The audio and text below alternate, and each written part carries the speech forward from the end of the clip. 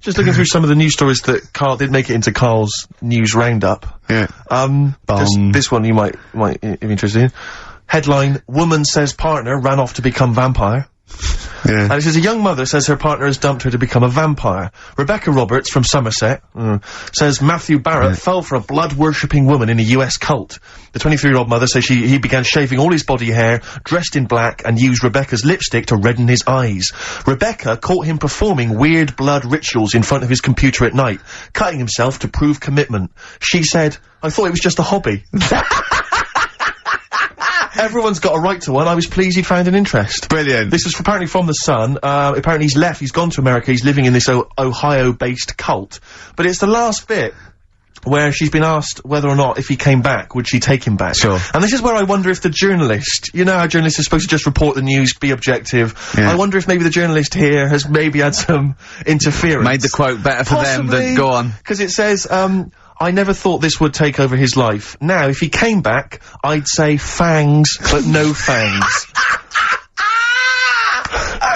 Oh dear! I can't believe. Imagine you're the woman, Rick. Okay. And I've come round. You're the journalist. I'm the journalist, and I've come in and I've said, okay, I read about this. All I have to do is not say that thing. You've come. I understand you're obviously quite upset. Your husband's gone gutted. off. If he came back, would you take him back? Definitely not. Right. Really, What would you say to him then if he came back? Just get lost. Right, but I'm really pissed off with you. Would you perhaps say something a bit more pithy?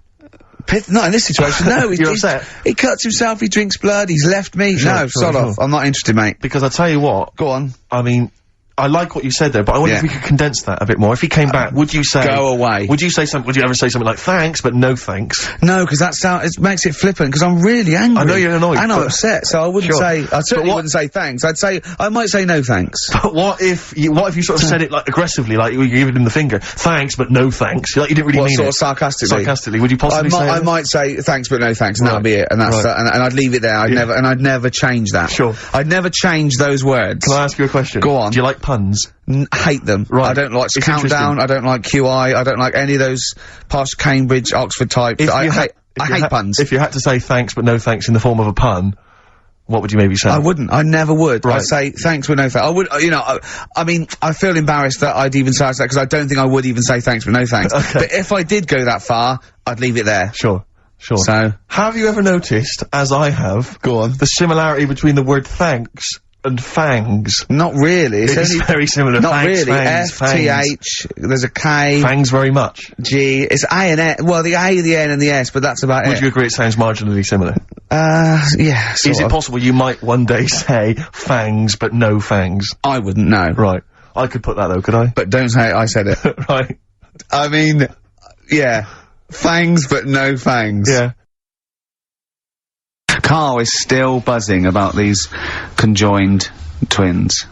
It's just— one of them, of course, had to be— because one of them was sort of shorter than the other, and had to be sort of wheeled around on a kind of trolley thing by the other. This isn't Molly and Dolly, is it? No, they're not called— one's called Reba. I forget what the other one's called. Sheena, maybe, or something like that. Do you remember, Karl? No, I wasn't that impressed with the names. It's just— yeah. So you immediately put them out of your mind. Those are rubbish names. I'm just— forget, Karl, forget. They're gone. Were they British or American? Yeah, American. Oh, because I've seen some American ones on Joe bizarrely, Springer. one of them was apparently a country music star. This is Molly and Dolly. Well, they're not called the Molly one that and joined Dolly. at the Oi. The one that joined. But they're not. I think you've made up the Molly and Dolly. No, it was on Jerry Springer. There's a little one that sits on a seat, and the other one carries it round, her around. And they're not called Molly and Dolly. There was something like that. They're called— well, we know that one of them's called Reba, and I forget the other one of them's a country and western singer or something. Yeah, and but she was saying, yeah, I've just made a movie. It's coming out shortly in theatres. Is your sister in it? Yeah, and the other one said, oh, I'm not involved. It's utterly bizarre, because they live there, they work so hard to live their lives separately. Yeah, they say, it's all— yeah, exactly. of course, so, yeah. You know, they try not to— so she's talking about her music career, and the other one's sort of not taking any kind of credit for it, which is nice, I suppose. It's weird, though, because when she was singing as well, the other one just stands there. She doesn't join in, she doesn't sort of dance. Offer backing vocals. Do you know what I mean? Make a group out of it. Yeah. A duo. Yeah, well— but it seems like we're sort of being horrible, but we're not. No, we're not. I mean, no, we're laughing at Karl's amazement at this phenomenon. Sorry, I just got to say, we're not, you know, taking the mickey. The really weird thing about all this, right? And it's annoying because you were saying about, you know, oh, what should have Trisha have asked and all that. Yeah. But one of them mentioned, that one of them was adopted, and the other one wasn't. Don't talk rubbish. No, seriously. I didn't understand it, right? Of course you didn't. And then Trisha sort of said, well, let's have a chat, and they were like, no, don't want to go into that. What do you mean one was adopted? That's what he said, one of them... don't quiz me on it, but that's what was said. Hello there, hello there, I'm a multi-millionaire, and I've just seen your orphanage. I'd love to adopt one of your children. You'd like to adopt one? I'd love to adopt a children, because I've got loads from around the world, so I'd love to adopt one. I'd give you $10,000 towards your... well, we'll speed it through then, yeah. Okay. We've actually got 2 left. I only need one. I'm only interested in one. Yeah, I don't need any more. Don't need any more. They're sisters. I know it would be tragedy to break them up, but I really only need one. Now break it up. There's the rub. You see. Sure. Because I just need the one. There's $10,000 now. You can have that. I'll sign it now. But I don't want to discuss it further. I'll bring her around. Brilliant. Okay. Ding dong. Hi. Yeah. Brilliant. You brought my kid round. Yeah. There she is. There. That's a joy. Yeah. Okay. Just standing next to a bush. Yeah. Do you want to? Can you bring her out? No. There's nothing behind the bush. So you just want. I just want to be able to walk 360 degrees round her. Do you want her or not? Yes. I can't believe it. What's that little trolley? She's talented. Oh, dear. You're talking nonsense, Carl. Reading the paper there, Yeah, Steve? well, I don't normally read the paper, but, I was having a glance through the Daily Express. Does anyone read the Express? Well, you do at the moment, look. Well, true. Live on air. Yeah. Read it out, and then about 400 people will know what's in it. I just read, I was obviously attracted, by this little news item, gun raid by 3 Saddams. 3 armed men... Oh, they're up to their old tricks again, aren't they? Yeah. 3 armed men wearing Saddam Hussein masks were on the run last night after robbing a corner shop. The raiders threatened the worker with a handgun and a knife, ordering him to open the till, blah, blah, blah, get money out. And it says that they also tried to rob an earlier shop earlier in the day. Police said, we are linking the raids because the descriptions of the offenders are very similar. What did the first one not quite get right? Yeah. Well, they looked very similar.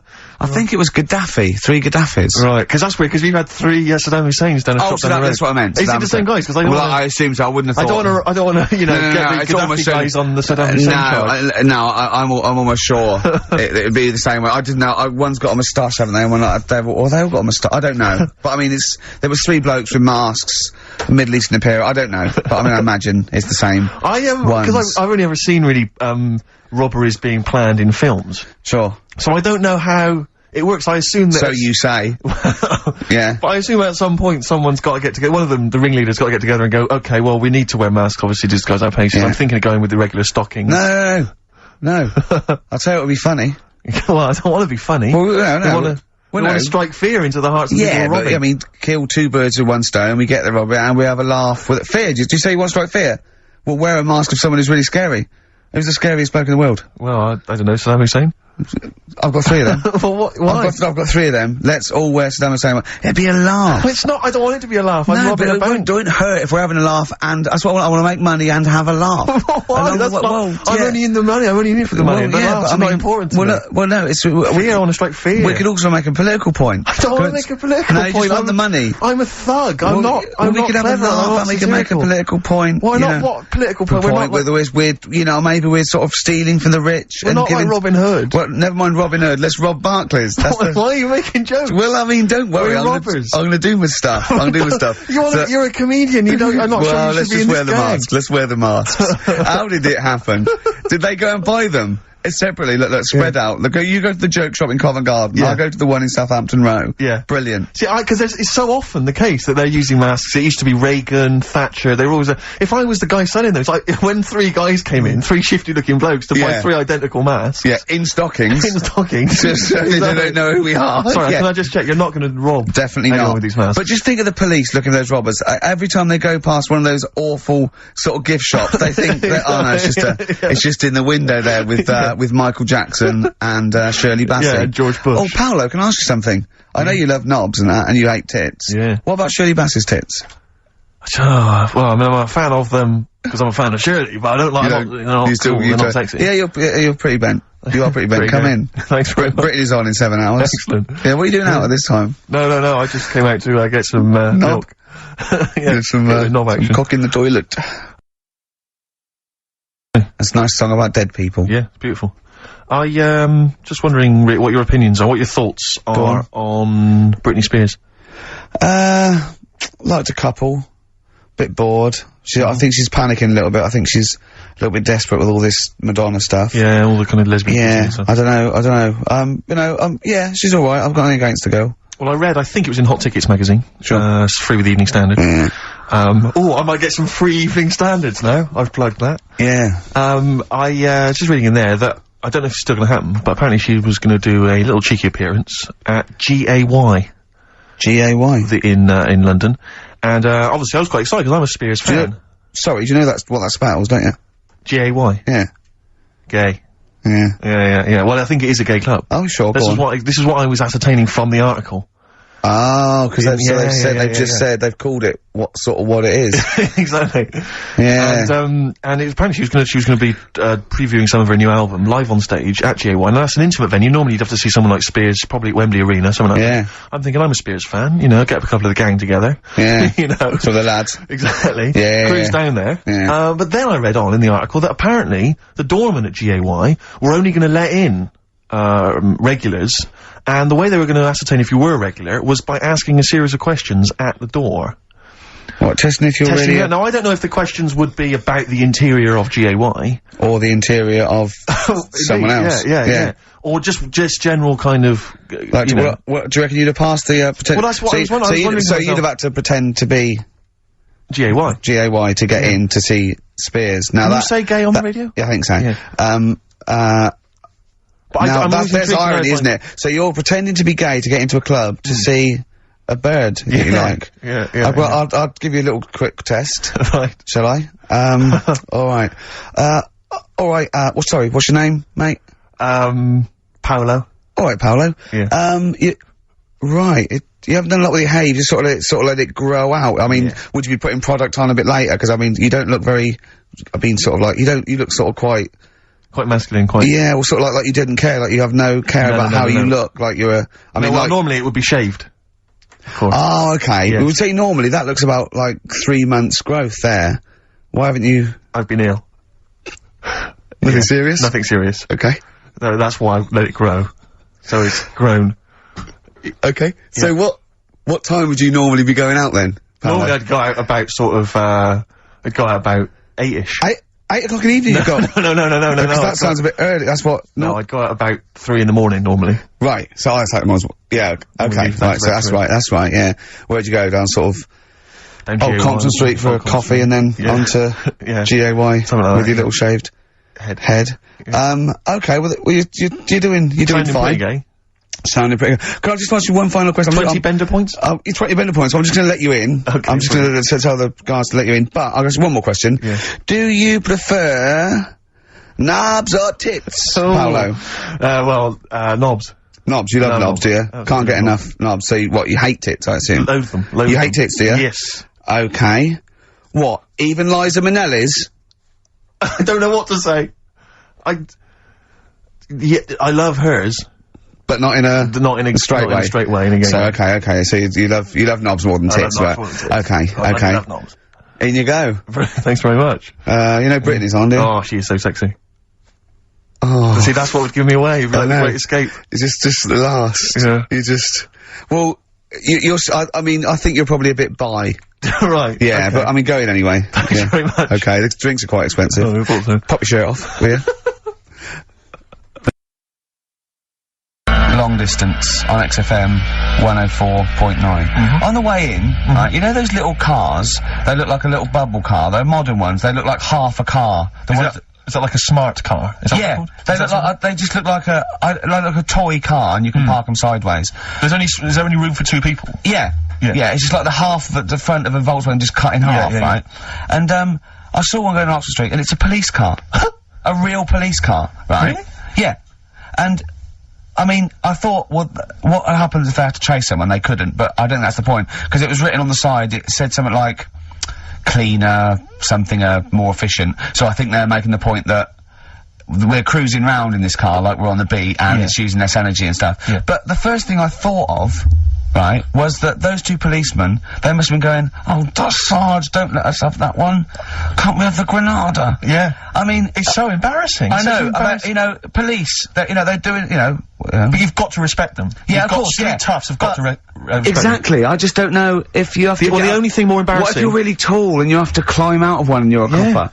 Are there any policemen out there who have been asked to drive one of these cars? If you're listening, do you think police listen to this? The only thing that would be more embarrassing is if you had to patrol on one of those bikes the goodies used to ride. That's the only thing I think that would be more pathetic. A pogo stick? Yeah, it's so embarrassing. Or on roller skates. Yeah. But not like roller blades. Roller skates, those really old roller skates. Have you seen those- that you tie on your socks. Yeah, have you seen those little bikes that look like clown bikes that the couriers use now? They're about a foot high. They're little I saw one the other day on it. My head turned, yeah. They're really bizarre. just think they're the that- ones that they fold up. Yeah, but think of a policeman chasing you on that. Well, I always remember that even in America when I started seeing policemen riding bikes.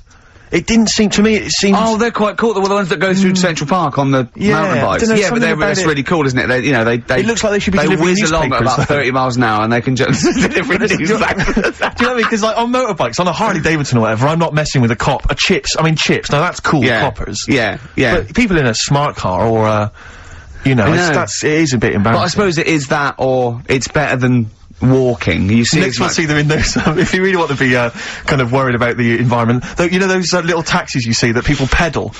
They pedal around Soho, Yeah, and when it's a riot squad, there's 4 in the back. Exactly, yeah, exactly. But that's the thing, right? If they need to arrest someone... Yeah, here we go. Go on. No, well, what do they do? Because they do only sit 2, so do they have to flag a cab down or something for the criminal? We'll give What you the do do? money, get a receipt, take You him back definitely will go there. Yeah. You definitely will, because we've been caught this way before. Exactly. The No, last I promise. bloke, he just ran off. No, I won't run off. Okay. Well, I'll tell you what, Mr. Policeman, I'll take your car.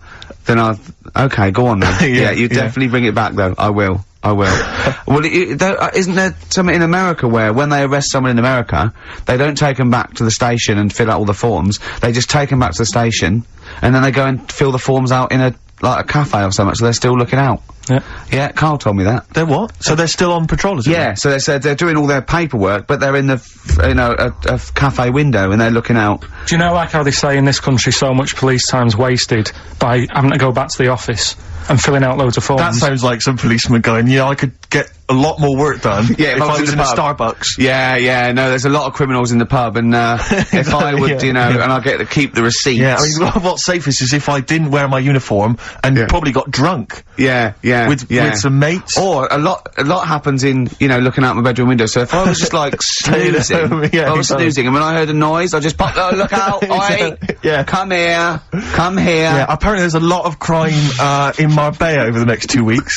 You want to pay me So to if there's a shoot over policeman there. listening who has to drive one of those cars, were you annoyed when your sergeant It is went, the most embarrassing. Yeah. Definitely. yeah. Definitely. But, let's not forget why we give gifts. Well, yeah, just to cheer people up in that. Yeah. No, it's because the wise men gave Oh, okay. gifts to the baby Jesus. Yeah. Yeah. So, that's why.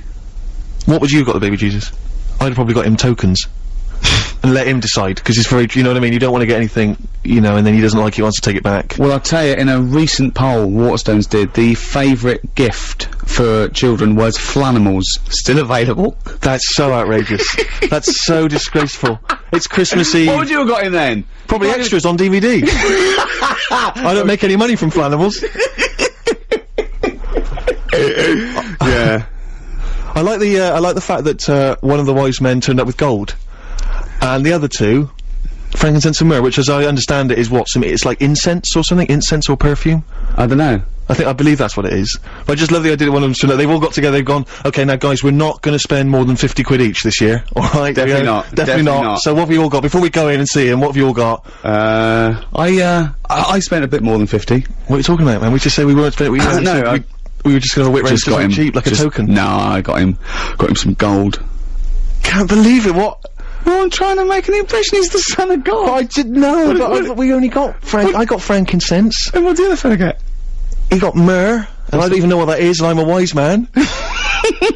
Surely one of them must have been furious. Is myrrh still popular? Gold still very popular. I hope so, because this is what my grand's getting this year. Really? Yeah, lovely. Well, that's why we give gifts. Do you know, like, how you got them gifts? right? Yeah. Little baby Jesus. Yeah.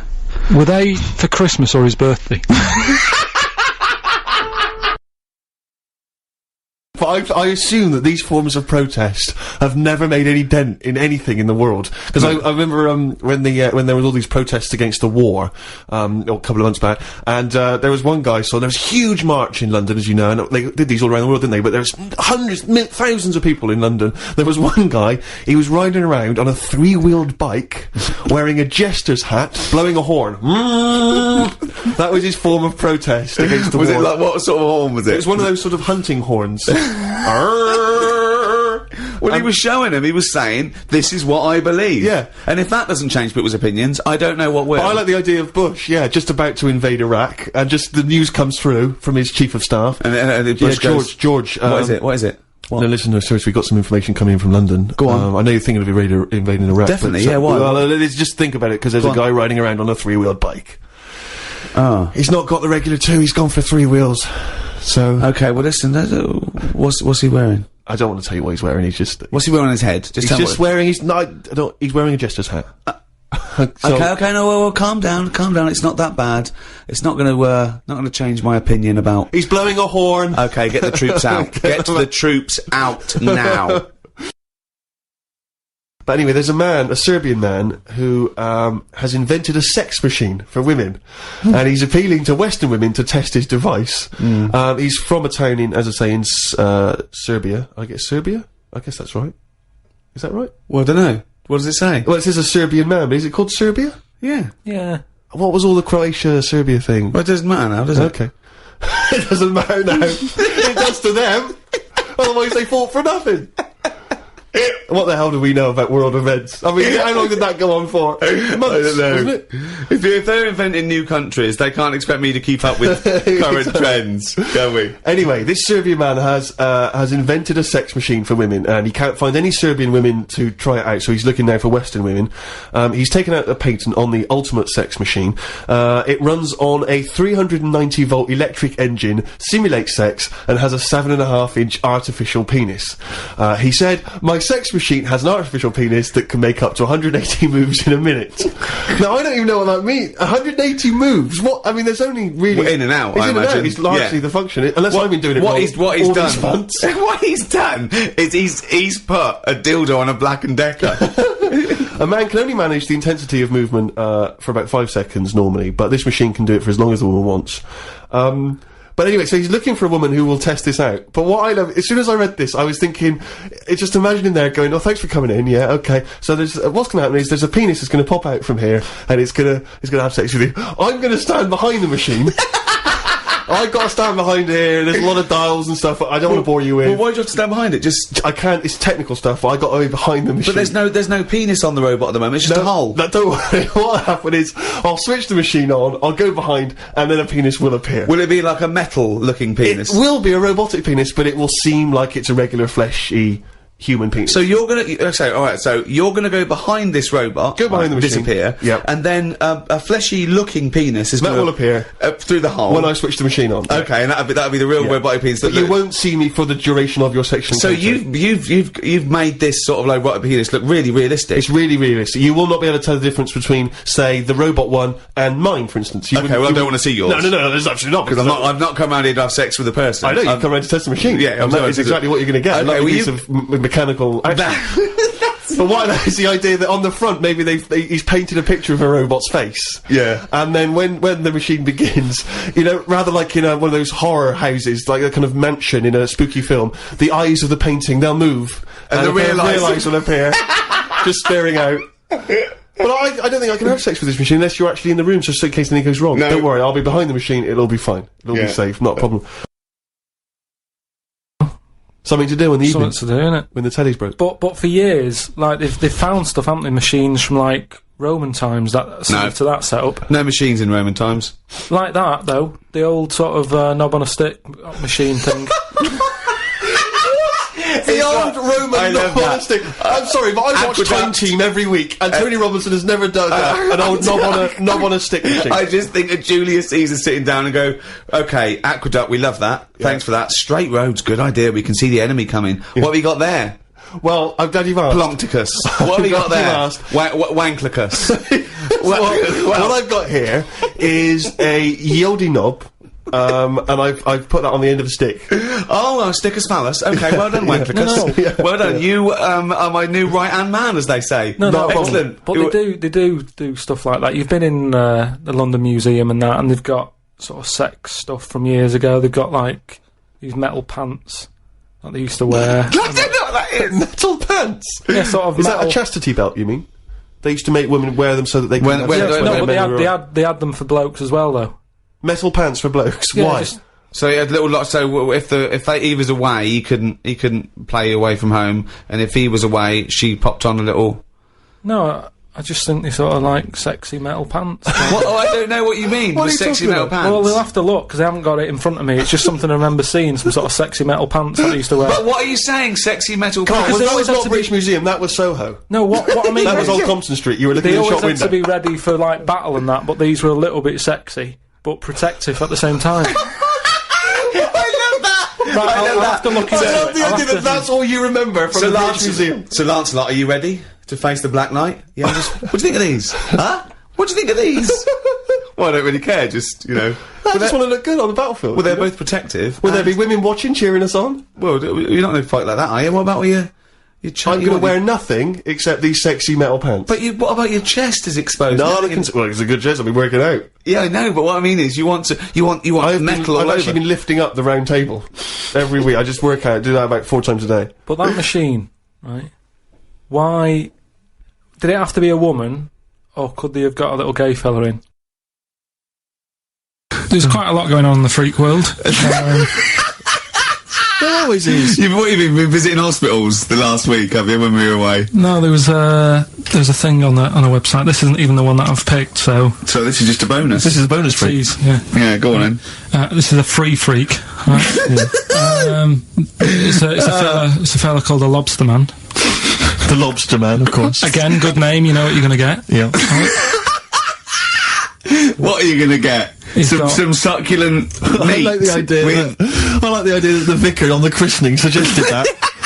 I know you want to call him Mark. Can I make a suggestion? Yeah. Look at his hands. What's his name? Mark Michael Webster. Right. Right. Yeah. Have you thought about a nickname? Not really. No. Have you looked at his hands? Yeah. We don't want to talk about that because You know, they look a little bit like lobsters.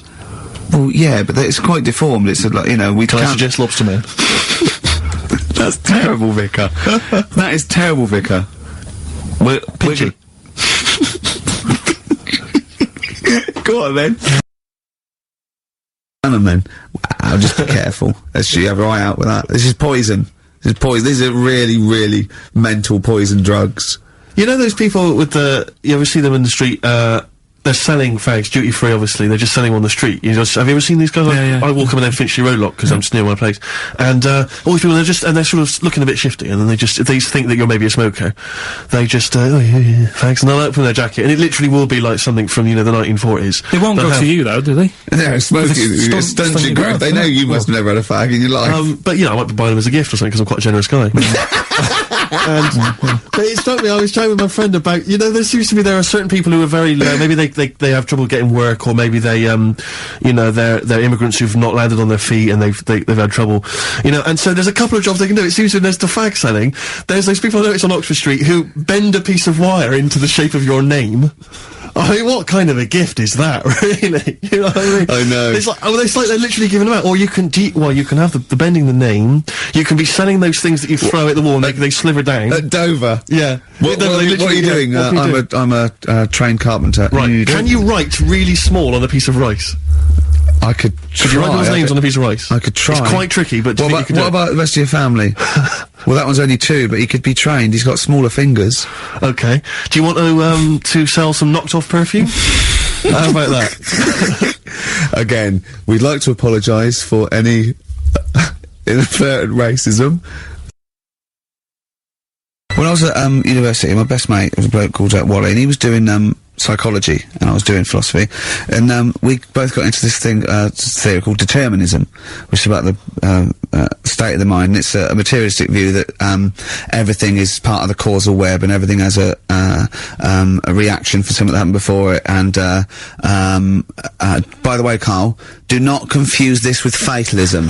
Determinism is not predictive. It's just that if a brain state happens again, then there's, anyway. The famous one is the famous one is if a butterfly hadn't shaken its wings, Queen Victoria wouldn't have sneezed. Everything's inextricably linked, right? We're thinking that, right? And we're thinking, what if you changed one word in like classic songs or one note in Beethoven's symphony? How it just wouldn't work. Well, I've always thought that come on baby, light my fire. Not as good. That sounds brilliant. Enigmatic, interesting. Not so good. More pedestrian if it was come on baby, light a fire.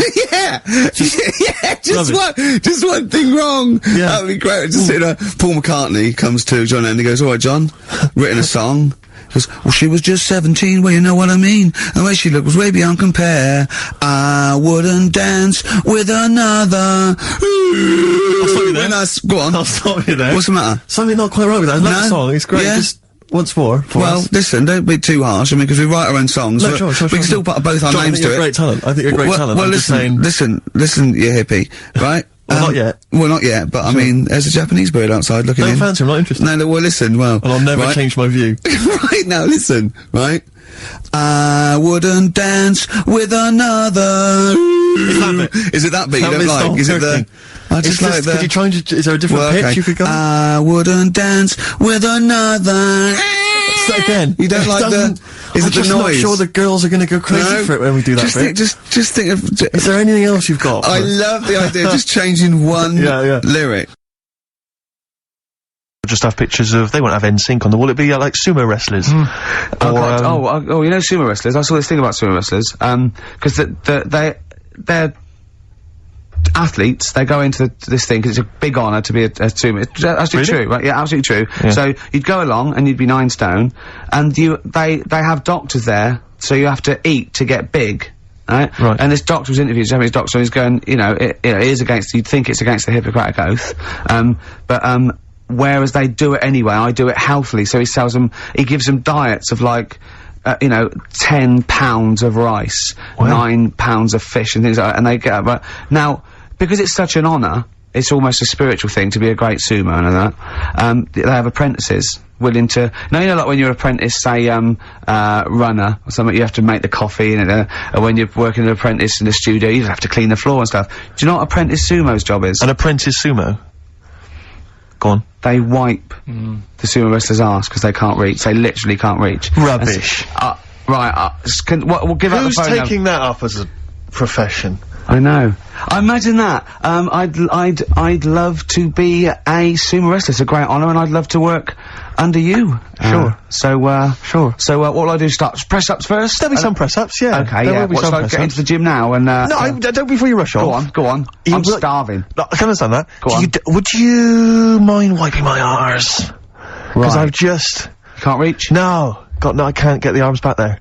Can't get them down there. So, and but I'll be honest with you, a lot of this Oriental food, it doesn't sit well with me. So it goes straight through me, to be honest. So it's quite messy. It's quite messy down there. It's quite runny. Okay. So be careful. Okay. Wear some gloves. If you want to wear gloves, wear gloves. I don't want to wear gloves. It's an honour. This apprenticeship is 2 years, isn't it? You're not going to take my feces and salad, are you, as souvenirs? No, I'll be mainly getting fat myself. Sure. Wiping your ass. Yeah. Great honour. Yeah, no, good. Well, great honour. If someone could call in and verify that. Look at Carl looking at us like we just said the worst thing ever.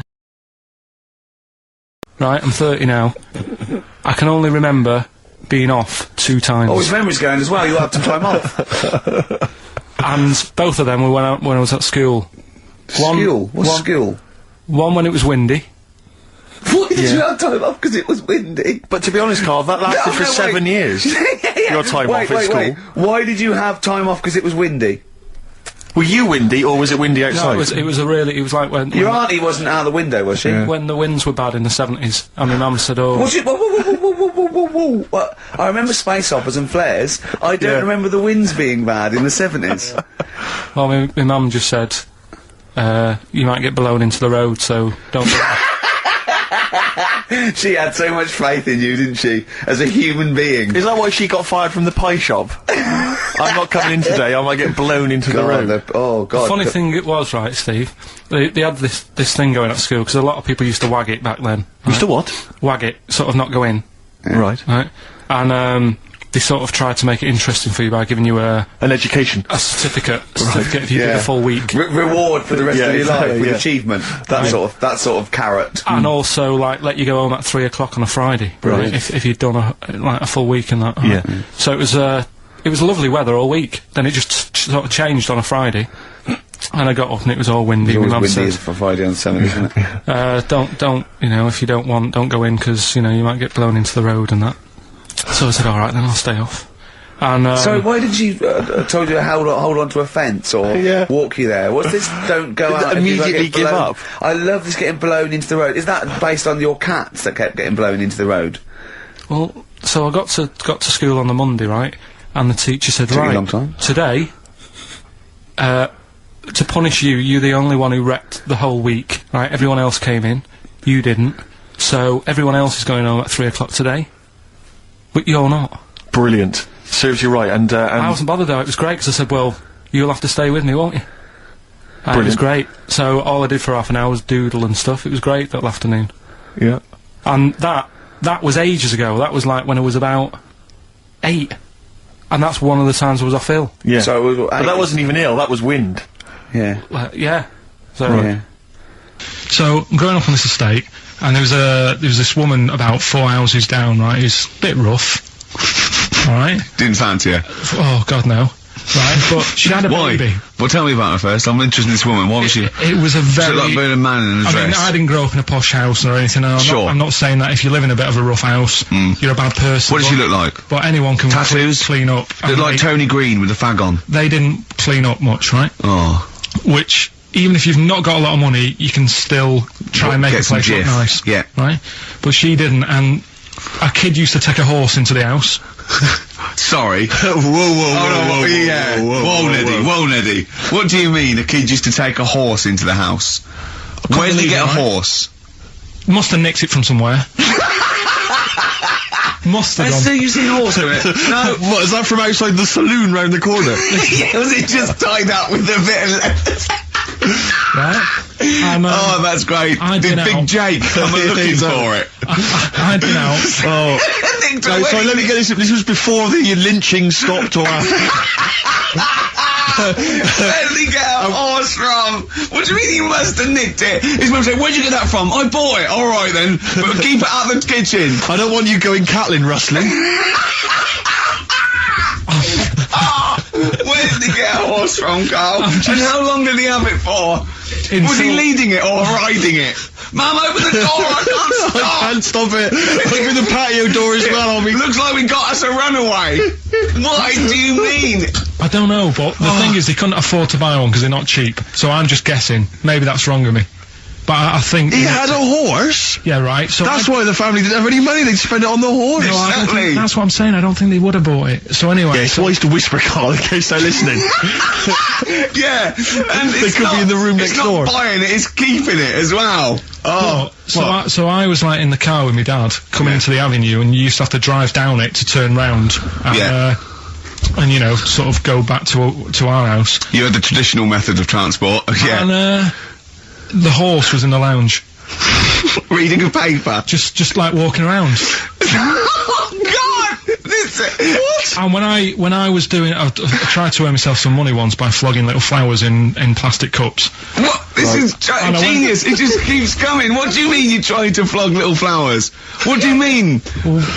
Let's play a record. Let's play a record and come back to this. This story's going to just unravel and unravel. It's going to go for hours. Let's play a track, deeper and deeper. It's like an onion, isn't it? We've created a whole world here where there's a man living with a horse. Just walking around the lounge. I come from the West Country. I've never heard anything like that. I just think of a big sort of like orange carpet and a rediffusion telly and this horse going, I'm fed up in here. Exactly. This is really... I am not taking the rubbish out again. Yeah.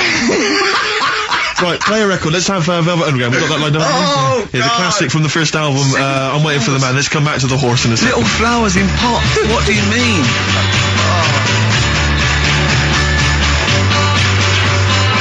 Underground and Nico, which apparently peaked at a disappointing 171 in the US charts. Think of that. And that's obviously Lou Reed, Development Underground and Waiting for the Man. Yeah, great track. So, we were talking, we were doing White Van Man, and, we got onto, genetically modified babies, but and then somehow Carl started telling a story about someone with a horse, and then he got onto, he was trying to make money selling flowers. Just do the flowers briefly. Well, hang on, I just want to recap slightly. So there was a family, and who had the horse in the family?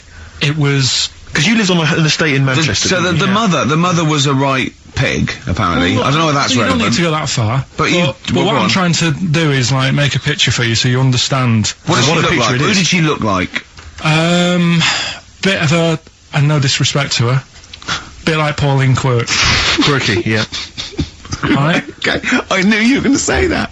I knew it was going to be Pauline. Did she have any tats? I've never got that close to her. Okay, alright. So who had the horse? Was this her son or her husband? No, her daughter.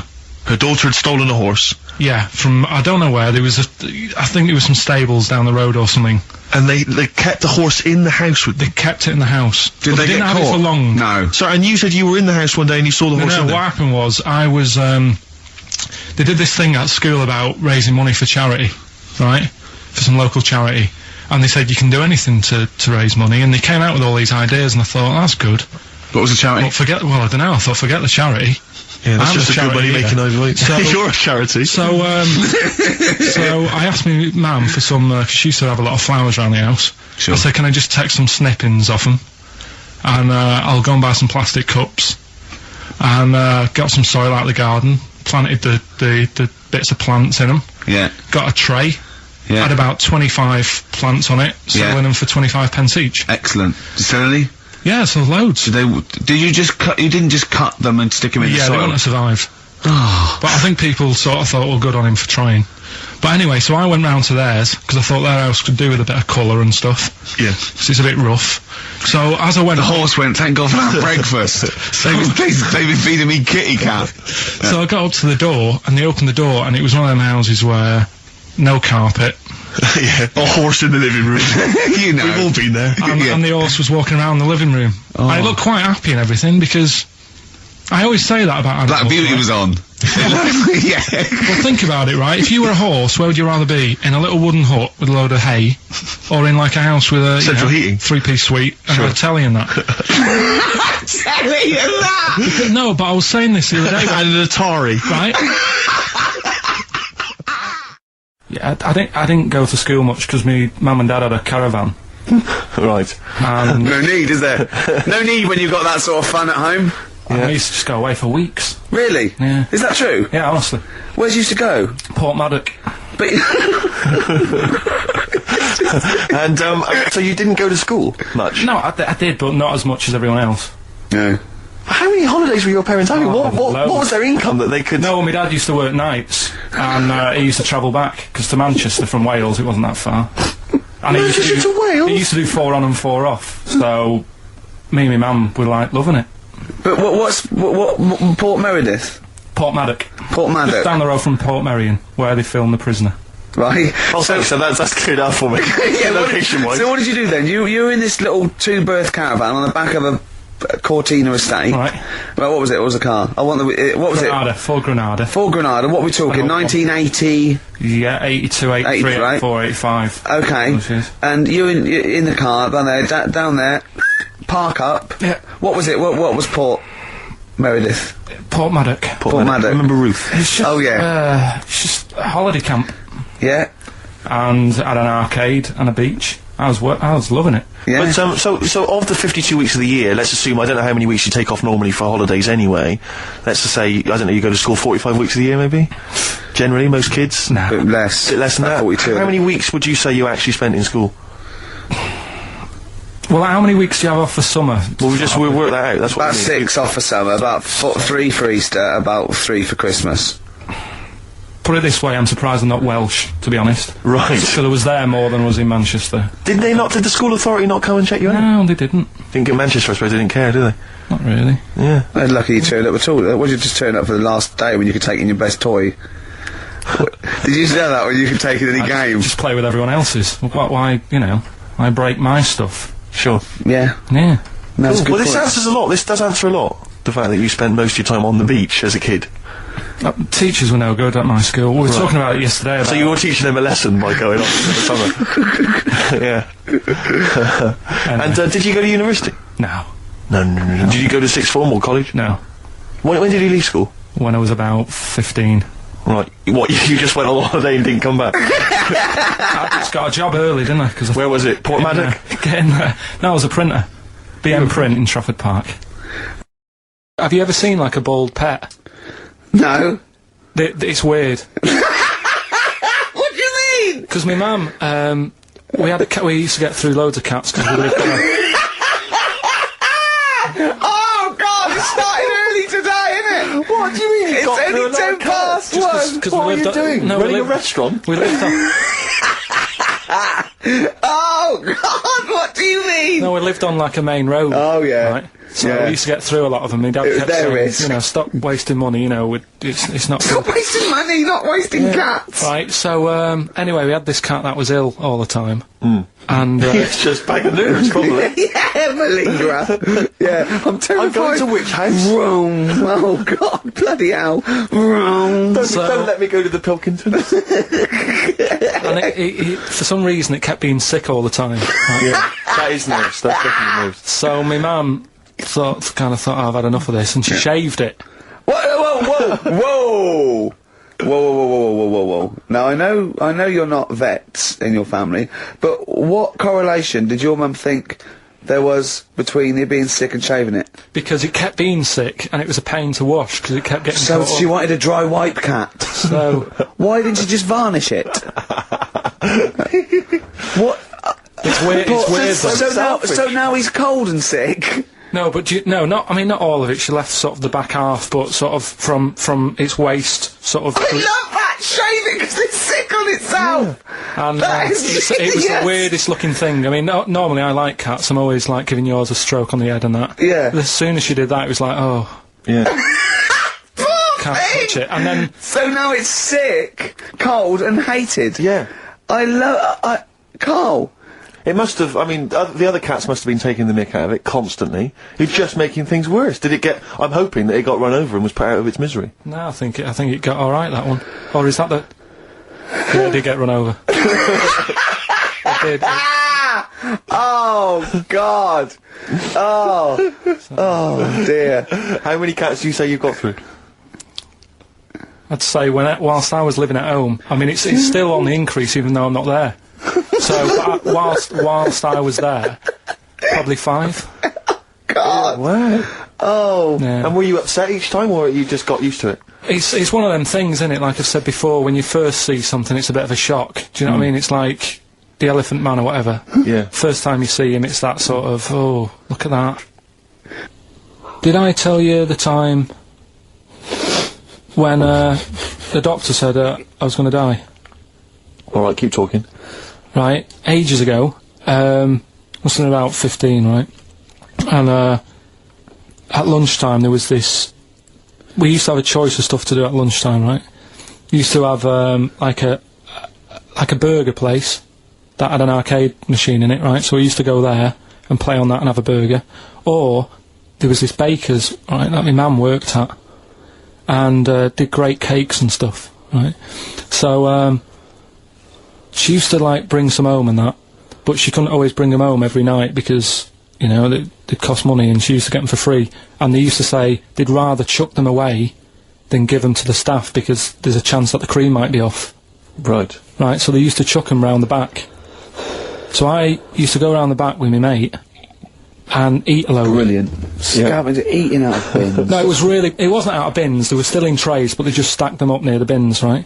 So this got out, I mean, it used to be chocker. Once the school found out, everybody used to go there, and it'd be like, well, have a cake. Headmaster crawling fighting the kids off. Right, so I'd have, like, you know, you just eat, I don't know, 6 jam donuts or something, and then you'd spend your dinner money on the arcade machine. Brilliant. Right? So it was a good afternoon, really, right?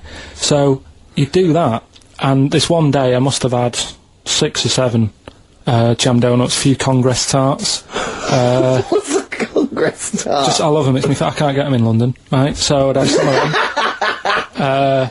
If anyone can get a Congress tart for Karl in London, please let him know. So anyway, this day, that was just a normal day. Do you know what I mean? You'd once, twice a week, you'd have a load of cake. In your life, Yeah, that's So all anyway- day in your life. Were the frog boys there with the webbed hands and the big heads? So- and the horse in the settee? Yeah. But the day after one of these days, I had really bad cramp in my belly. Right? I was like in agony, could hardly walk. So I said to my mum, You could hardly stagger to the free cakes. So, I was in absolute agony. I said, I don't like doctors, but you'll have to get a doctor in 'cause I don't know what it is, I can't walk. Just gets the doctor round.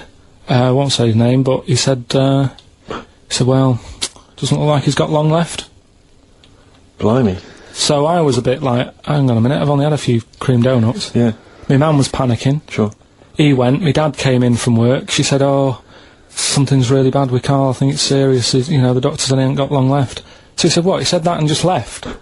So she said, yeah. So I'll have to call him then. So he called him up, said, what's all this about? Karl hasn't got long left, how long's he got? So he goes, oh, I was only messing.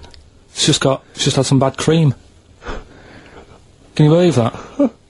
Well, the thing is, I like the fact your mum didn't ask any questions. I know. She didn't But go she into doesn't- detail. no, Well, can you explain more, Doctor? No, I got to shoe off. But she doesn't. She doesn't like talking. I don't want to diss you or your family, but I imagine if I was there, I'd have known the doctor was joking. Yes. That's all I'm saying. I mean, I sound very arrogant there, but I imagine he went, what's he been doing? I had about 6 cream cones. Oh, right. Oh, wow.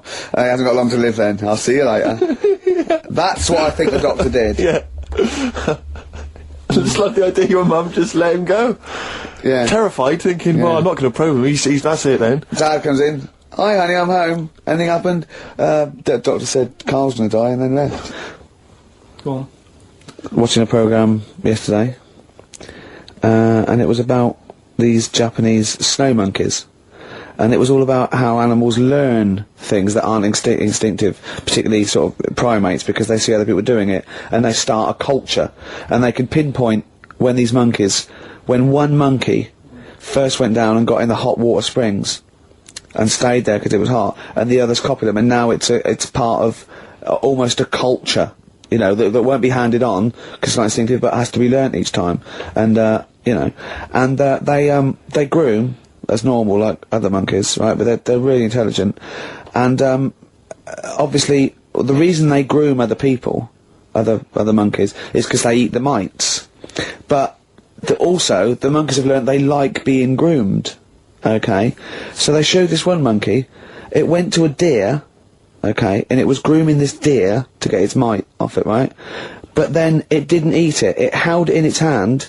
It went over to a monkey, put the mite on itself to show the monkey it had a mite, and got a free grooming. That's extraordinary. That's extraordinary. That is because it extraordinary. gave up the food, knowing that if you put one there, this monkey would look for mites on it, Yeah. and it would get a free grooming, and it was like having a little massage. What do you think of that? It's not bad, I've got some better stuff coming up later. On Monkey News, on the official Yeah, Monkey do you News. see what mine though? Mine's true. I mean, that's an interesting and It extraordinary... actually happened. It's discovery. social behaviour amongst primates. So I saw it. It was, Did it rob a bank, Rick, at any time? It didn't rob a bank, and it didn't open a hairdresser's. So that's what you're letting... That's what you're letting yourself It's down. not not quite good enough, is it, my Monkey News? No, I've got some... See the difference where I named the species, explained it slightly, told you an interesting fact, as opposed to there's this monkey, right? And Look at him looking at you. Yeah, He's not interested, Rick. Can I tell you now? Can I try and describe for people the face that Karl has? I'll tell you what it's like. It's like if you draw some eyes, a nose and a mouth on a balloon and then inflate it to about half full. That's what Karl's face looks like. That's what his head looks like. It looks like a face you've drawn on a balloon. Very small, the rest of the head huge. It's just that today I'm a bit tired, right? That's one thing. Why are you a bit tired? I just haven't been sleeping, right? Why not? I don't know, I've got a lot going on in my head. Oh, if this would be like The Simpsons, if we could actually look in there, there would be 2 monkeys grooming now. Plus, you've been talking about, like, stuff that I can't relate to and that, so I'm... What, writing poetry? Like what? Reading books? Yeah, What? doing poetry and stuff. I never did any of that. What did you do? Well, at school they didn't bother. They tried to get us to write more, right? Right. By, Giving you a pen? well, they used to give us these school diaries. Yeah. Little red book. And it was a way that they kept an eye on what you were doing out of school hours. Right. So some kids would write down, you know... Stole a bike. Yeah, Burn a house down. Yeah. But when I was at school, around that sort of 12 age, I didn't get up to much. You have no money, there's no what you can do. So every night it was the same thing. I'd get home, and I'd have to go to the shop, right, and get some potatoes and some bread every night, right. And I kept taking this into school. Sorry, what was it? Dublin in the 17th century? Yeah. What do you mean every day you went to the shops and got potatoes and bread? That's kind of what I had to get all the time. That's what we had. Why? What did you have? Chip sandwiches? Yeah. Right, so you went to the... you went there. So I kept With your hoop putting and that... stick. Yeah. I kept putting that in the diary, you know, every night saying, went to U-Phase. That was the name of the shop. Yeah. What is it called? U-Phase. What is it, you or you? Like H-U-G-H. Phase. H-U-G-H, yeah. Oh, that was his name? U-Phase, right? Right. Used to go there, get the potatoes and Bread. and that. I love the fact someone who's named a shop after themselves. I'm not going to say what we sell. It's named after me or nothing, or I'm not opening. Mainly potatoes and bread. White sliced loaves, King Edward's. And the teacher used to always say, just write something different in there, make something up. Because, like, you know, Monday, Tuesday, all the way through to Friday, every night, it was just, went to U-Phase. Went to you. So you sort of... You Are you sure it wasn't an advert? Sure he wasn't paying you to say, get my name in the book? Yeah. The only time that it changed, and she said, oh, that's made it a bit more interesting, was when it was my birthday, and I had to buy a cake.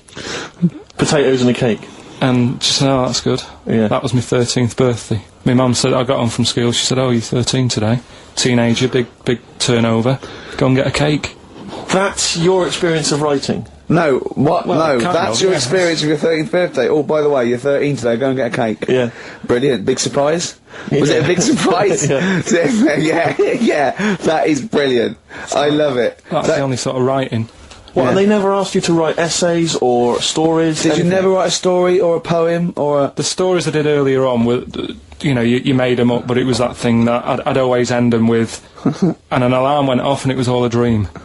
Every single one of them? Yeah. But they didn't, I mean, it was a bit of a... I bought some potatoes and some bread, then I woke up and it was all a dream. No. Then I went to shops and bought some potatoes and bread. But did you ever do anything that write about an adventure when you were a spaceman, or you were you were a cowboy, or... No? All the teachers, like, had scams going on, so, like, in English, right, you'd go in there, and the teacher would say, right, what we're doing today is, got a load of brochures from Thomson, but they say, like, 1983 on the front, so I've got a load of stickers here that say 1984, let's see how many you can do in half an hour. You are joking. Did you go to school with Oliver Twist? Sorry, you are joking. I'm not, that's what they did. So the teacher must have been getting, like, a freebie or something for helping them out. Is this... Honestly, yeah, that's what it was. That is fantastic. They were all at it. They were all... Other than Mr. Fagan, you had... Yeah. And then when they saw Karate Kid, they had every kid washing their car going, wax on, wax off, hurry up. Yeah. I'm teaching you something. Wax on, wax off, paint the fence. So I'm just saying, you know, that's why I'm a bit quiet, because you're talking about stuff I can't Can't relate to. And why didn't you sleep last night? I'm just... I haven't slept well since I was about 12. Do you sleep well, Steve? Oh, wait, you can't let that go! I haven't slept well since I was 12. What do you mean? Do you know, like, a proper... I used to love going to bed as like a kid. Yeah. Whereas now it's like, oh, am I going to sleep tonight? And I sort of wake up about 4 times. Right. Whereas when you're a kid, I remember really loving, like, going to bed. There was one time where I actually laughed myself to sleep because I couldn't believe me luck. Is there something wrong with him? What do you mean you laughed Have you ever had it when you're really tired and you get in bed and the pillows feel it's all cold, yeah. and it's like, I can't believe this. Yeah. And it happened twice. Once when I just went to bed and I was really looking forward to it, and also when I helped my dad out once, like, through the night. He worked at this paper company, right? And I helped him out, and I got in at about 4 in the morning with him. Got in bed, and I just was like, I was laughing my head off. I had to put the pillow over my head because I couldn't believe me luck. Like, I was like, oh, this is great. This, I'm going to sleep. I just have to say, life up north is so extraordinary. No, but you must be the easiest kid in the world to please. No wonder she knew she could just go get a cake. It's sort of like, what was he expecting me to say? He were expecting an extra hour in bed, but we got him cake as well. Go to bed without any supper. Brilliant. Brilliant, yeah. Your own bed. How long was it before you got your own? What did you used to do before? Just some straw in the corner? No, it's just that thing of when you're really tired and... And do you ever do this with Suzanne, though? Do you ever laugh yourself to sleep with her? No, that's what I mean. She can't sleep because you're chuckling away. I don't know what's up with me. I've got a lot going on. Carl was in Heat this week, and they mentioned that he does this thing on Sky. What is it?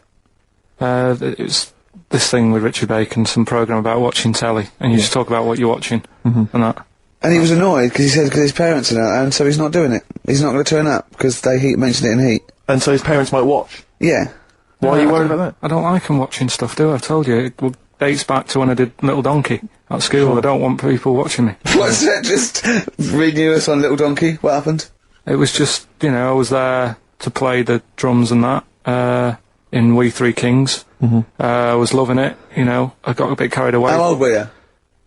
About 13, yeah. Right? Really? Probably. Yeah. About 10 probably. Yeah. 6. Between 6 and Where old were you? What school were you at? Okay, you were playing Little Donkey. Yeah. So, and, no. No, but it was one of them schools where everyone sort of was in the same one. Do you know what I mean? Oh, a Manchester school. Just the one classroom.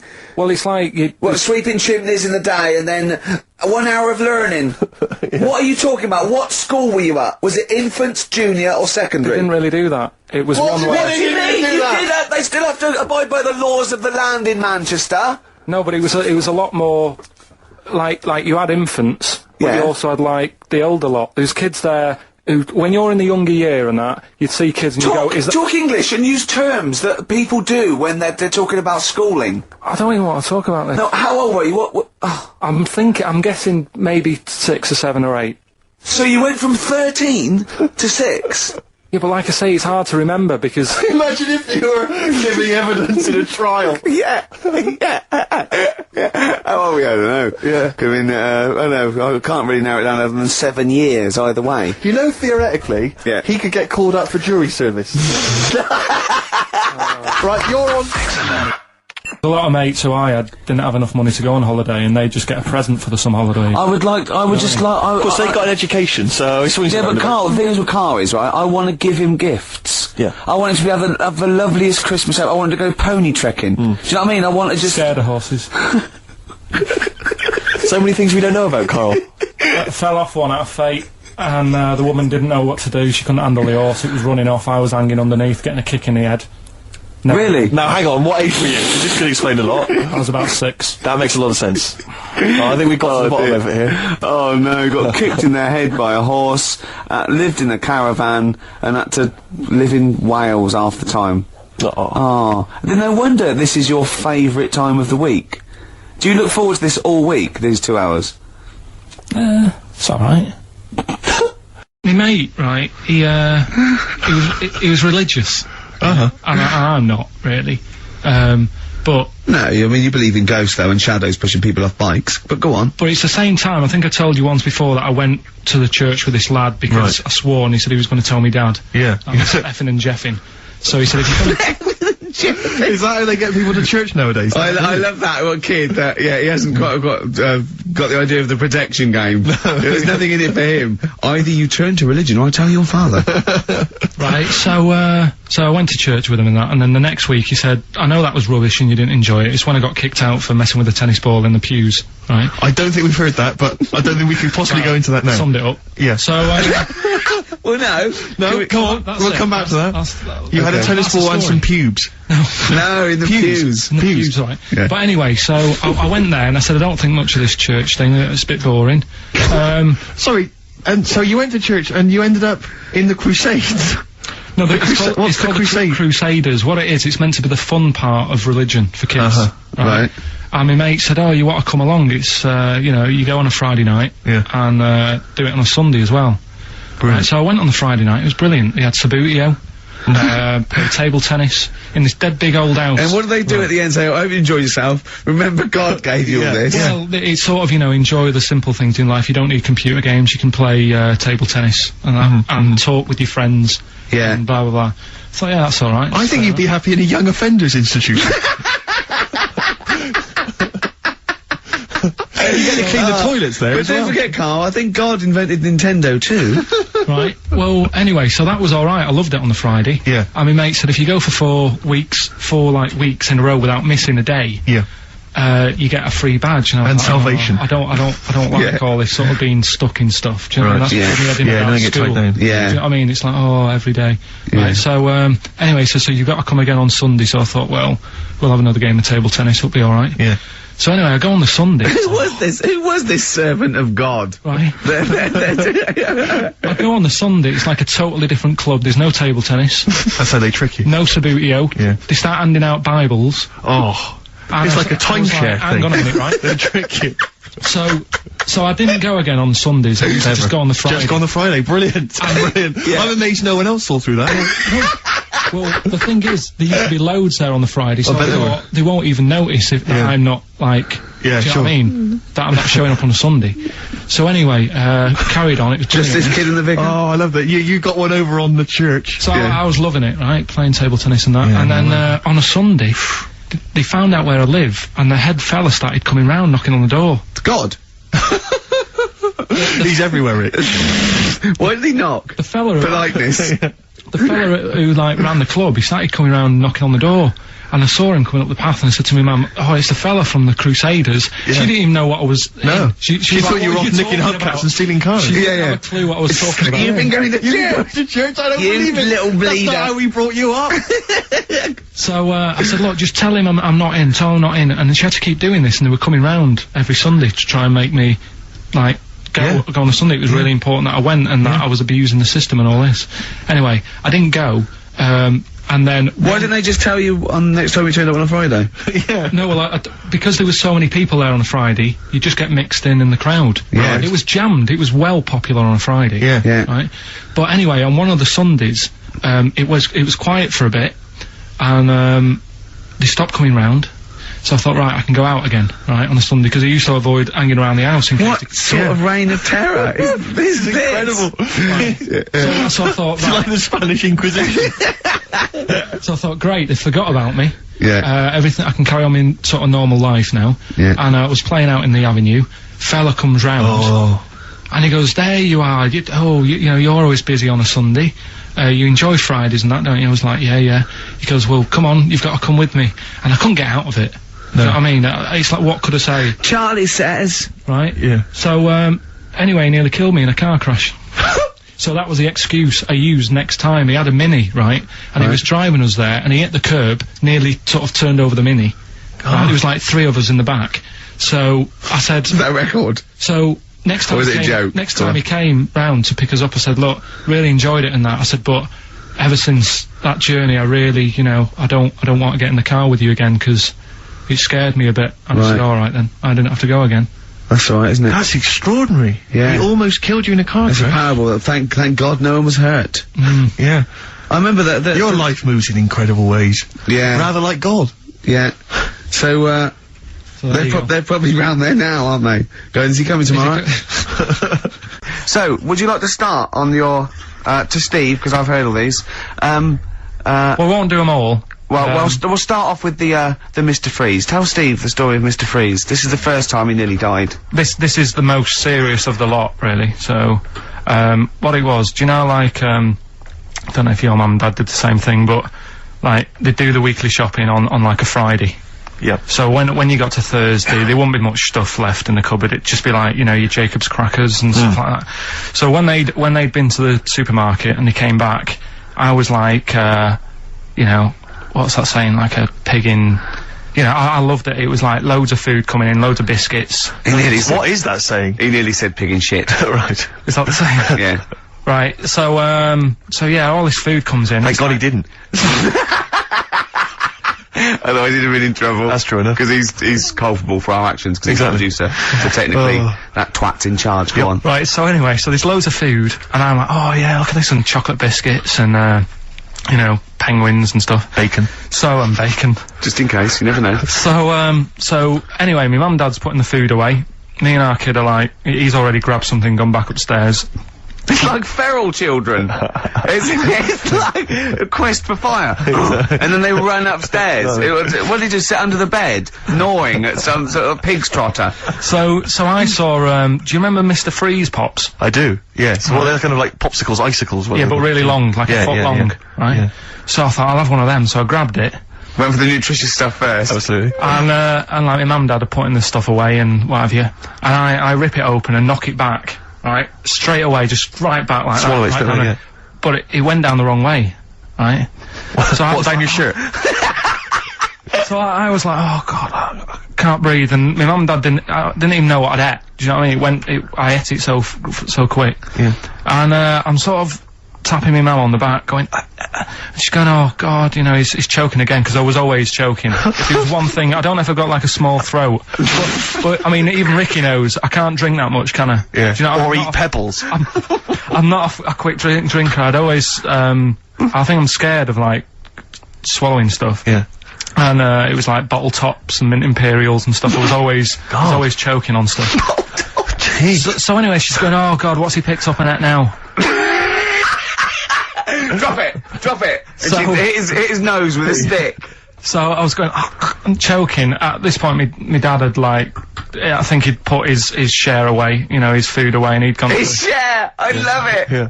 He'd gone to watch, like, Winner Takes All or whatever, in a lounge, and I was in the kitchen, and I was starting to, like, I didn't care anymore, do you know what I mean? I just got to that point where I wasn't struggling anymore. You just thought, I'm done for. I just was, like, falling to the ground. And my mum's going, you know, get in here, I think it's serious. And my dad comes in and sort of starts shouting at me, saying that's what you get for being greedy. He didn't even know what I'd eaten. Well, it was the moment to teach you a lesson, certainly. So he's there like that, and my mum's going, oh, look at him, and my lips were going purple, and my eyes were rolling into the back of my head. You look like Marilyn Manson. And, so anyway, she grabbed me from behind and did that fireman thing. The Heimlich manoeuvre. Yeah. And, you know, winded me. And it came up, and I was alright. What, the whole popsicle came flying back out? You see, that's what I don't understand.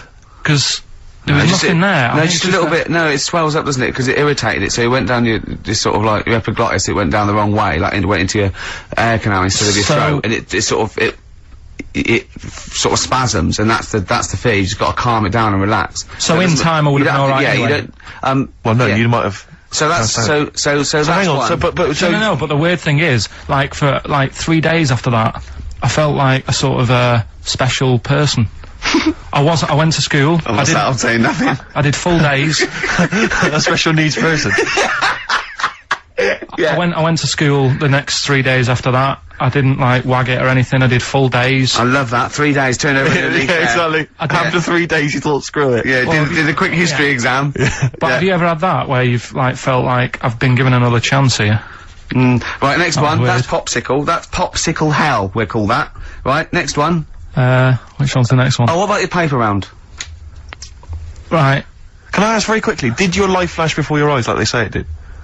No, I just sort of went really calm and like, I'm ready for this now. Right. I wasn't bothered, do you know what I mean? You had no regrets? No. It was weird. It was really weird. Yeah. But anyway, the paper round one. Paper round, I'd still say it's the best job I've ever had. And he means it! No, I really enjoyed it. It's like, you know, you don't have to work with anyone else, right? So you make your own rules. Just think of that. You know, you sort of You're spreading information to people, vital information. Giving a service, and no one else is around, you know, you can just do what you want and think about stuff whilst you're cycling around on your bike. It's really good. Yeah. So anyway. Imagine the stuff he's thinking about when he's riding around. I can't. Oh, so getting in the head of a salamander. So anyway, I loved it, and even though I only got like 50p a day, right, no matter what the weather was like and stuff, I used to get up at 4:30 and go and do the round. And why'd you get up at 4:30? Because I wanted to watch the Pink Panther at 5:30, so I wanted to get me paper round done. I said, why didn't you watch Pink Panther? And then he went, oh, I can't sit there thinking I've got my paper round to do. He'll ruin it for him. Yeah. So is it a good job or not? So 4:30 I was up and about, and this morning it was like winter, really bad winter, bad snow, you know, freezing cold, really windy and all that. And my mum said to me before I went to bed, she said, don't be getting up tomorrow, I'll give you the 50p. I said, it's not about the 50p. So, you know, people want the papers and stuff. So, Conscientious. so anyway, I went to bed thinking, you know, that's it, I've told her I'm still going, so, you know, whatever. Go to sleep, get up in the morning, and put all my kit on. And I used to have layers of clothing on because it was really cold. I had like a big anorak on with the fur on. I had like waterproof pants, and I got my paper round bag. And I went downstairs to get out and tried to open the door and it was locked. I thought, oh God, so she'd locked it so I couldn't go out. So I'm searching around the house looking for the keys. She must have hid them somewhere. I thought, oh God, you know, I've got the papers to do. So I thought, how can I get out? So I went upstairs, climbed out of the bathroom window. God. Right, and to try and jump out of the bathroom window onto the porch. But the problem was, I had so much gear on, I was like the Michelin Man. So I could hardly move as it is. Yeah. And I'm trying to get out the window, and I'm like, trying to stretch down like that, get my foot on the porch, and my bag got caught on like the hook of, do you know, like how you have a hook so you can put the window open? Right, yeah, the little arm goes on. My bag had got caught on that. I was holding onto the wall and my foot on the thing, so I couldn't sort of pull it away in case I pulled it away and then fell on my head. Yeah. So I'm stuck there. Dangling. My dad comes back from working nights. Yeah. He thinks I'm a burglar. Gets out his gun. So he's shouting and stuff, going mad and going, Dad, it's me. And he had to give us a hand using a... He's heard that wily trick in Manchester before. He had to help me using a washing prop thing. A big stick. What did he do? Well, he said, just hold on for your dear life, and I'll sort of push the paper bag off the hook. Why didn't you go upstairs and sort it out? It was at that point where I was in the middle, there was nothing you could do, do you know what I mean? It's at that point where you've just got to make a decision. Yeah. And by the time you go upstairs, who knows what might have happened. Sure. Do you know what I mean? You've got to act there and then, don't listen around. Yeah. So... And you could hear downstairs, now here he is, the Pink Panther. Yeah. Dad! Hurry up! Panther, ever so pink! Oh. So that was close to death, because I must have been about 30 foot in the air. Yeah. And I would have, you know, that would have been nasty if I fell to the concrete paving, so... Well, there's more to come. Should we play a record and come back to this? Because he's got more. Oh yeah, no, there must be one of them where you did fall on your head. This is the one I'm waiting for. There's got to be one. That would explain so much. Yeah. I nearly broke my back. Jeez. Once. My dad said I bet I can't kick me height. And I said I bet I can. And I don't remember this. You didn't tell me this one. I bet you can what? I was in the garden summer's day, and it was that era when like doing kung fu and all that was really popular. Sure. And I was like messing about in the garden, punching the tree and stuff. And my dad said... What a kid he must have been. My dad said, I bet you can't kick your height. Kick your height? What, you mean kick as high as yourself? Yeah, so I must have been like 5 foot or something then. And I said, of course I can. So I bet you can't. But instead of doing it on the grass, I did it on like the concrete bit. Kicked it, actually did it. I went, there you go. But then like, get my foot down quick enough and land on my back. You paused to say, there, I've done it. Yeah. As opposed to putting your foot back on the ground. And landed on my back, and I'd still get back trouble now. Do you? Because they say that, don't they? So, to cut a long story short, he gave me about 4 or 5 near-death experiences, and he went, and the whole point of this, he went, so that's why I think I'm gonna die of something horrible, like cancer.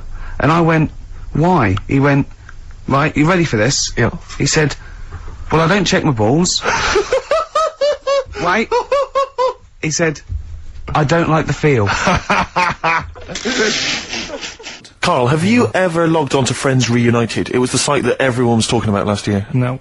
Are you aware of the concept? I've heard about it, but there's no one from school who'd want to see it again, really.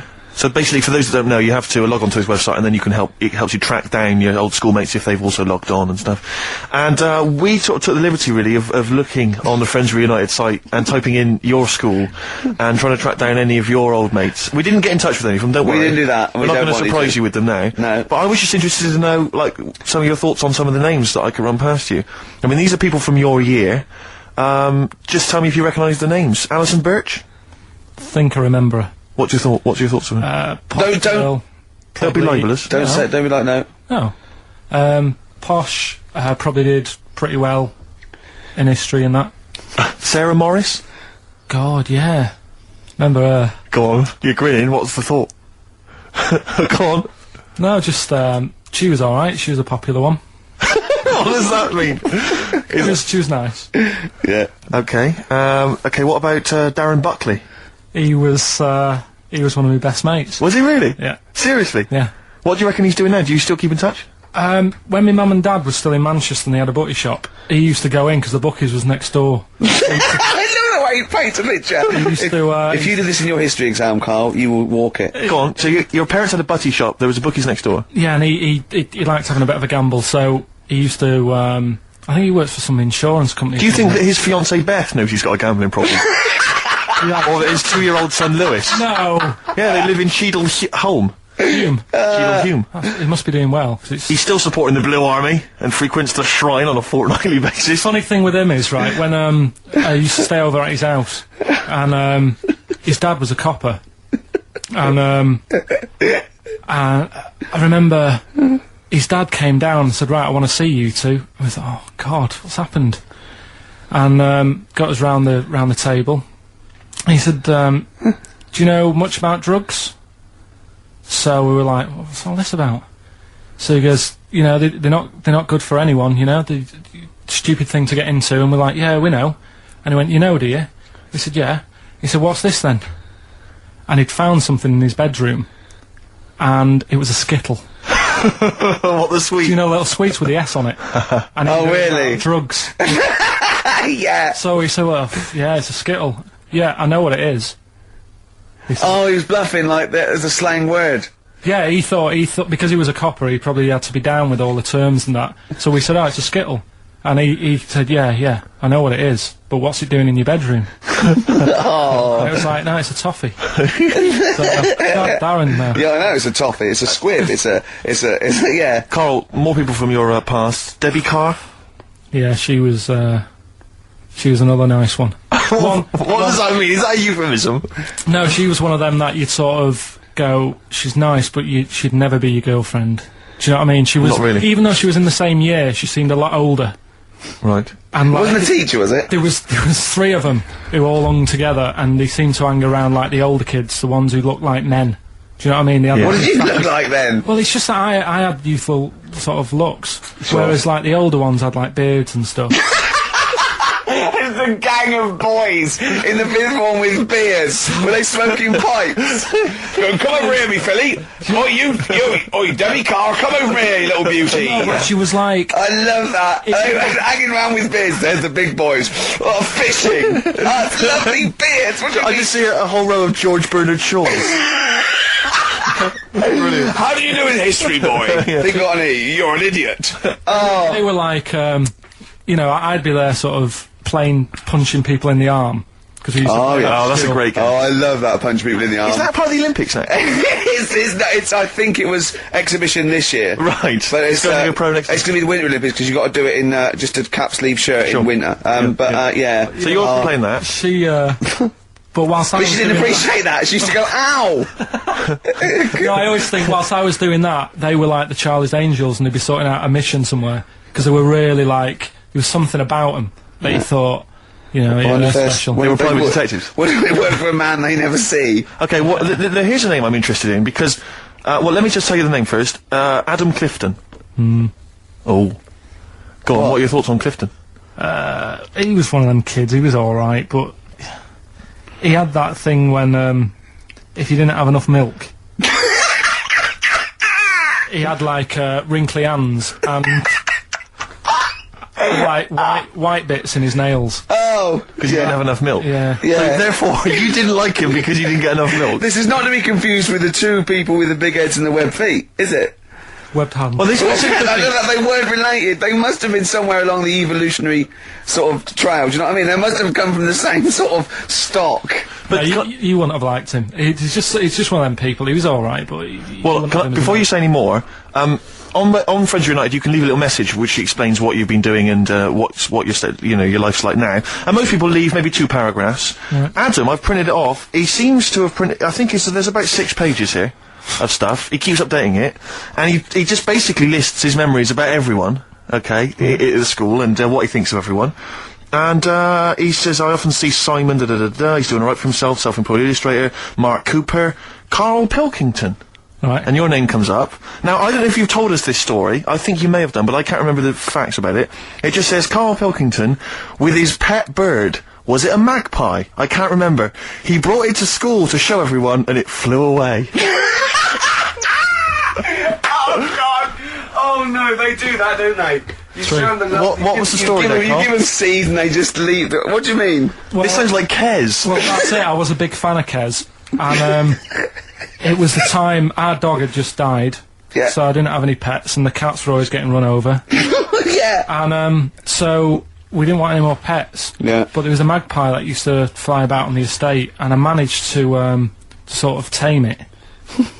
And in the end, With a chair and a whip? What do you mean you tamed it? Well, just used to sort of hang around it and talk. But how did to you it. get hold of it? Did you catch it? Well, eventually, yeah, it used to just come to me, and the annoying thing was, it got to a point when I wish I hadn't bothered, because it used to pop me bike tyres.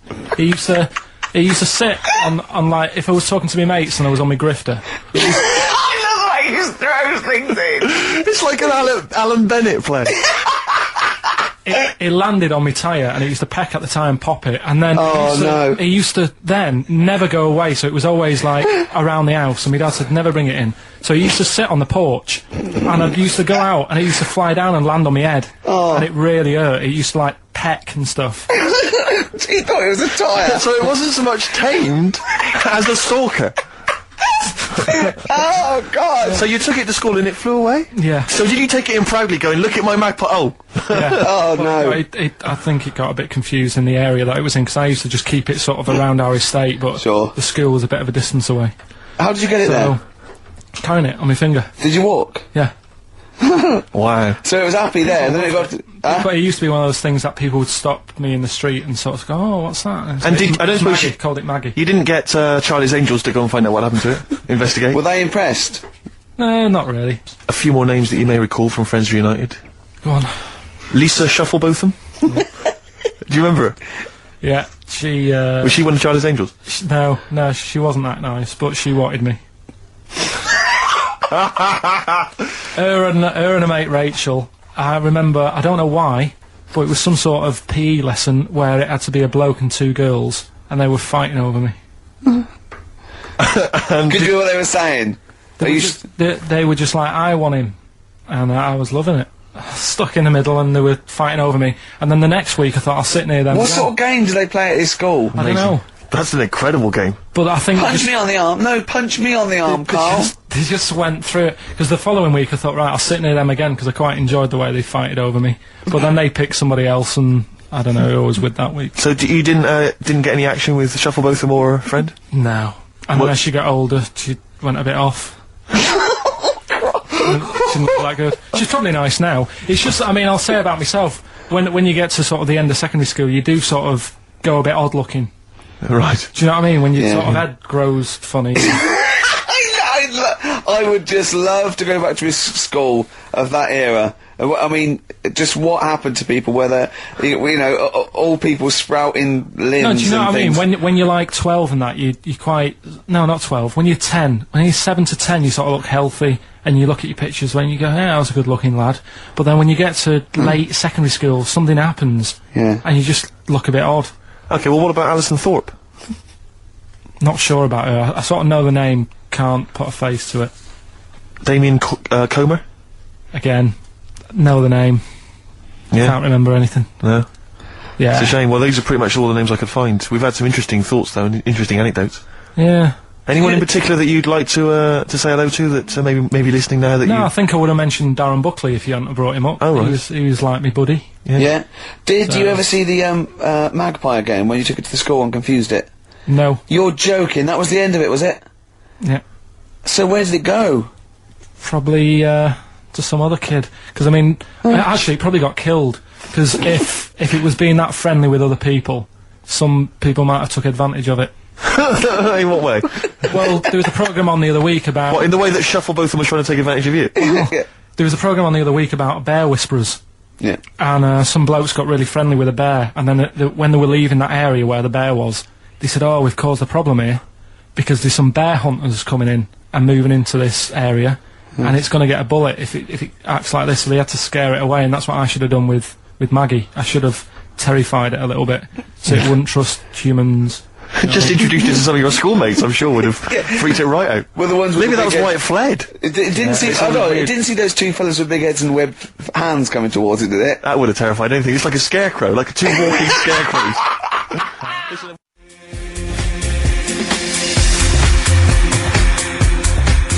Express 2 featuring David Byrne, Lazy, XFM 104.9, 1:45. I'm Ricky Gervais. Steve's got the Sun. Yes, we're just going to be doing White Van Karl, where we ask Karl the questions the Sun asked some other bloke. That's right. Because we think Karl's got more to say than anyone on anything. Karl only tells the truth, by the way.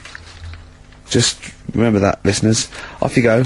Yes, well, today's White Van Man in the Sun is John Slade. He owns his own door maintenance company. His answers are very informative, I have to say. But, Karl, what do you make of the Channel 4 producer, aged 30, who duped a school into believing he was a teenager for a documentary? Are you familiar with this story? No, go on. Well, basically, a 30-year-old guy kind of fooled the school into thinking he was a pupil for a secret documentary. The school's outraged. Do you think that that's, for you, should anything go when it comes to making TV? I think I've said to you before, there's loads of kids at my school. I remember being in the first year, and kids who, what year do schools go up to? I was in the first year, what is it? 11? 5? Oh, sorry, first year of infants and juniors. No, secondary school. 11. Right, year 11. Kids have beards and stuff. No, not year 11. They're 11 when they first go to secondary school. Right. Well, I'm 11. The kids at the older end. Well, there's the fifth form, and then there's you can leave when leave when you're 16, I think, can't you now? Right. Well, kids who were 16 Yeah. looked old. They did have beards. I remember going there and thinking some of them were teachers. I think he's answered that. Next one. What's the next one? Tattoos and everything. I think they're kids in the earlier years even. What do you make of the fact that Mariah Carey's £38 million payoff has cost EMI staff their jobs, and we're talking 1,800 EMI staff who have lost their jobs? What do you think of that? Yeah, I mean, is that silly money, Mariah Carey, on 38 million? She doesn't need that much. She doesn't need that much. She has to dress nice, though. It's not her fault. I'd say, it's bad business. Okay. Because, EMI, did you say? Yes. Right. They've got rid of them staff. Yeah. Mariah Carey's left. Who's going to do the work? Do you think Mariah should come back and do some temping? Well, they should have got a loan and paid her. Okay. Do you know what I mean? Vicious circle, that. Right. You've done a business degree, haven't you? Have you? Commerce. You did commerce. Where did you do that? What did you do with that? At school, I'd learned how to fill out a cheque, pay a bill, and I think I had a trip round Kellogg's. Did you get an O-level or GCSE? We know he didn't. You know. But was there a commerce exam, or was it just a division of Can't maths? remember. What did you do? Fill out a check? A subset of It maths. was an option. It was like, if you want to do it, you can. What was it? Fill out a check. Pay a bill. Pay a bill. Have a visit round Round Kellogg's. Kellogg's, and I saw my sister's boyfriend there at the time. He sorted me out with some variety packs. Really?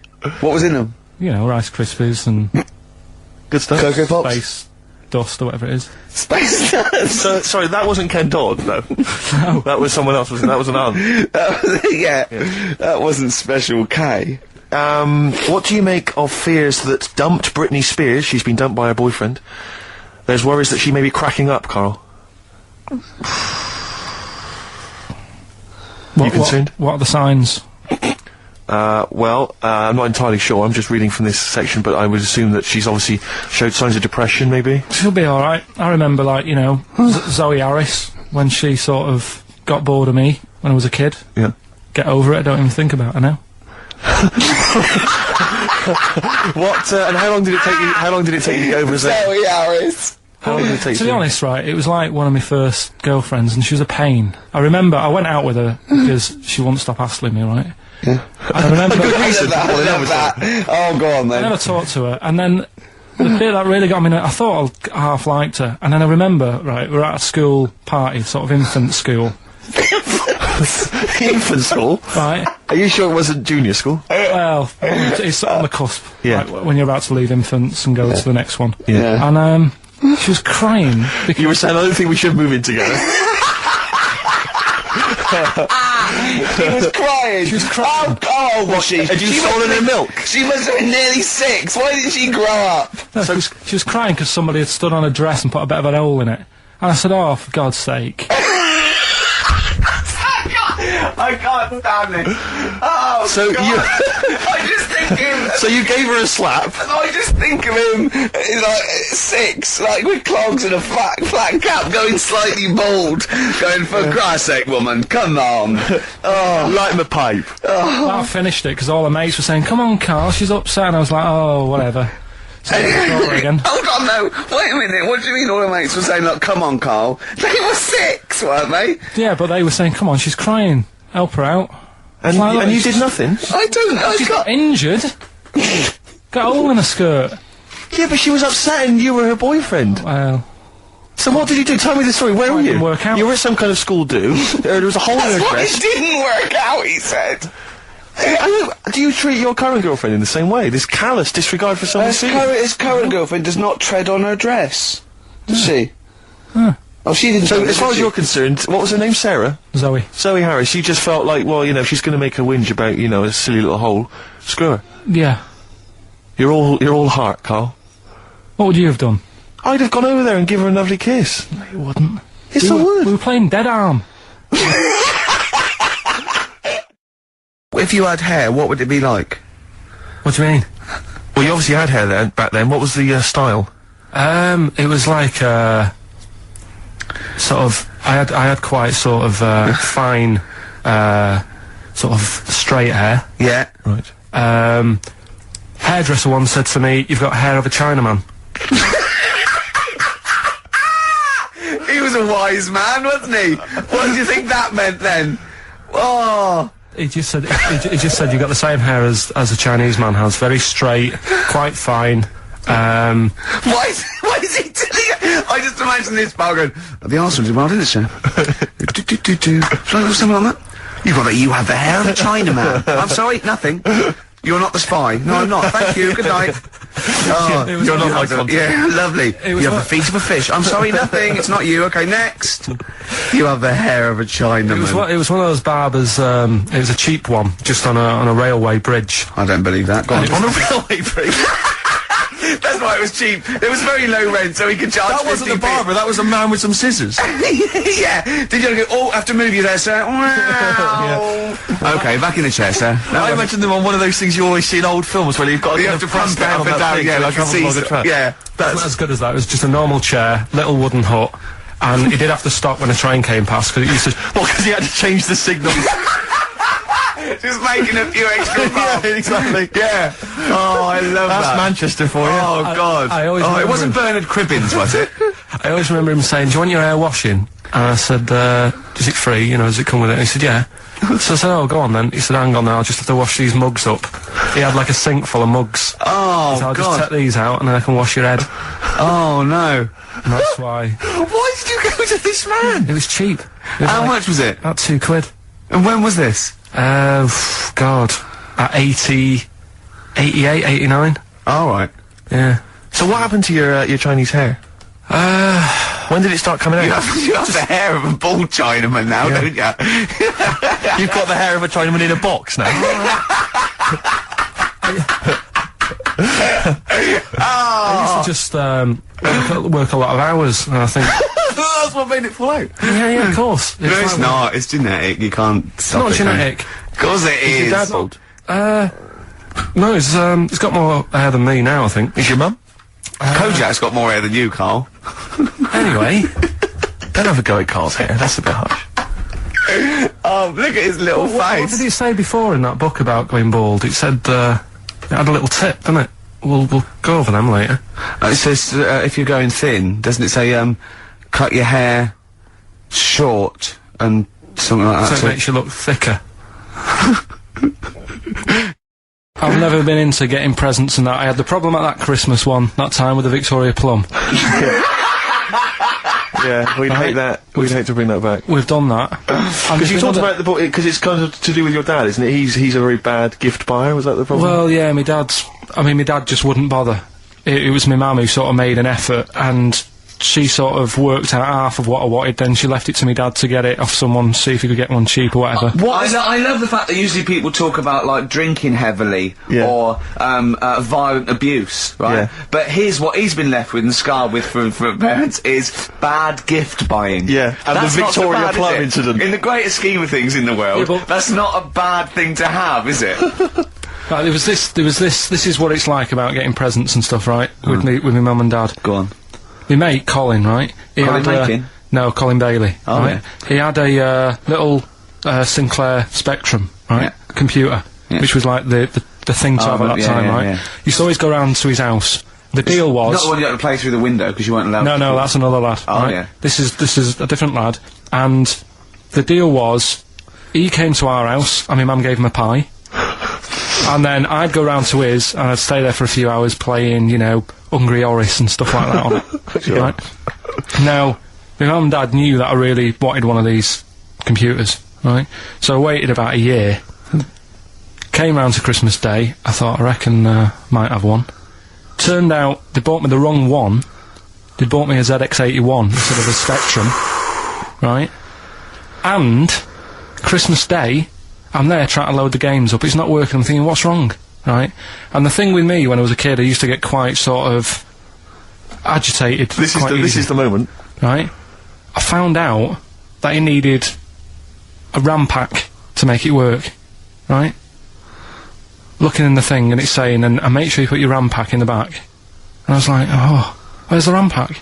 And my dad's going, I don't know, I've got you the main bit. That's it. So, I was that wound up, I just was sick, right?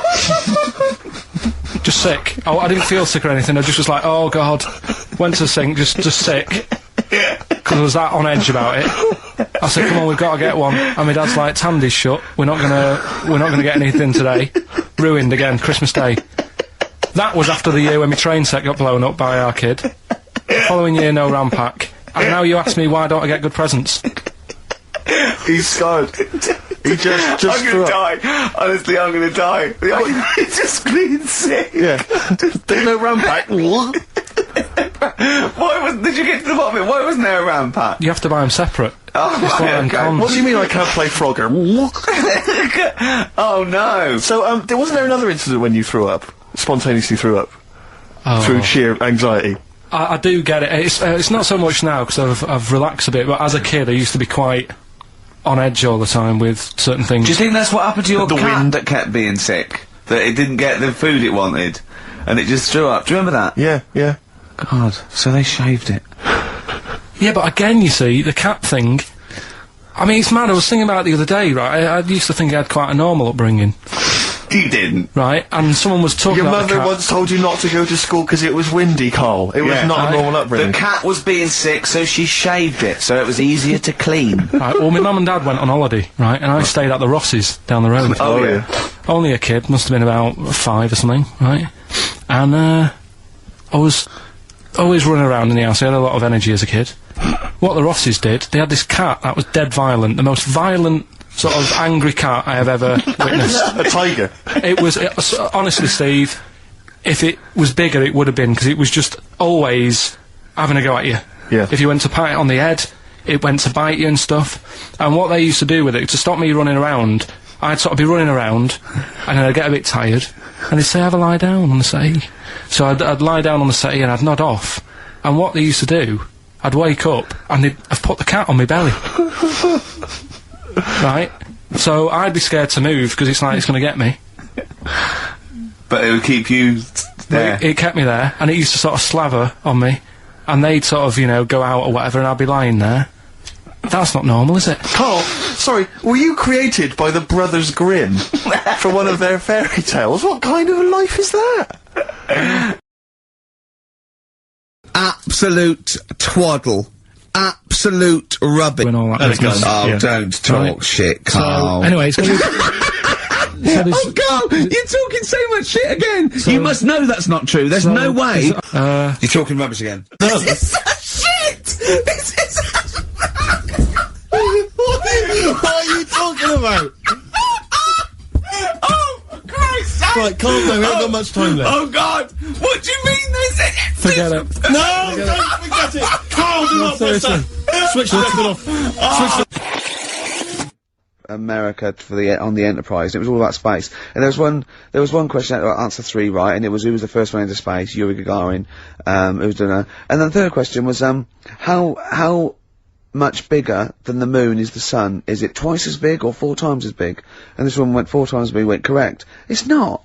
It's hundreds of times bigger. A lot more big, I can't believe.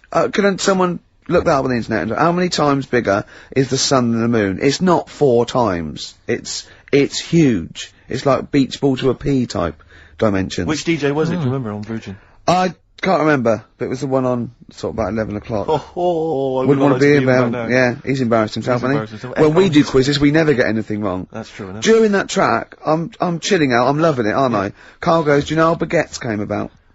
Do you know how baguettes come about? I went, go on, and Steve went, no, save it. Wait a minute though, I'm thinking, Rick, people are going to be desperate to know the answer to that. Why don't we play some ads and some music and stuff? It's like a cliffhanger. Exactly. How did baguettes come about? Whatever he says is going to be good, Stay isn't it? tuned to XFM to find out.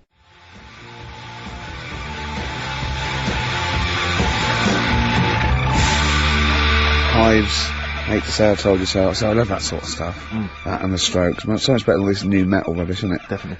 Now, most people think we talk rubbish on air. Yep.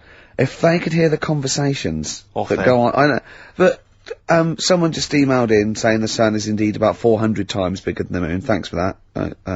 That DJ must have looked it up and said 400 times. That can't be right. It's probably it's probably a printing error. 4 times. Yeah. Nothing can be 400 times bigger than the moon.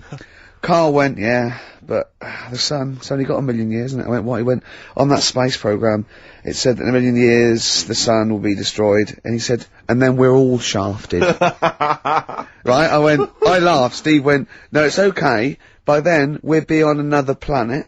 No, I think that's true. We'll have colonised other Right? planets. Carl went, yeah, but there'll be no sun. Steve went, well, there's other suns, which is true. Carl went, well, I went, well, yeah, every star is a sun. Carl went, well, not really.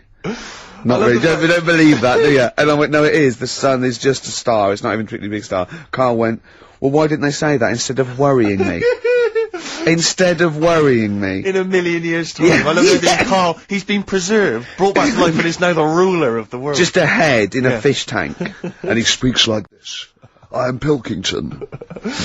The reason you became king of the universe, of course, is because of your fascinating French bread anecdote. Oh yeah, yeah. Come on the then. story? What? How did baguettes come about? If this is going to be someone cooked a loaf a bit wrong and said I can still make a sandwich out of it, I'm going to hit you. No. Go on then. Right. Napoleon, when he was at war and that with Russia. 1812, yeah. Yeah, all his soldiers were like, you know, not used to the cold weather and that. So they said, take some clothes in your bag with you because it's going to be Chilly. nippy out there. So they put all the clothes in the bag. Sure. Did what they were told. Thought, oh, it's Napoleon, for Christ's sake. No room for any food. No, You're joking. So Couldn't they make some sort of like sandwich? no, it wouldn't fit because of all the clothes. You had to take extra gear. Sure. for them. So anyway, he said, I can see where know. this is going. I'll be honest. Is there a baguette-shaped gap left in their holdall? They thought, let's make some bread that you can fit down your trouser leg. What? That's not true! No, it's not, I Carl! read it in Euston train station. I was waiting to go back to Manchester. Where did you read What, this? scrawled on the wall in graffiti? Yeah. Do you know the Was it also meet me here for cockfun at 12 o'clock? The upper cross sandwich shop, Euston station. It's on the wall. What do you mean it's on the wall? Do you know how it says, like, sail on at Dixon's, whatever? Yeah. Next to that, there was, like, a bit of information. Once you've read the stuff on Dixon's, Baguette information. there was a big thing about the history of the baguette. I read it and I thought, No, we gotta make a sandwich we can spit down our trouser leg. But how can you march and fight with a huge piece of bread down your train? Although it would be intimidating, you see them coming, you go, sacre bleu, look at the size of them. They're big fellas. Well, Blimey. I can't help but feel that could be a practical joke at your expense. yeah. didn't do that. Well, the Earl of Do you ever Sandwich... question anything you read? If it's printed up, is that, Yeah. like, fact for you then? Well, it's not funny. I mean, if they were trying to be funny, it's like, it's not, is it? So it's information. Have you heard us? Things sometimes want to be funny when they're not. That's exactly what happened with the sandwich. The Earl of Sandwich wanted something he could fit down his pants. And, it was those triangle cut sandwiches wrapped in cling film were perfect. You might be right. You might be right. I am. Because the Cornish pasty, so they could drop it down the mines, isn't it? Is it? They wrapped it up in atheists. We don't believe in ghosts, anything like that, anything supernatural. We're followers of James Randi, a genius of our times, but Karl saw something that proved us wrong. I'd like Karl to tell you what this proof was, what he saw it on, and, look at him. Go on then. It was on Wednesday night. Yeah. I was watching. You see, the problem is I didn't get the full story, so you could pick holes out of it. Sure.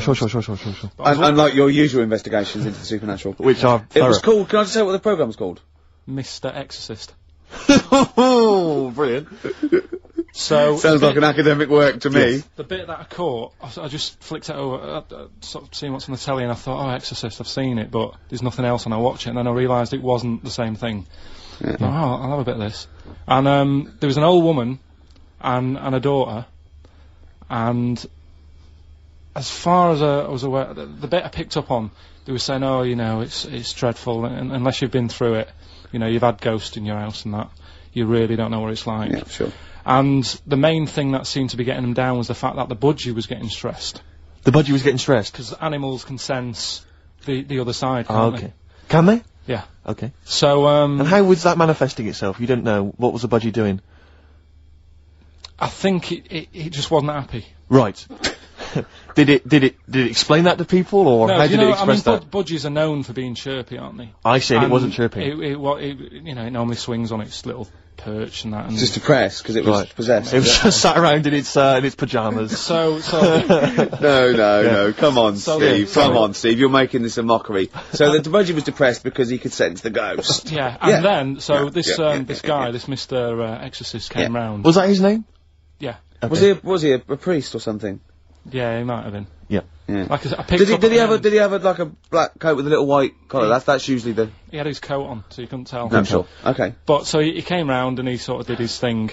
Yeah. And then was he trying to exorcise the budgie? No, the ghost. house. Right, The so house, it yeah. wasn't that the budgie had a demon or Clearing the anything. house No. out. Okay. No, this So- wasn't a possession, was it? This was a straightforward... It wasn't a poltergeist or anything, it was just a... It was a haunted house. Yeah. But there's Sure. that's the thing he was saying. He was saying you can have, like, your ghouls and that aren't that bad, that aren't going to cause you any problems. Yeah, But obviously the budgie, they've got weak hearts and that, haven't they? And Sure. don't So he go on. So anyway, basically, he sorted it out, did whatever he did, and the next shot you see is like the budgie making a noise and swinging It's it out. happy It's again. over the moon again, and the old woman was like happy because she was She couldn't getting believe it. stressed. Yeah. And that's The priest didn't come in and go, well, you should feed that bird. Give it a bit of millet. It was happy. He goes, right. No, See you it's- later. No.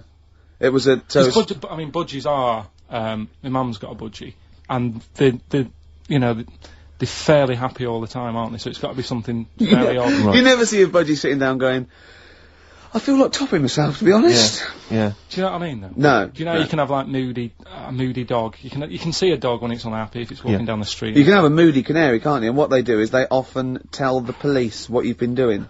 They're known for that. Yeah. So basically, So that for you is proof that the supernatural exists. A bird in a cage got a little bit annoyed, wasn't chirping as much as it normally did. Who knows why? There could have been a little draft up its, and Cloaca. exactly. That's Anyway, a medical term. Anyway, a man came in and did whatever he did. Yeah. Use your phrase. Mr. Exorcist, though, Steve. Yeah. This wasn't any bloke off the street. This was Mr. Exorcist. Yeah. Yeah. So And for you, that's the proof that there's. just because, like, if it was a person, you go, they're playing up for the camera. yeah, a budgie could possibly act like that, Steve. Yeah, I see what you mean. You're saying a budgie would not be it wouldn't be trying to become famous. or No, just want to go not on the like telly. not like Lassie. No, sure. It was sure. basically a show off. Yeah, or Champion the Wonder Horse. Yeah. What do you think? I think I've changed my tune, Rick. I don't know about you. I have, and I think we should play a record. I'd love to get Mr. Exorcist in. Wouldn't that be amazing? Never dabble with things you don't understand, Sorry. like women. See what I did there? Oh, he's turned that back on me. And I've never had this sort of Steve was thinking he's not that ugly. Ooh. Blimey, here we go. We were laughing at Karl. Can we focus on one person at a time, Rick, please? Let's destroy him first. Oh God! Tell him what you said to me when that record was playing about the Jaffa Cakes. He bought some Jaffa Cakes, which was lovely. He went across the road and he handed out the Jaffa Cakes, and then I went, "Oh, thanks very much." And then what did you say? I just remember learning at school I'm not, like, making fun of the illness, because it's not funny. But, they cure cancer. Jaffa cakes cure cancer? Not, like, fully. Right. They just go some way to helping. Yeah. Do you know, it'll sort of help. If you've got it, you can't say, right, get me a load of Jaffa cakes. Right. But I think it sort of puts a bit of a stop to it if you haven't got it. Do you know what I mean? It's like having vitamin tablets. Is this medically proven? Should we get Dr. Fox down here to confirm that? I can't. I actually can't cope. You're just play a record. Play a record. Can I just, if anyone has ever survived cancer thanks to Jaffa cakes, please call in. No, but I didn't say He that. said, and then he went, it's the orange thing in it. And then he tried to read it. He said, I wonder if it's, and he tried to read out this scientific name.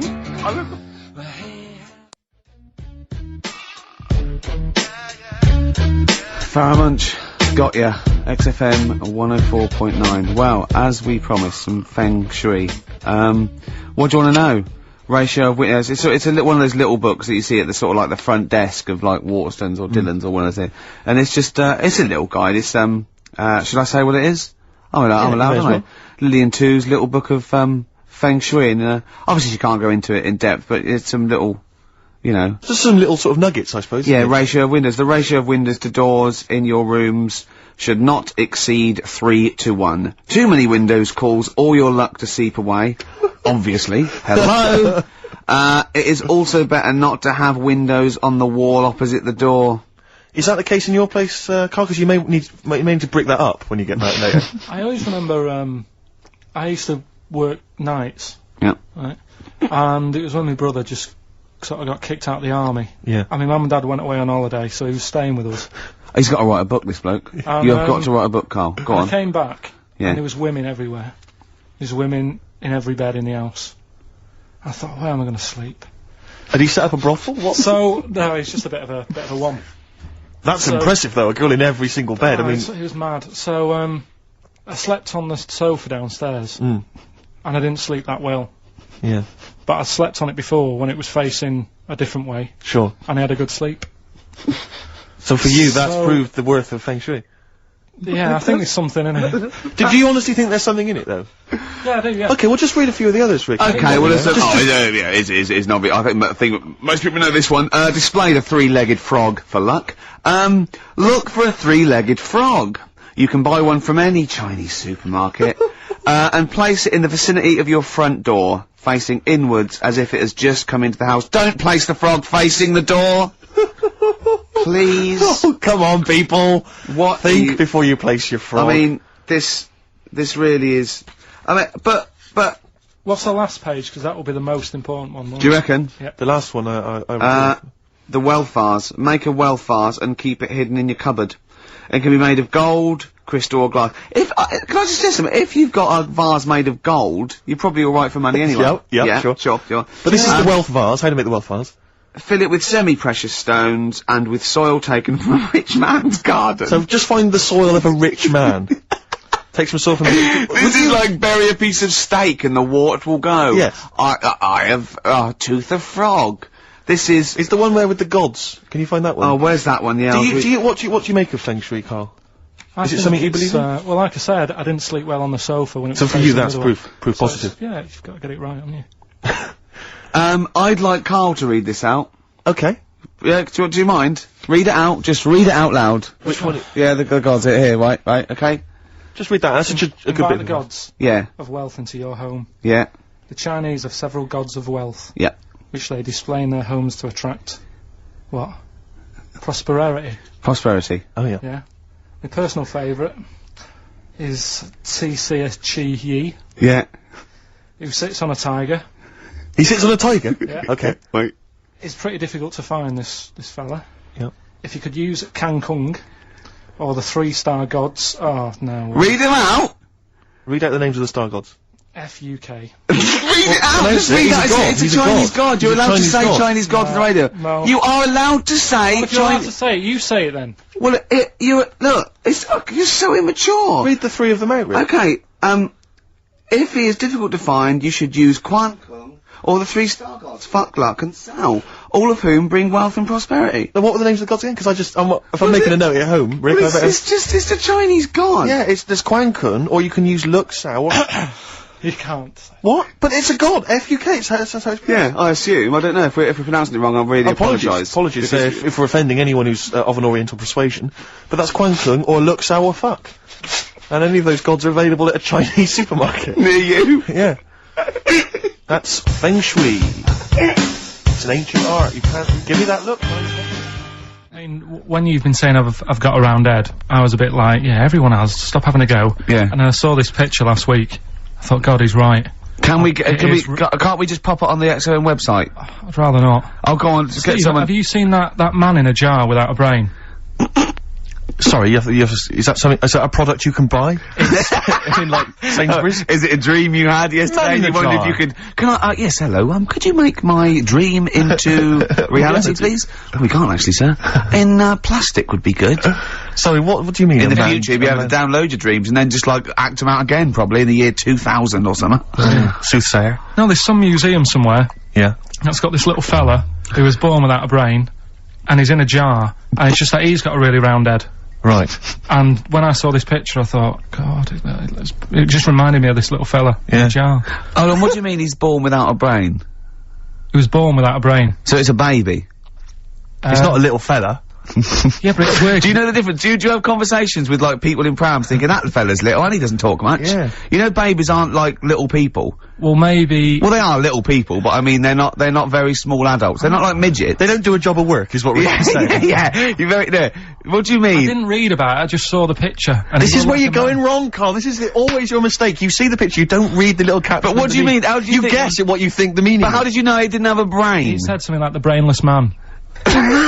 Yeah, but people say that about you. It doesn't mean you haven't got a spinal cord. I bet somebody's seen it and knows what I mean. It's a famous picture. It's Right, like- call in 08700 800 1234. Once again, you win a prize if you can tell us what Karl is talking about. Just in general. It's an ongoing competition. We're trying to find some CDs to anyone who knows what Karl is talking about. Stereophonics, Vegas, 2 times. Well, we've had calls confirming that there was indeed, a fetus, or a stillborn child. A pickled baby. A pickled baby. No wonder it died. Born without a brain. But everyone has, you know, pointed out that it wasn't a little fella. It certainly wasn't a little fella. No. But because it had been in the jar for a long time, I think it had aged a bit. What are you basing that on? You do carry on growing, yeah. of course. Yeah. Your ears and your nose. Your ears and your nose. And your eyes don't grow, so, Yeah. you could probably, yeah. I'll dig it out for you. Yeah. Imagine if, like, there was an experiment where they were raising a child just based on the information that we said on the radio. What kind of a person It was like would they download, be? yeah. And it What kind of information would they and have? it took everything literally. Exactly. And that was Who Needs Enemies? Good question, lads. Nobody. 6FM 104.9. I'm Ricky Gervais. Oh, they should print a little book of those. They're great. Oh, how you can relate any song or artist to anything else. Easy. Joyful. Easy. Well, yeah, so, me and Karl went out, for a beer, and it was great, wasn't it? Yeah, enjoy We started off, good. and you met my mate, Robin, didn't you? Yeah. And, some of the stories. Do you want to tell Steve some things about Robin that you Robin, learned? do you know him well? Yes. Well, do you know about his worm problem as a kid? Go on. Right. What I can remember is he had worms as a kid. Not sure how you get him. He never answered me. He was getting a bit touchy about it. Right. This is like the second time I met him. I think he was a bit annoyed that Ricky told me about his problem. What Yes. now straight away, you not being there, instinctively, what do you think went on with this story about worms? My suspicion Yeah. is rather like when you told a group of people that Robin had once suckled milk from a cow's udder. Yeah. He told me that. Yeah? Did he mention that as well? Yeah. Yeah. My suspicion is that, like the cow story, the worm story is not true. But And why Robin- why would he get so sort of uppity about it? Well, Because it's not true. imagine if that wasn't the first time he'd done it. Imagine if he did that every single time he was with somebody for the first time and Robin was, just met them. He will tell that story to anyone. But they do say there's no smoke without fire. Oh, Robin!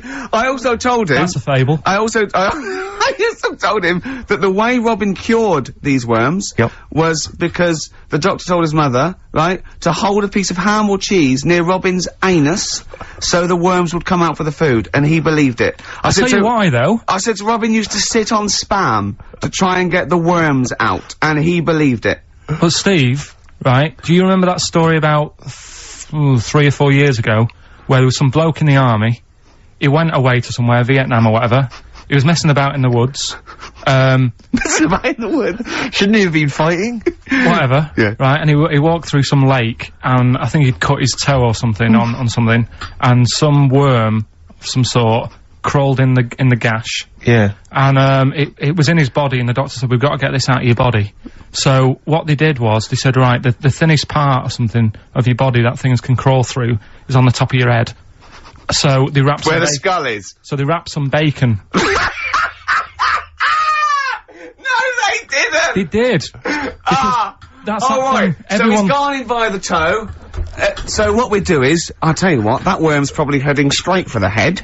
We'll put a bit of bacon on it. The thinnest part of the body is the skull. Of course it's not the thinnest part of the body. It's where your brain case is, isn't it? It's the skull. There was a reason for it. And it was like they stuck some bacon on his head. And As ever, the vital piece of information, i.e. the reason, Karl seems to have forgotten. Because the worm was in his body, and they said everyone likes the smell of bacon. Including worms.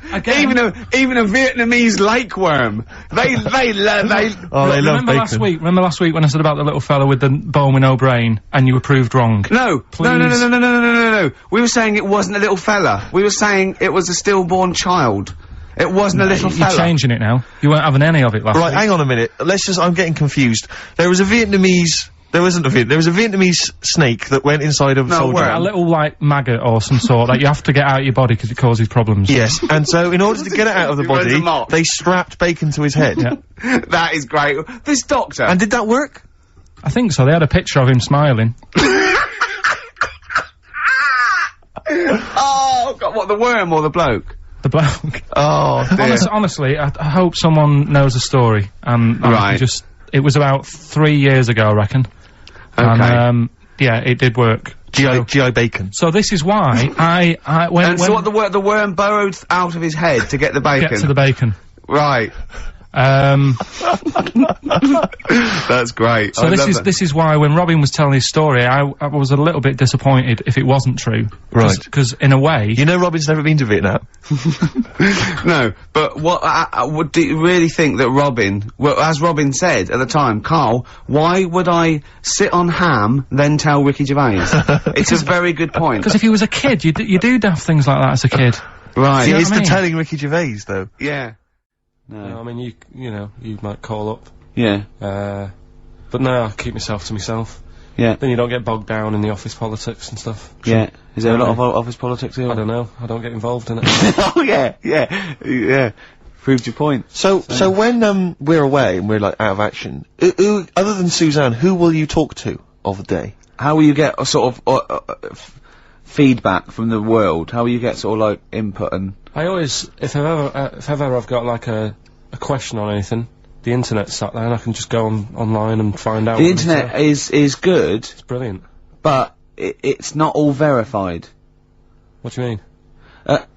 It's not all verified. It's not all necessarily factually accurate. Anyone can put things onto the internet. It's it's freaks and things that put on things one, right? like... Here's one that I read in the week, right? One. About this woman.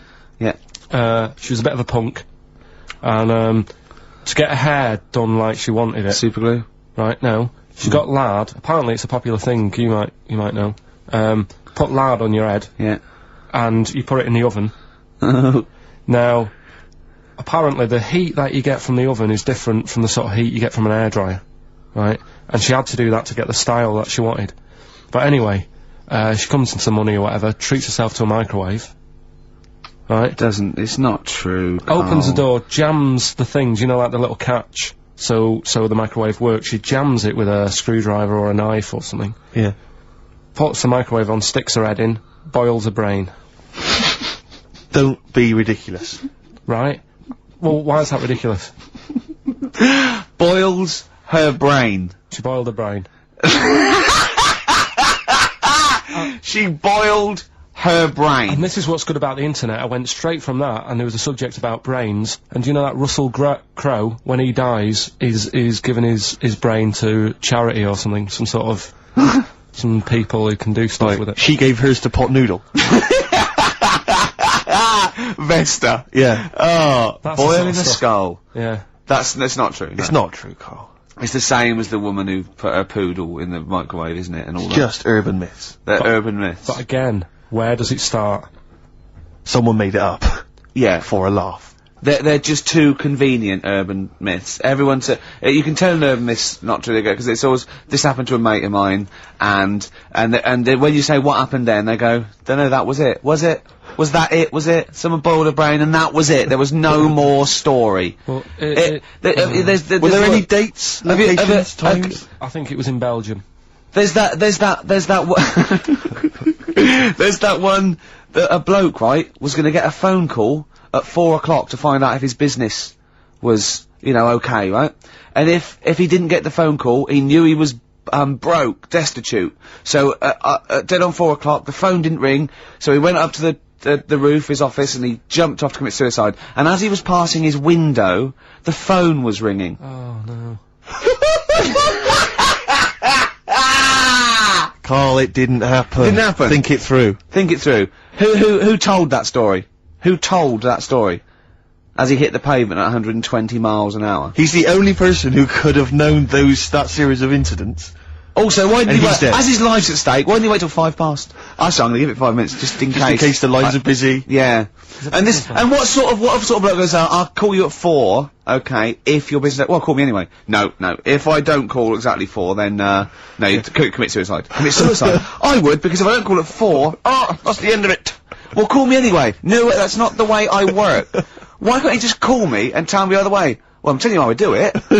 If you're bust, I don't call. Can't you just call to verify in case something goes wrong? What if it's engaged? It won't be engaged. Just commit suicide at 4, please.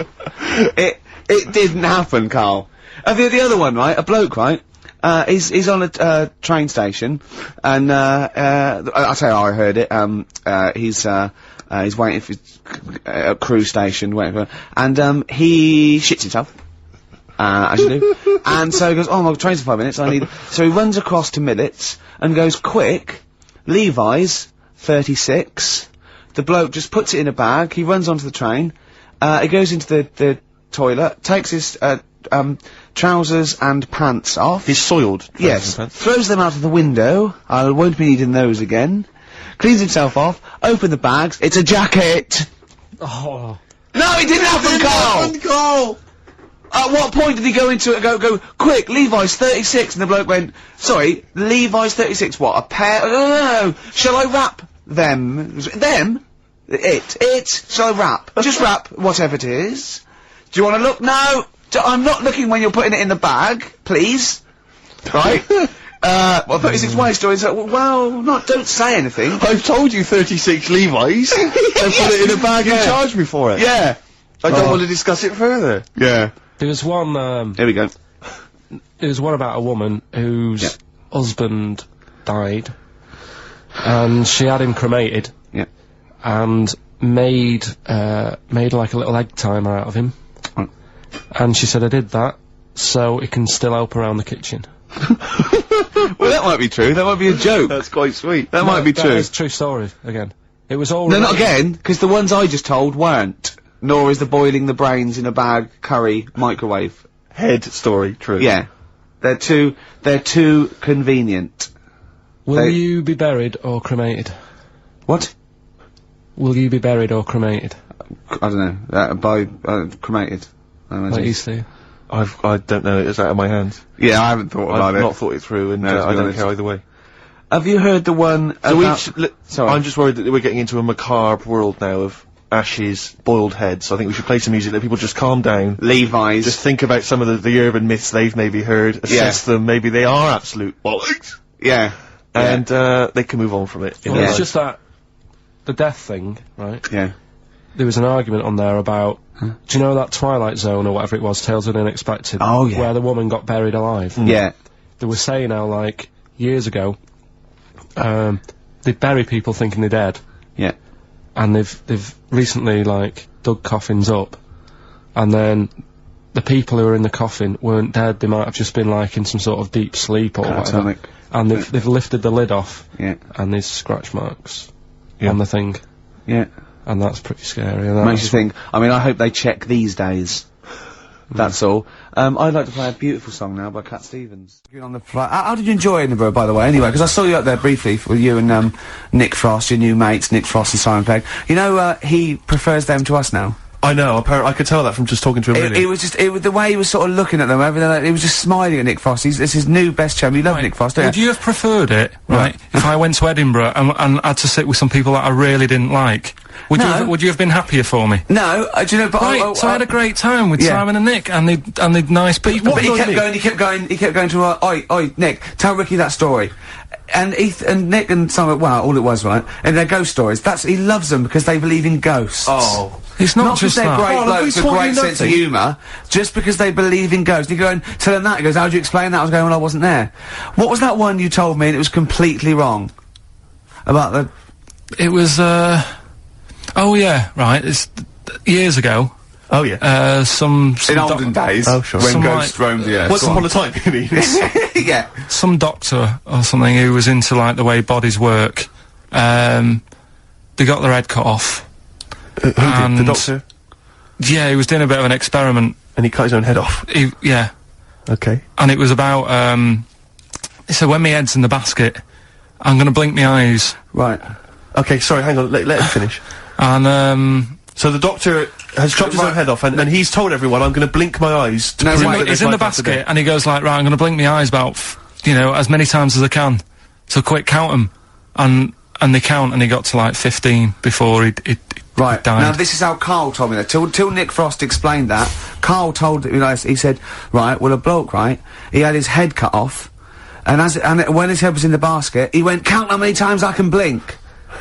And I went, well, that's rubbish. He went, no. And Nick went, well, no, he actually said, when my head's in the basket. He went, and Karl went, oh, I said, Karl, do you know the subtle difference? Do you see the subtle difference? I have to say, though, guys, I still don't really understand what went on there. You've both lost me. The story is that a bloke who'd been found doing, You mean that Karl just explained it and that was a clear version? Because I still don't know what you're talking about, Karl. Well, this bloke had his head cut off for, experiments against God. He was a doctor in the, in olden times. Yeah. And when they cut his head off... Why did they cut his head off? Because it was, he was crimes against... Exactly, he was executed, yeah. And, he said to his assistant, when my head's in the basket, I'm gonna blink, count how many times I blink and write it down as an experiment, right? Karl told it to me, like, his head was cut off and he went in the basket, and when his head was in the basket, he looked up and said, count how many times I blink. Yeah. I love that. I love the difference in that story. Yeah. Both rubbish, but, one's possible and one isn't. You believe anything that you're told, except when we tell you the truth. Right, here's one. Christ. Ghosts and that we got talking about. Sure. And Nick said, right, he said, you'll like this one. He said, my auntie, was having loads of problems. Why are you whispering? It's not illegal to talk about ghosts on the radio. No, but it's hearing this.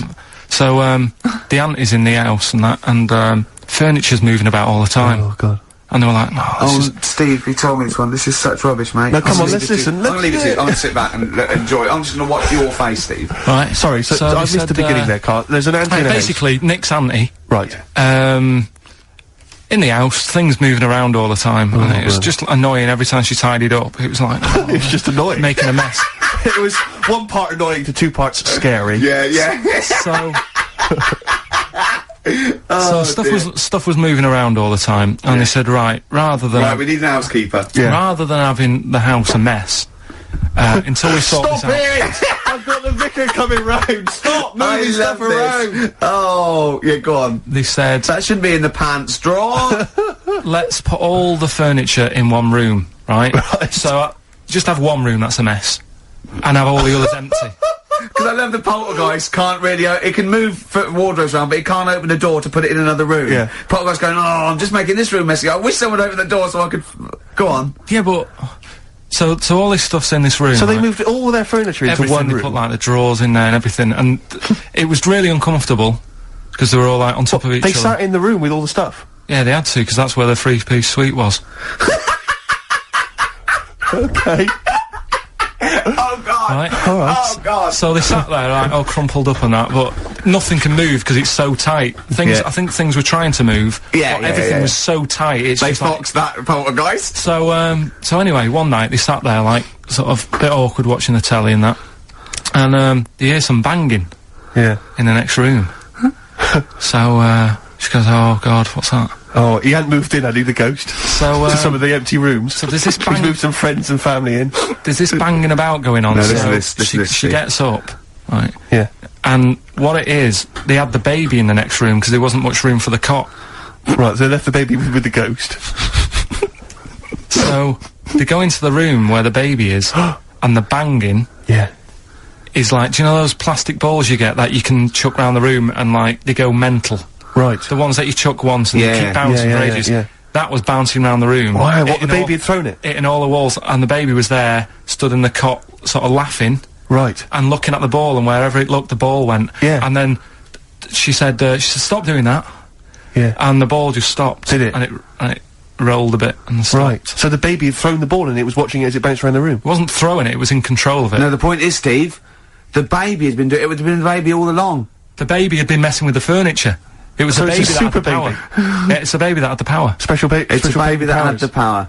It's What a power? baby that had the power. What- the what's power the power? of telekinesis. Right. They were then trying to convince me that telekinesis was not like all the other stuff that I didn't believe in, but that was a science. Right. Telekinesis was possible. Yes. Yeah, it's not like ghosts and demons and all that sort of. Telekinesis is different. Yeah, That's yeah. a science. But Nick's auntie saw it, and I love the fact that you're telling me that someone else's auntie saw it. So I should be satisfied with that. Yeah. I should be satisfied with that. I mean, So does she still live in one room with all her possessions?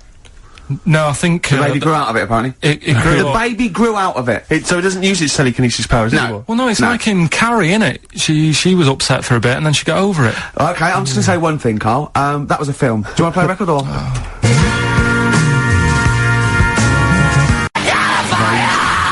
Get free. Alright, on XFM absolutely. 104.9. Can I just tell you a story that Carl told me a couple of weeks ago? Is this another ghost story, another yeah, spooky it is, story? yeah. I called him out. I was, what are you doing? He said, I said, I've just been reading ghost stories again. He went, he said, you don't believe in them, but how do you explain this? Right, I went, go on. He said, I'll tell you as he told me it. He went, bloke, right, just sitting at home, doing, watching telly with his cat. And, the phone rings, and it's a bloke going, is that fire, in your oven okay now? 'Cause your wife called. And Carl went, well, 1, there was no fire in the oven. 2, he wasn't married. I went, right. Go on, he went, well. Then, right, there was a knock at the door and there was 2 sort of people in sort of white coats and they came and said, oh, we've come about that fire. Your wife called us. He went, 1, there isn't a fire in my oven, and 2, I'm not even married. Right? And he said, they saw the cat, and they looked at the cat, it looks a bit weird at the cat came out, nothing. And he said, and then he went back, sat down, phone rings, and they said, did they sort out the fire in the oven that your wife told us about? Oh. He went, 1, there is no fire in my oven, 2, I haven't got a wife. And Carl went, what do you think of that? I went, that's not it. He went, yeah, I went, That's the end of the story. What? He went, well, how'd you explain that? I went, explain what? I thought he was going to say, a year later we got married, but she died in an oven fire. Right? I thought it was going to be that. And I went, That's what? people winding him up. Yeah, or, someone did report a fire in an oven, and their name was Johnson, and they looked up Johnson, they got the wrong thing, it was the gas board, and they sent it round to the wrong person, right? You know, he went, yeah. I said, I explained it to him, he went, yeah. Why did they look at the cat funny? Oh, man alive, Carl. This is really weird, right? I was in my house once, right, and the doorbell rang. Yeah. Right, I opened the door, there was no one there. Yeah. Right? And then I looked across the street, There was some right, kids and there were some running- kids running away. Yeah. Now, how do you explain that? Yeah. There was another time, right, where, like, I opened the door and there was a bloke goes, you've ordered pizza. I went, I haven't ordered pizza. And I heard my mate upstairs giggling and putting the phone down. Yeah. How do you explain that? Carl, seriously, why did you tell me that story? What did you think it was weird about that? The fact that it was 3 different people Is this all the information? Is that the entire story? It was 3 different people. Did you fall hassling asleep him and not read the about end? a fire that didn't happen, about a wife that didn't exist, and a cat that didn't look happy.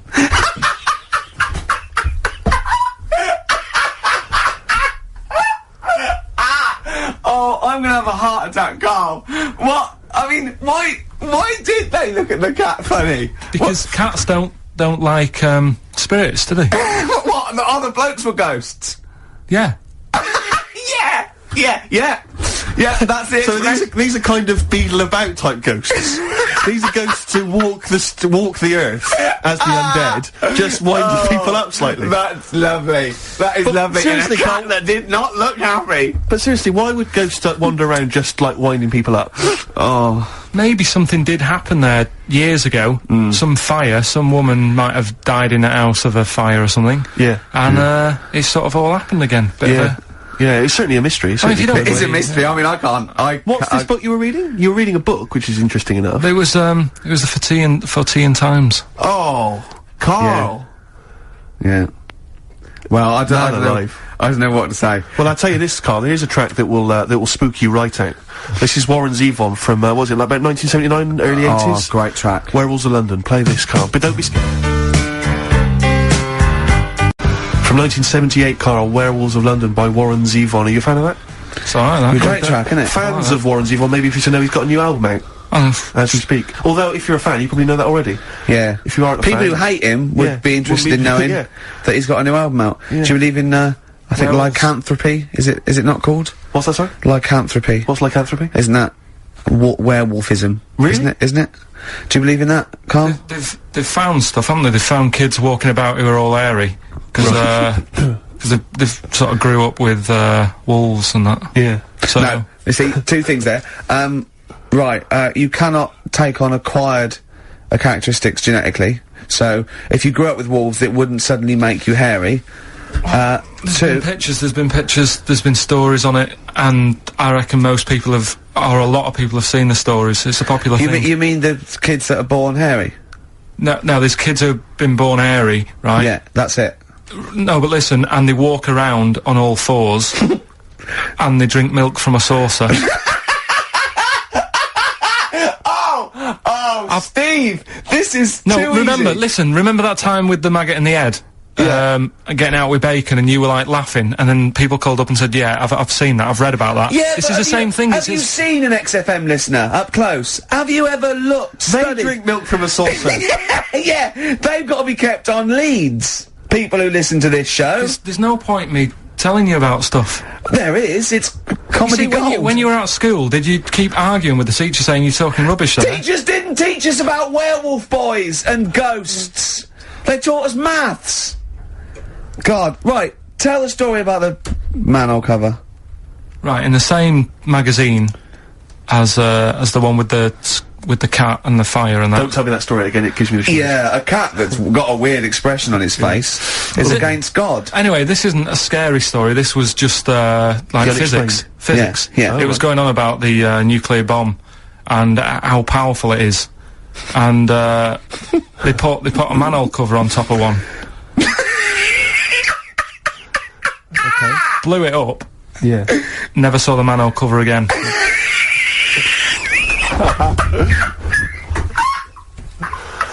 Man alive, Carl.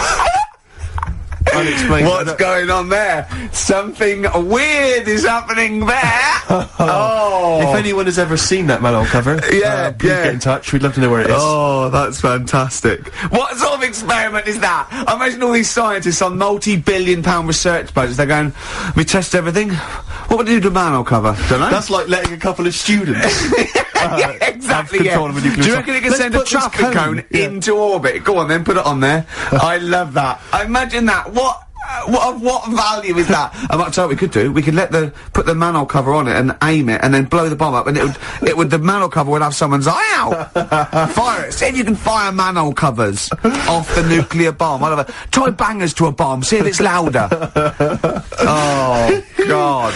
Okay, listen, Carl, play another track, and then afterwards, can we probe your views on the week's news? If you want. We'll do a bit of a white van Carl session.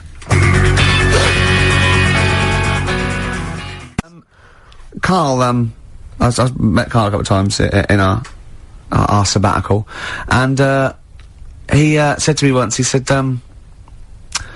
oysters. So I said, have you ever tried oysters? I don't like them. And I went, he said, oh, it's just a thing about swallowing them whole, you know. He went, well, the reason you have to do that is because they're fatally poisonous. And if you bite into them, they kill you. And I went, well, of course they don't. He went, yeah. I went, well, of course they wouldn't. What if you chewed on its out? He said, no. I said, well, so you swallow them whole and they're not poisonous. He went, yeah, see. He said, when you swallow heroin in a Johnny, he says, that doesn't kill you, does it? That was it. Oh. And then, about a week later, he went, I was wrong about them. Yeah, I went, well, he said, yeah. And what did you say? It's if you eat them, and then you have some whiskey. They turn deadly when whiskey comes into contact with them. Yeah, when they've had a drink. They get a bit rowdy in your stomach. They start fighting, they can cause rupture. So what are you saying now? Are you saying you don't believe that? Am I saying what? Are you saying you don't believe that? He thinks he's got us here. He thinks he's got us here. Yeah, I don't believe that if you eat an oyster, then drink some whiskey, you die. You might not die straight away, but you won't feel. Eventually, 50 years' time. If you've got to keep on drinking whiskey. Yeah, a bottle a day. 50 or 60 years later, he was dead. Yeah. Oyster and a bottle of whiskey a day. Oh, then out of nowhere, 40 years later. Where does this information come from, Karl? If some doctor called up now, and put you right, would you believe him? If it wasn't Dr. Fox, yeah. What about the airy lads growing up with the werewolves and that? They didn't grow up with werewolves. Grow up with werewolves. You've confused about three just different stories, genetic mutation where they were born with very, very hirsute. There were a couple of kids, yes, they didn't grow up with wolves, and you can't kill them with a silver bullet. I mean, you're confusing two things. There were some kids who were very, very hairy, yes. Yeah. They're in folklore. There were some kids who grew up with wolves, yes. I don't think the two are connected. Yeah. There's no such thing as werewolves, Karl. You believe me, I saw a documentary on it on the History Channel. You'd have loved it. You grew up with a magpie. You know, you don't flap around, do you, and steal people's jewellery. What was the thing you told me about snails? Have you ever had any post that looks like it's been opened? Occasionally, yeah. Alright, well what it is, it's not your postman having a sneaky look. A sneaky look. Problem is... Right. Slugs. The problem's slugs? Slugs, at night, they like nipping about and that, and it gets a bit cold. And in London, like in the country, they go into the grass, don't they? Right. But in London, it's like, oh, what can we do? And, they go in letterboxes. Slugs go in letterboxes? Get in letterboxes, it's nice and warm in there, dry and what have you. And, these are homeless slugs, aren't they? The ones that have lost their shell. When they're in there, they only found out that they love glue. They've been eating the glue off the stamps. Right. And, people have been getting charged for post because it hasn't had stamps on it. It's like, well, they put a stamp on it. Yeah. It's like, slugs have been eating it. Sure. And they also eat the glue that's on the actual envelope shutter. And it's a real popular problem, this, that, letters are being lost and opened and all that stuff. Yeah. Slugs. Are slugs like stealing postal orders and things and cashing them in and stuff? Yeah, again, you know, if there's a doctor, if there's a postman. Yeah. Well, with us two expert witnesses, a doctor and a postman. So postage is a real problem. When we see a slug's trail or a snail's trail, it's glue. That's the glue they've stolen, is it? That's a little. I'm not going to say yes to that because I'm not sure. But we could follow that trail and find them, and they'd have a big sort of big pile of letters. Our stamps and there they are, like birthday cards from our aunts but £2 notes. Yeah. Oh, that's fantastic. Wow. Slugs. Wow. So, oysters and whiskey kill you, and slugs. Be very careful if you're going to go out this evening, you're thinking of having a whiskey, maybe some oysters, be very, very careful. Yeah, and if you are going to post a letter, please do not use tasty glue. I met Karl in the week again, I told you shouldn't do this, know. You know, you should but then when he starts saying things like, oh, is this loud with the people? I go, no, save it, and we just sit there, and I'm scared to talk in case he comes up. But, you did tell me a couple of little things, didn't you? True stories that, you know, that I mean, I enjoyed. Could you tell, Stephen about the doctor? Right. Oh, God. Is this something that happened to a friend of yours, or is this, No, I read about it. You read about it, okay. There's this little lad, right, Okay. First of all, it's years ago, right? When Right, they didn't have decent doctors in like every town and that. Yeah. And this little kid is dead ill, right? Yeah. And the local doctor. Well, there's a phone call involved, so I don't Yeah, really well, let give the me get impression to it. that it's like Medieval times. Yeah. Yeah. But I didn't say that. I just said it's years ago. Go on So then. this kid's ill, right? Yeah. And he's lying in the bed, and he's all going funny colour and that. Yeah. And his mum says, I'm going to get the local doctor round. The local doctor comes round, and she says, oh, so I don't know what's up with him. He said, leave it with me. Leave it with me. He said, the doctor said that. I'll have he said, I'll phone up a top doctor Okay. who was in America or somewhere like that. Yeah. And so he goes to the phone in his office and he calls America, and because it's years ago, the phone line isn't that good, it's all crackly and that, right? Yeah. So he's talking to the doctor and he's saying, I've got this kid, he's a funny colour, and you know, he's really weak and that. I don't know what's He's up not with him. giving him much to go on. Right? Sure. So, so the American doctor, right? Yeah. He goes, yeah, what you want to do? And it's all breaking up, right? Yeah. He goes, what you gotta do? You gotta, it's all breaking up. You've got to give him some, parrot's blood, right? Some parrot's blood. Well, that's what he thought he said, but the line was really bad. Yeah. He meant parent's blood, but he heard that he said parrot's blood. He said, right, I'll do that, leave it with me. I can see where this is going. He goes to, a pet shop. Yeah. He says, give us like half a dozen parrots. Sure. Takes them round to the kid's house, takes the blood from the parrots, puts it into the kid's fine. The kid's fine. I've never It worked. such a load of shite in my life. I've never heard such twaddle, such just made up, enhanced, exaggerated in my a life. load of old rubbish, Carl. I mean, when he told me this, he said, the doctor said, what do I do? And the doctor on the other end said, give him some blood. And the doctor went, where do I get blood from? So hang on, wait, I just need to Where do I get blood from? Give him some parents' blood. Give him some parents' blood. Give him some parents' blood. Yeah. But hang on, I just need to know where you Sorry, read this. Carl. Where was this? Where did I you read stitched this? you up. You know what he said? He said, so do you believe it? I went, tell it to Steve. He went, do you believe it? I went, tell it to Steve. Carl. But where did you read it? That was on the internet. What? About Where is illnesses. it on the internet? Where, I'm what- always what looking at pages? stuff. I was looking at stuff this morning because of Yoragella last night. eating all that funny food and that, and also they all got a bit scared last night, didn't they, with a snake? I didn't see that. So is this I'm a Celebrity, Get Me Out of Yeah, Here? yeah. He got all worried about a snake getting on the sort of wandering about in between the sleeping bags and stuff. Yeah. And they were all scared, and it is so Leave easy. it with me. Sorry, the doctor says, leave it with me. Yeah. Leave it with me. Well, they were all scared because there's a snake, and it's so easy to find stuff out. Before they, where are they? Where is this jungle? Australia, I Right. think. Before they went, give it half an hour on the internet. I found out with snakes, you don't need to worry, right? They're deaf. They haven't got any ears. Right. So as long as you're really quiet, Creep around, it'll yeah. probably leave you alone. Yep. And also, they don't have eyelids. Uh-huh. So they were suggesting if one's coming towards you, just like kick sand in its eyes because it can't blink, and it leaves it a bit like annoyed, and it wanders off. But they didn't do any research before they went, Yeah. and that's I think your knowledge would hold you in good stead. I don't think you need to know any more than you know. Well, we're going to come back to that because he also explained to me where a saying comes from that I want you to be part of. But Oh, and also, you should mention as well, Carl, you've come up with a competition, is this right? brilliant competition. Have you he dreamt thinks this up? He thinks this can go to television. Is this an idea you've come up with? Yeah. Carl, I'm so looking forward to So it. I mean, I'm looking forward to it.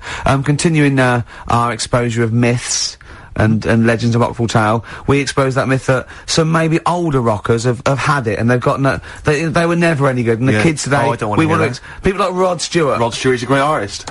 He's He's a slightly laughable man, but a great artist. let's go back to when he was rocking. When he cut the mustard. Yeah.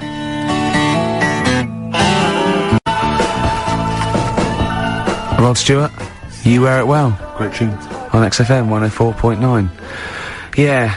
This doctor, I mean, we should find out who he is, really, and if he's still practising, because it worries me a little bit that, he, you know, he did that. Also, I mean, he thinks he's got away with it, but how could he be sure those parrots wouldn't talk? True.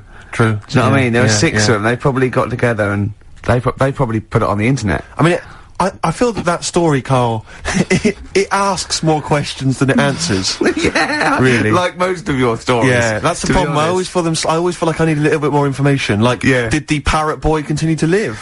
Yeah. You know, to a ripe old age, or did he die weeks later after this charlatan doctor who was going around, you know, spurious information? Did he break his nose trying to crack a big nut? No, I think he was alright. He lived to a... See, I'd have shouted, if I was that doctor, I'd have shouted that down the phone. Are you sure you said parrot's blood? Yeah. You sure it was parrot's blood? Listen, I mean, you know, I'm not the best doctor in the world, but did you say parrot's blood? Yeah, but what you're forgetting is you're going back to the time where, like, they used leeches to do, like... No, we're not. We're going back to the late 70s if there's a phone call to America Direct. Come on, Carl, they weren't calling America, like, in the medieval times or in the Victorian age. Come on, think about it, Carl. Yeah. You know, this has got to be like the like, you know, 30s or 40s, the earliest. You know? Right. I'm intrigued to know where this is. I think there's someone on the web who's just putting information on there to lead you astray. Yeah. Because you're the only person who finds this stuff. Other people are using this to write theses. What were you looking up that then? What were you looking? I always look at weird stuff. What were you looking for? But what do you type in the search engine to find parrot blood stories? What were you looking for? There was this woman with a weird head. Why were you looking for that? What were you Just because I'd heard about it. I'd heard, like, someone talking about it on another station. Right. About this woman with a funny head. Right. I love the fact you're intrigued with these things. You go in the basement of Waterstones or Dillon's or somewhere, and there's these medical books that you'll love them, mate. Yeah, but this is free on the internet, isn't it? It's all there. Yeah. So what you typed in? Weird head woman or? I think lady with head. Yeah. Weird people or something I put in. Sure. Yeah. Did you come up? 7,000 hits, Karl Pilkington. But it's all there, isn't it? It's interesting. The one that I was telling you before about, what's the name? The lost letter. The lost letter? What's lost postcard that's, just turned up. Some woman, sent a postcard years and years ago to a niece or something, right? And a niece was like 3 years old back then. And just now, like, I think like yesterday or the day before, the postcard turned up 74 years late. 74 years late? It took 74 years. years. And that 3-year-old girl's been living in the same house that whole time? Well, yeah. Sure. There's not weird you about see what that. I mean? There's always a question you can ask to just scratch the credibility of these stories. Yeah. There's always, it's like the apocryphal tale. Was this the slugs? Was this those slugs from last week? Yeah, well, they're holding back because they're slow, because the postman's slug is useless. His round takes him 74 years. Then he's got to go back to the beginning. He's got 74 years, and they can't carry the bag. That's why they turn to glue. That's why they turn to glue. Oh. It's pitiful. It is pitiful. So you don't believe that someone sent a postcard years ago and somehow it's been stuck in the bottom of a post bag or something, and it's only just stuck in the bottom of a post bag? Yeah. That means that there's like a 95-year-old postman who's still wandering around. Did you have to pay, like, the difference on the charges? Because presumably it wouldn't have had Queen Elizabeth's. It was a penny black, presumably, was it? Yeah. What would be on the stamp? It would have been invalid, surely. I don't know. See, these are the questions you should ask yourself. Because if it's the postman's fault, the post office can't turn around. Who was only 3 at the time himself, wasn't he? He was No, he is dead. Yeah, he'll be well and truly dead now. Yeah. But the fact is that the post office made an error, right? They lost this letter. Sure. It's only just turned up. They can't turn around and say, sorry about this, I hope it isn't urgent. It's turned up 74 years late, and by the way, you owe us 25 pence. Yeah. They wouldn't do that, would they? That's true. So that's true. You're asking questions, though, you see? That's true, you see? So, you're interested in, like, where sayings come from as well, aren't you? Because you told me one in the week, I don't know if Steve's aware of that. Do you want to tell Steve this one? What's this a saying? Can we do this quiz? We'll do the quiz later. I know you're excited about the quiz. Let's do that later, but what's this saying? Right. What is the saying? Chucking a baby out with the bathwater. Yeah. Have you heard that phrase? Don't throw the baby out with the bathwater. Oh, yeah. Yeah. Right, how would you use that? Well, how would I use that? Don't throw the baby out with the bathwater. I suppose if maybe you've been discussing something, you've come up with some plans, but you're slightly worried, and, you know, you might abandon the whole plan, whereas there might be some ideas in there which are still worth retaining. Exactly. So you don't want to throw the baby out with the bathwater. There might be something you can just change, and you don't, You know, there might be a few ideas you can salvage from an otherwise worthless one. Well, the saying, right, comes from, like, years ago again. And, pre or post phone? And, ages and ages ago when, like, you know, the bloke worked in the house, you know, he was like the coal man, and then you had like no way, it's important. Then like the mum is like, you know, she stays at home making the dinner, looking after the kids. Yep. And you've got like the little kid who's just growing up, just messing about and stuff. So what happens is, back then they didn't have like fresh flowing warm water every day, so all they could only afford to have like one full big bath of fresh water. So they'd fill up the bath, right? And then the dad would come home and he'd say, oh, I've had you know, I had a tough day at work and that, down the pit. And his wife would say, it's alright, I'm putting the dinner on, you're gonna have a nice warm bath. So, because he gets the bath first. Because he gets the bath first, because he's the grafter. And he's right? covered in coal. He's covered in coal, so the water's, like, minging by the time he's finished. Yeah. Right? And then the wife says, oh, after all my, cleaning the house and doing the cooking, I'm a bit sweaty now. She's covered in dust and grime. She has the next one. I'll have a bath, right? Yeah. At the end of the line, there's a little baby. Yeah. It's been playing out all day. Also got, like, little grubby knees and stuff, needs to have a bath. Yeah. It goes in the bath, right? But because the water's so dirty... Sure.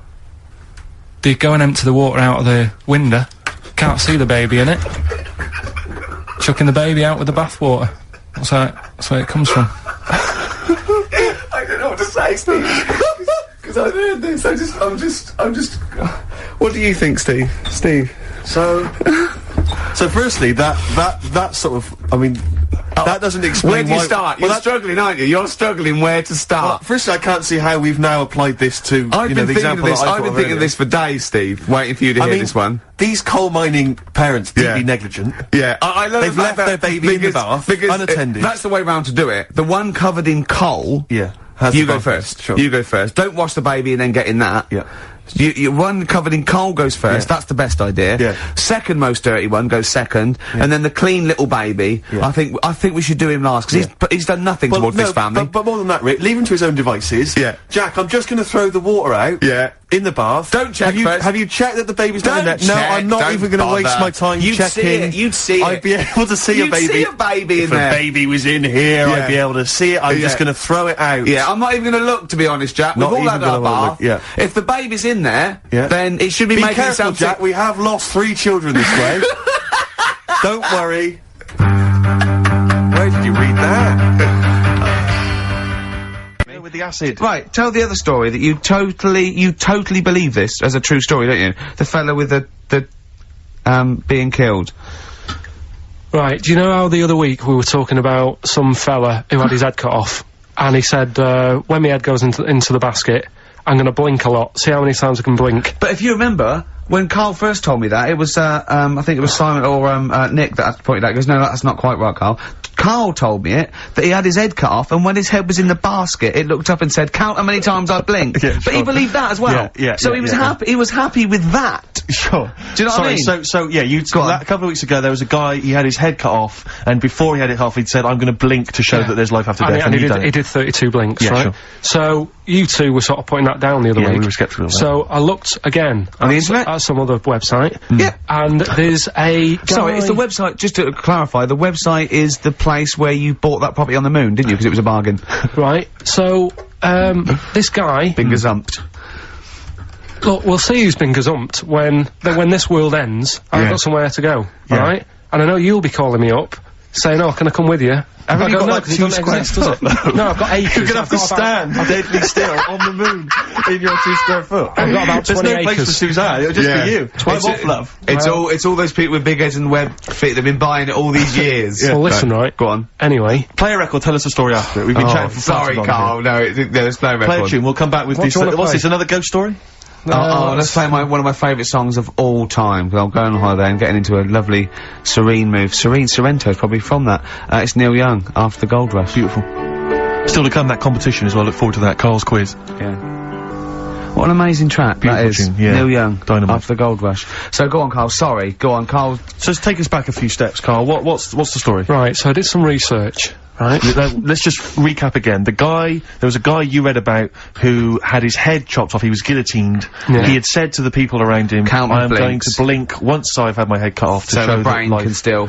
or the brain Yeah. can continue to work after, Yeah. after Yeah. death. Okay, so yeah, we queried that. So you weren't having any of it? Well, no, possibly for a few seconds till the oxygen stops being fed to the cells because the blood has drained away. But, you know, nothing spectacular. So Right, go on. well, along the similar sort of lines, right? This is quite a few years ago. This fella sort of upset the royal family doing something, right? So they said that this isn't good. It wasn't Ben Outton at that Jubilee thing, was it? I can't remember what it was, and they said, right, That was terrible. we're gonna cut your head off. You know, you gotta show people that you can't be doing what you've been doing. What was this, the 1970s? When you say a couple of years ago, you mean maybe sort of... Was it the olden days when the Ages. phones weren't very good? Ages ago. Yeah. Ages ago, sure. So yeah, fair enough. Yeah. So, Very philosophical. Yeah, imagine that when you wasn't here Cut your head off. This Yeah, was fair enough. literally ages ago. Yeah, exactly. Yeah, go Simon on. Sharma's History of Britain. Yeah, yeah. Oh, So- and even before that, which is yonks Yeah. before, when it was all mental and different. Sorry, Carl, go on. So he's having his head cut off, and he's resigned to it. it's the day before. He's kind of got it into his head now that I'm not going to have my head much longer. Sure. So he said, let's make use of this. Yeah. He said, I wonder how long, like, the body can stay alive without my head on it, right? So they were like, oh, I don't know. So, Hoover. so The jailers? whoever he was asking. These jailers with one eye. Yeah. Get that thing. So he said, No, wait a minute, I've got an interesting scientific experiment, jailer. Well, Yeah. fair enough. What is it? So, he said, what I want to do, right, he said, you know, surely it's my last right, you know, I'm gonna be dead tomorrow. Sure. So, let's He do a didn't test. draw it out this long, did he? Yeah, he said, let's test this out, you know, he said, do us a favour. He said, you know, it's my last day, what I want you to do is, you're gonna cut my head off, let's put a white line on the floor, Right. and see if, you know, because there's no point asking how far he can sort of walk without an head if there isn't a line, because you don't know what to count. Do you know what I mean? If he loses his head and is running around all over the place, you can't really count That's that. not impressive enough, yeah. So they said, let's make a white line. Sure. Who said And- this? He did or they did? I think they started to join in with him and saying, well, let's make this a... you know. You guess it, go on. So, They got Norris McWhirter down. The Guinness people. Oh, yeah. so they said, let's get this white line. Yeah. And, Dedication's all he needs. we'll do this tomorrow. And he said, alright then, I'll see you in the morning. So we go- I'll see you in the morning. Night, night, sleep tight. Bye-bye. I love the fact that Carl knows exactly what was said. Yeah. Oh, that's beautiful. Yeah. He doesn't know the story Yeah. or what order it is in Yeah. or when But it he was. knows exactly what or was who said. said what, but he knows the intricacies. Alright then, see you in the morning. Bye, little kissy, kissy, kissy. Oh, I'm not like that. Oh, you joker. Don't let the bed bugs bite. Yeah, anyway. So he gets up, Do you want a paper tomorrow? No, I'm alright. Go on. he gets up, and they say, right, you know, today's the day and that, and he said, well, you know, I've got used to the idea, so here's a white line for you. Got used to the idea. Go on. So they go, right, you ready then? And he said, I go on. And they cut his head off, and the body walked 32 steps without a head. Wow. 32 steps. Incredible. And that's the lesson, really. Did it get as far as it walked along the white line, did it? Yeah, it stayed along the white line, did 32 steps, and then started to stumble a bit, and it just fell over. yeah. But, It you know, will it was do. a test that your body can still keep alive for a little bit Yeah. when you've lost your head. Absolute twaddle. Absolute twaddle. What do you reckon you can do then without an head? How many steps? Nothing. There'd be muscular spasm, right? Yeah. It would twitch a bit. It would, yeah. You could not distinctly take 32 steps. The body well, don't... Yeah. Is the doctor still on the line? Yeah. The fellow that bought 6 parrots. Yeah. And, you know, you could Incredible. have 32 steps. Right, so A you don't beheaded believe man that. doing a bit of line dancing. Right, you don't believe that, but something that you do believe that a cockroach can live a week without an head. It can. Slightly different kettle of fish there. Why? Wow, insect to, human is what I'm thinking. Yeah, That difference. there's not that much difference in Well, of some course there insects. Do you know that a snake has a heart and lungs and kidneys and stuff? Go on. No, well, I'm just saying. So? You're making out as if, like, they're a totally different, like, being. Species. I am making that up. I mean, call me old-fashioned. Do you know what you're talking about, mate? I don't want you embarrassing yourself, Rick. Yeah, I am suggesting they're totally different beings. Yeah, that is. Yeah. Now, Karl, the cockroach is very. You've got another out of it. Have you got anything at all? I've got that feature Educating Ricky, which is a bit of a play on words as well. Right? Do you know the film, Steve? Educating Rita. Yeah. I see what you've done. I see what you've done. Go on. I'm doing that, and I teach Ricky stuff. What do you teach me, Karl? Well, I've got a few different topics. Go on. Do you know, like, how you taught me about Hitler and Che Guevara and Winston Churchill? I'm gonna come in with topics every week, and this week I've got, Ghosts? No, hanging bacon is one of the topics. Say that again? Hanging bacon. Hanging bacon? All the titles. Francis Bacon. No, all the titles are sort of named to sort of tease you and get you more interested in it. Hanging bacon? Well, you've certainly intrigued Go me. on, what's another title one? Hairy Chinese kid. I'm gonna go for that one. If there was a university degree with that title. Yeah, no, I'm gonna go for hairy Chinese kid, And I the think. final one, Yeah. Alien gives man a beard. Right. Alien gives man a beard. I am gonna burst. Right, listen, Karl, you've gotta tell me. Right, first, right, let's do it in No, reverse we're order. not gonna do it now anyway. What do you mean? We've got to do it now. I mean, this is the first interesting thing you've said in an hour. Okay, the listeners have just been subjected to rubbish and mistakes and everything for the last 6 months. Please, we've got to do Alien gives man a beard. What is that? Tell us that. Right. Sorry, this is just you telling me something, is it? This feature is you telling me something. Well, teaching you something. Educating Ricky. So are we playing it now? We're already into this feature. Well into this feature, are we? Yeah, I suppose we are, yeah. Should there not be a jingle or something? Yeah, can we have a Well, there's jingle? no point, because look, I come up with ideas and you dismiss them straight away, so I'm not wasting my time making stuff. Right. If you don't like well, okay, let's play Educating Ricky. Right. Brilliant. Go. Right. Right, so- Ding-a-ling-a-ling-a-ling-a-ling. Educating Ricky. Right, what we going for then? Hanging the bacon, hairy Chinese kid, Alien gives man a beard. I think Alien gives man a beard. I'd like to do that. Right, there's this fella, I think it happened in America, and he saw a bright light in the sky. And, God, if you're bored. and he stood there. This is a true story, is it? Yeah. He stood there, Yes, of course it isn't, Steve. and he saw this bright light, and it came closer and closer, and it was a UFO, right? Yep. And he looked at it, and it disappeared, right? And he gets back in his car, He looks in the mirror. and he looks in the mirror. Yep. He's only got a beard. He has. You sure it wasn't someone else who got in the car? And he was still standing out there? No, right? What? And it turned out, Yeah. he got home and said to his wife or his girlfriend, it's a bit weird. So I just got out of the car to look at a bright light, and I got back in the car and grew a beard, and she said, never mind your beard, where have you been for 3 days? And what had happened is, He passed out because he was pissed. no, the UFO had taken him for 3 days, Yeah. but he'd only thought that he'd only looked at it and it went away. Yeah. But what had happened is, he yeah. took him, and Yeah. he grew a beard because he hasn't had a shave. Right, okay. I mean, was Will Smith or Tommy Lee Jones anything to do with this at all? Did you see this on a video maybe and thought it was an educational film? No, it's from a book that some kind person sent in to me. Here. Can I just ask again, just again, I'm just throwing this right back at you. Do you think there's any other possible answer here? Right, a man is absent for 3 days from home. He's grown the a length beard. of time that it could take to grow a beard, lest we forget. What if he hadn't actually seen a bright light in the sky? What if he he'd was been lying? What if he drunk? was lying? He'd got knocked unconscious. He'd had a car crash. Just any lying. number of other No, things. just lying. Or he was just lying. Yeah, he'd been on a bender, getting pissed for 3 Yeah, days and that with was his his mates. excuse to his wife. And they went, Dennis, what are you gonna tell your wife? Well, wait a minute. Wait a minute. She's not going to believe I was out with you, lads. Just say you're only away for a minute. No, I wasn't away from it because of the beard. Oh yeah, look, it looks like you've been out for 3 days. Well, we have, that's Exactly. right, okay, we've got to cover that then. Alien abduction. Great one. Okay, let's try that. Do you see? That's a little scenario there that could have been played out. So, when you say educating Ricky, what have I learnt from this? Never listen to you again. That's all I've learnt so far. Never listen to you. Yeah, we'll add a little bit more in here, right? To Well, spice this no, up. what do you mean add a little bit more? We'll add a bit more to this, what I'm educating you about, Go on. right?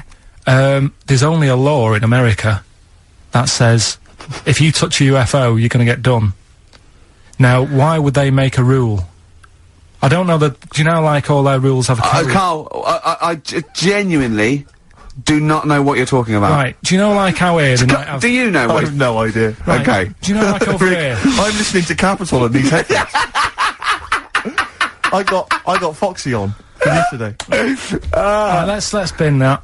No way, it's great. No, I want to hear about Airy Chinese Kid. Let's play a tune. Okay, play a tune. Come back, Airy Chinese Kid. Definitely. Some doors. Yeah, I just thought I'd go back, take it back to the 60s. This is a tune that a friend of mine sent If me. you touch a UFO, you get done. Soul Kitchen from The Doors.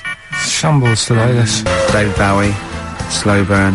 Yeah, quite a Eno trilogy Yeah, feel not bad about at it. all, yeah. Lodger Is it and a sort new of tune? low type. Yeah, but yeah. Enjoyable. Now, okay. That's stressful, isn't it? I think we've got things working now. We've had people coming in and out, just shaking their head going, shouldn't have bought that desk. But it's all sorted now, I think. And, You notice how it took, about 25 minutes for them to come down as well, though? Do you feel like we're maybe quite low in the pecking order in the building? Definitely. You know, it's like Capital First, Capital Gold. They can shoot off to other sort of pirate stations. Yeah. People's car radios, then they come back here. Oh, dear. Oh, I had a job at Richard Sounds. Yeah. Light fitting was, buzzing. Yeah. Now, but we've got, thanks for staying, listening. Right, okay, educating Ricky. What have we got? Airy Chinese Kid, go on.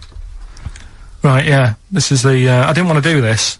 What do you mean you didn't want to do it? Well, I wanted to give you three, and I gave you one. It was like the alien man gets a beard or whatever. Yeah, And- which was total rubbish, so this one should be better, maybe. Hey, Chinese kid. Right, well, we've talked about airy people in the past.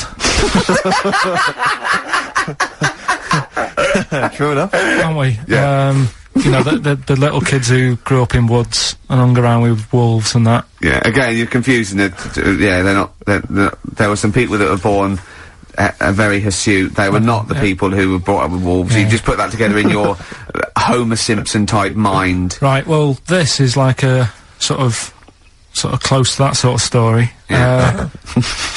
But the weird thing is, right, Chinese people aren't that hairy as a nation. No, seriously, that's a well-known fact. They don't have that much body hair and stuff. Okay. So this little kid who was born over there, he was like covered in stuff, Was he? and it was only his nose that wasn't hairy. The rest of his body was caked in hair, right?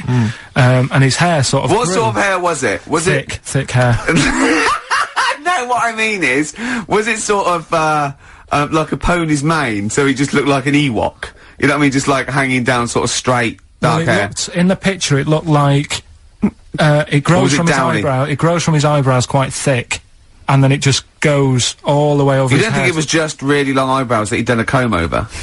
No, it was all over his body. It had a picture of like his back and that. Yeah. And Had he styled it? Had he styled it at all? Did he have it in a quiff or? no, it was just hanging everywhere. all over him. Yeah. And they were like, you know, this is a bit weird. Happening in China, where we're not normally that airy. That was the scientist speaking there. Yeah. And the local press and that were getting him down, calling him monkey boy and all this. Oh, And, thinking Chinese press. but the doctor, Yeah. Oh. They're cruel, aren't they? It's like those game shows. That's Japanese, isn't it? Yeah. That's all that. Yeah. and the doctor said, I was Carl talking through all that time while we were just like talking to each other then. Because I turned round and I still saw he was talking. Go So on. anyway, the local press came down to see the hairy boy, the monkey yeah, boy. and they were like being tight, taking the mickey out of him, and the doctor said, Throwing him nuts. he's only airy. Said, he's a healthy young kid. The only faults he's got is he's got a little bit of eczema and a boil. And he said everybody should just treat him the same, and I think he grew up a healthy kid. Yeah, so that's the, That's the end of the story. That's not a story. why? But I've got nothing. I don't know what to say to that. So someone in China was born slightly hairier than the rest, and he was normal apart from eczema and a boil. That to me isn't a story. But if it is, I've got a million. I mean, it's sort of like bloke from Manchester went a bit bolder than the rest, got a job on radio. He was normal. I mean, that's not a story, is it? Some great adverts there on XFM. I enjoyed them. 104.9. Absolutely.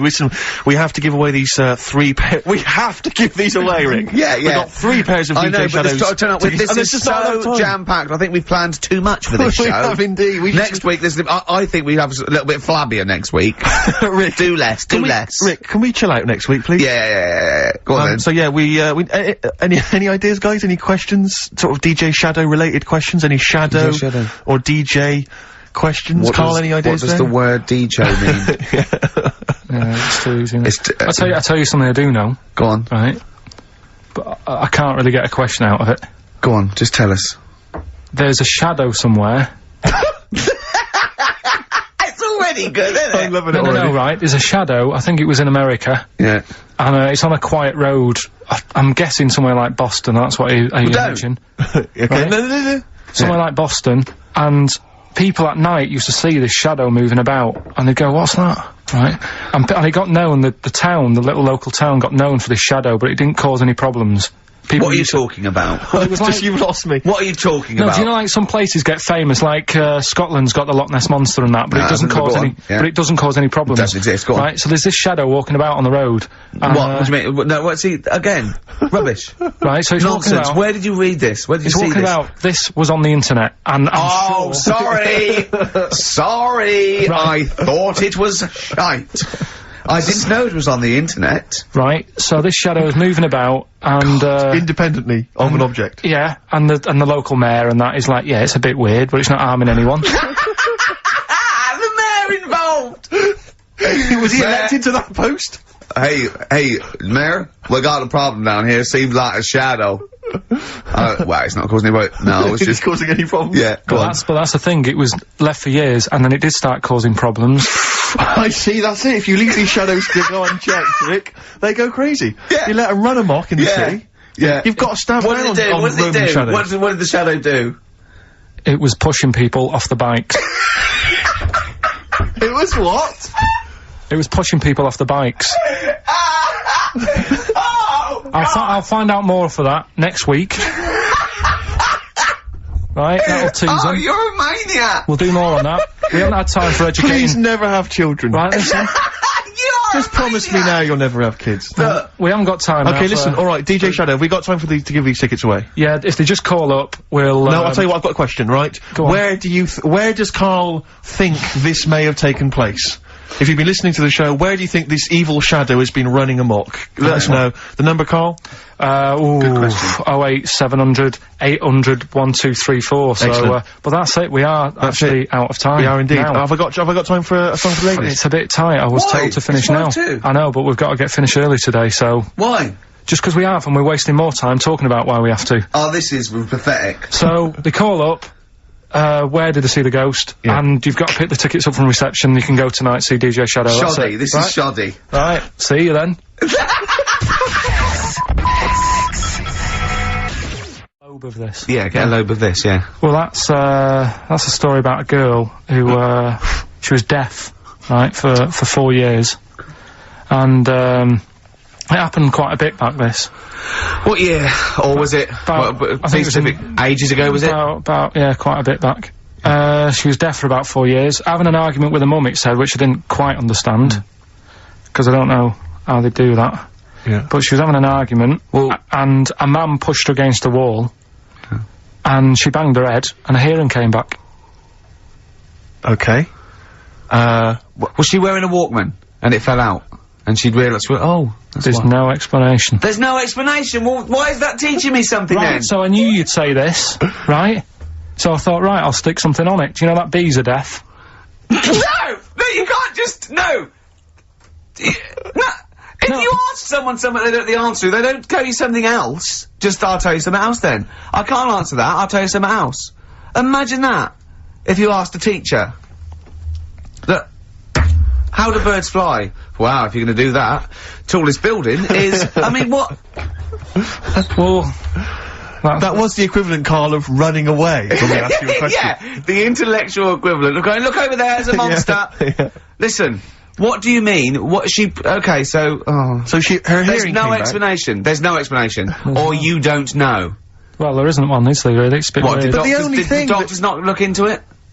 No, I think they just said, oh, that's good. So again, I don't.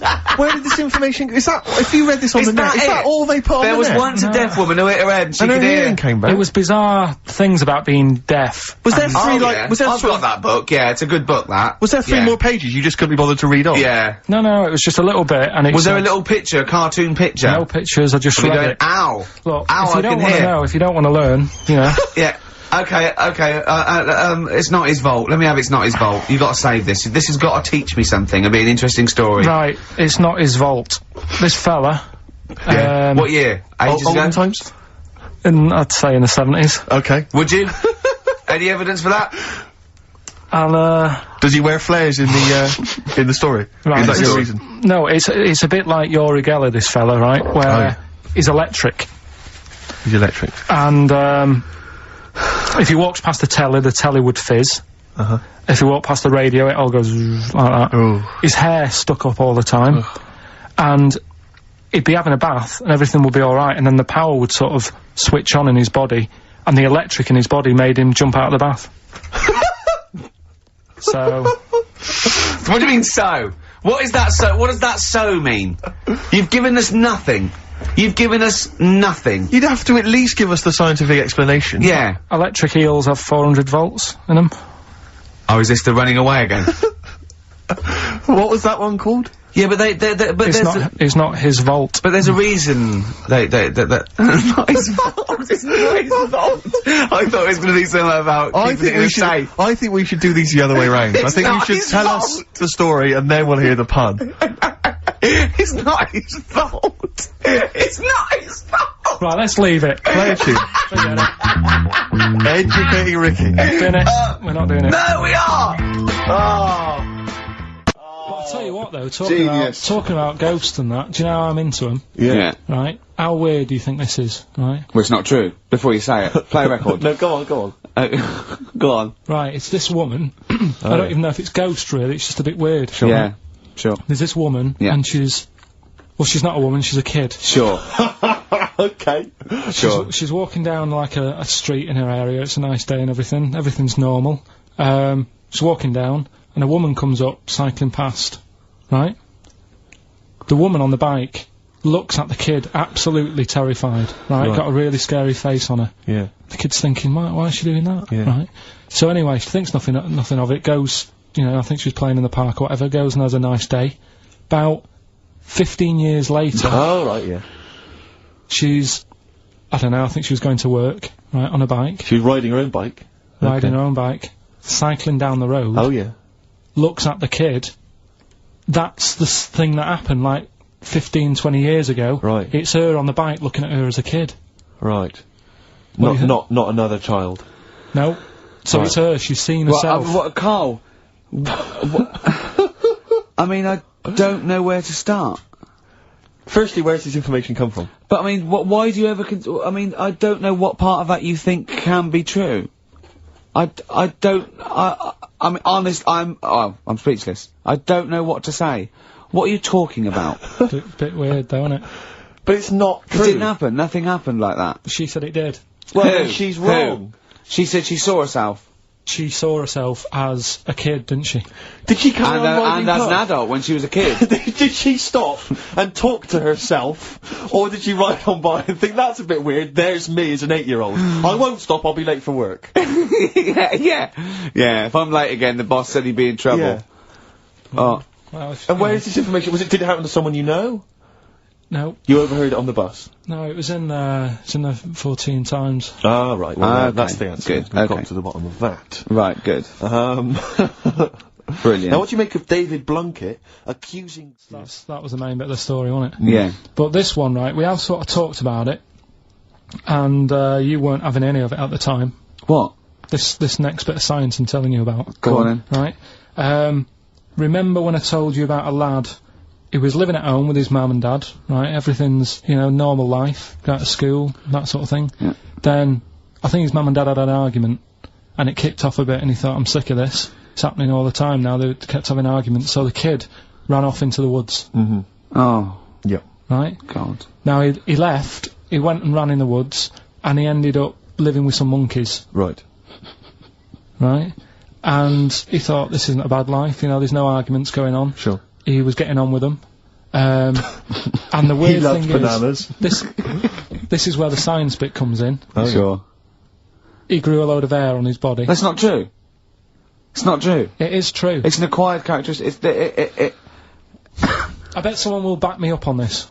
But no, you can't. You can't grow hair like that. You might get a little bit more down here. They might the erectile tissue might, you know, they won't fall out as much. That would, you know, but you don't actually grow a big mane if you're cold and you're a human. Well, he did. He did. This lad did. I know it sounds a bit strange in that, but he was living with the monkeys, and because it was cold, his body reacted to it. Listen. He was no hairier than he would have been if he was walking around naked on a cold day, with or without living with monkeys. The fact that he was living with monkeys makes no difference. No, I know, but I'm trying to get, you know, picture it in your head what it's like. Although Mickey Dolenz was always pretty hairy. Right? So, he was living with them, and, he went into town or something one day. Oh, yeah. To get some food, and the people there were like, hang on a minute, that isn't a monkey. Well, he went in naked. No, he was there covered in hair. Yeah, but naked, but covered in hair, so it was decent. It was. Yeah. But that was the weird thing. They thought it was a monkey in the shop. And then So presumably he had a big long beard as well, because he couldn't shave, could he? No, he's just covered. He looked like a monkey. And they were happy to serve the monkey, were they? There's a monkey buying a newspaper and some milk. How did he walk, Carl? Did he walk upright or whistling along? The picture that I saw on the internet, he was on all fours, but I don't know if that's when he was running away after they'd sort of, you know, realised he was a kid. But this was a picture. So he was a kid as well, he wasn't even like an adult with the beard? No, he was a kid. Brilliant. And the beard kicked in a little bit So earlier. listen, so the people caught him. You're an idiot. The people caught him, Yeah. shaved him, right? Got it all off, didn't grow back again. Right. You're an idiot. Well, like I say, people will have heard this story or read about it. You're an idiot. And they'll email in. They don't let me down. And they'll agree that you're an idiot. No, they'll have seen the story. You're an idiot. So that's a little bit of science. You're an idiot. The weird thing is, right, looking around in the week at weird stuff on the internet, there's this woman who's got a big head. Oh, yeah. And, she was fed up with it because when she was walking down the street, it was so big, she couldn't hold it up. Right. Right? She couldn't hold it up. Oh God. Okay, shut up. So, when she was walking, her eyes were hurting because she had to sort of look up all the time because her head was that heavy, her chin was sort of balanced on her chest. Right. And she'd have to peek up, yeah. So, she goes to the doctors, and this was after years and years, and, said, you know, I thought I could put up with it, but I can't. How big was her head? It's big, Rick. I don't know if it was, like, big, because there wasn't a picture. I don't know if it was just big or a lot of bone. So it was heavy. Very heavy. Right, like the Elephant Man, just outcrops. Right, so the doctor said, we can sort that out. But we'll have to take your head off. Right. Okay, listen keep to going. this. Okay, Listen, keep going. Because what you don't seem to understand is I have the same reaction to you when I see it. Yeah. What? Right? You're quizzical yourself. So I looked at it, they took her head off, chipped away a bit of the bone, made her head lighter, put it back on.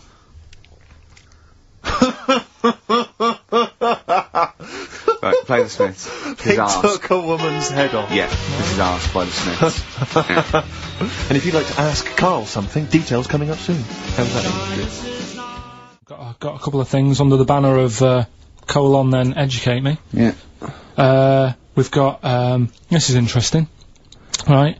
Do you know if you have an operation on your brain, right? What they do is I mean, this is why I'd never go to the doctors. I don't like doctors because this sort of stuff freaks me out, right? They can operate on your brain, and what they do is they put you to sleep first, cut your brain case open. Your skull, yeah. The brain case. Yeah, yeah. And then wake you up and operate on you. So you sat there with your head open. Yeah.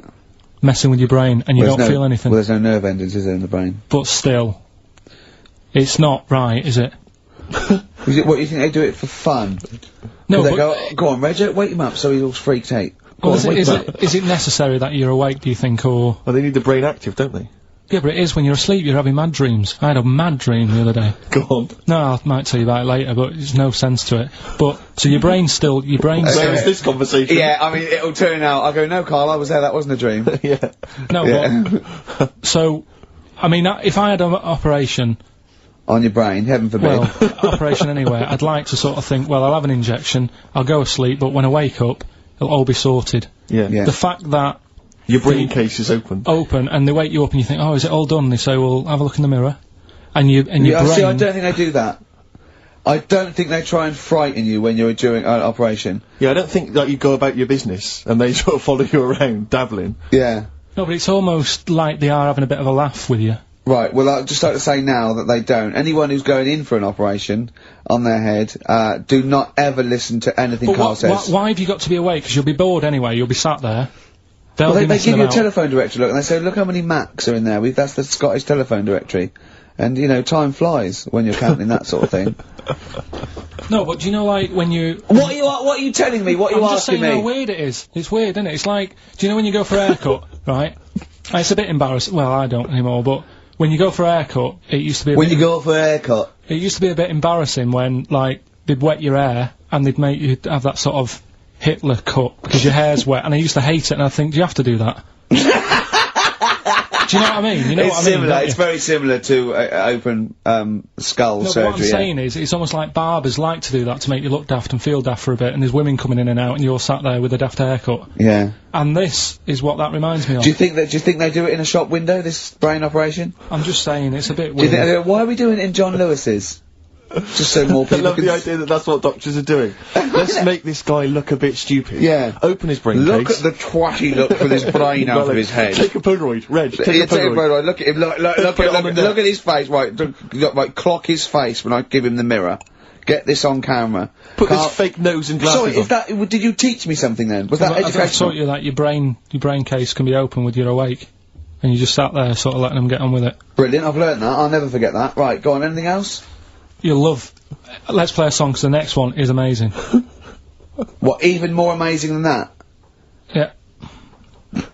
Play a song? Yeah, bit of Bowie? No email still, by the way. No, I don't think it's working. It's not working today, Lady so Stardust. we'll have to do a phone-in for Rockbusters. Off the Ziggy Stardust album. Alright. Old woman, about 70 years old. Yeah. She's normally fit and healthy and stuff, nothing wrong with her, she's having a good life. And one day, she goes for a check to the doctors, just to check herself out, because she's getting on a bit. Yeah. Says, take your clothes off and that. So she does, and checks her out, says, yeah, you're looking good, you're looking good. Turn round, he said, oh God. He said, you got a tumour on your buttock. Right? So she goes, oh, what, can you do anything to sort it out? So they go, yeah, we'll book you in for an operation, it's best if we remove this. Books are in for an operation. Operation day comes, strip her down and that, they're all stood round, the doctors, start to operate. It only turns out it's a pork chop that she sat on 5 years earlier, and it had stuck to her buttock. Right, Carl. I can forward you... serious. Right, okay, Carl, I'm telling you now, I'm leaving. I'm never doing this show again. No, I'm serious, honestly. You're talking, I've never had such you are, play a record. I couldn't believe it. What do you mean you can't believe it? Stop the record. Right, okay, right, what do you mean you couldn't believe it? No, when I read it, I said, I've got to tell Richard... This woman had a pork chop stuck to her arse for 5 years, you mental case. Of course she didn't.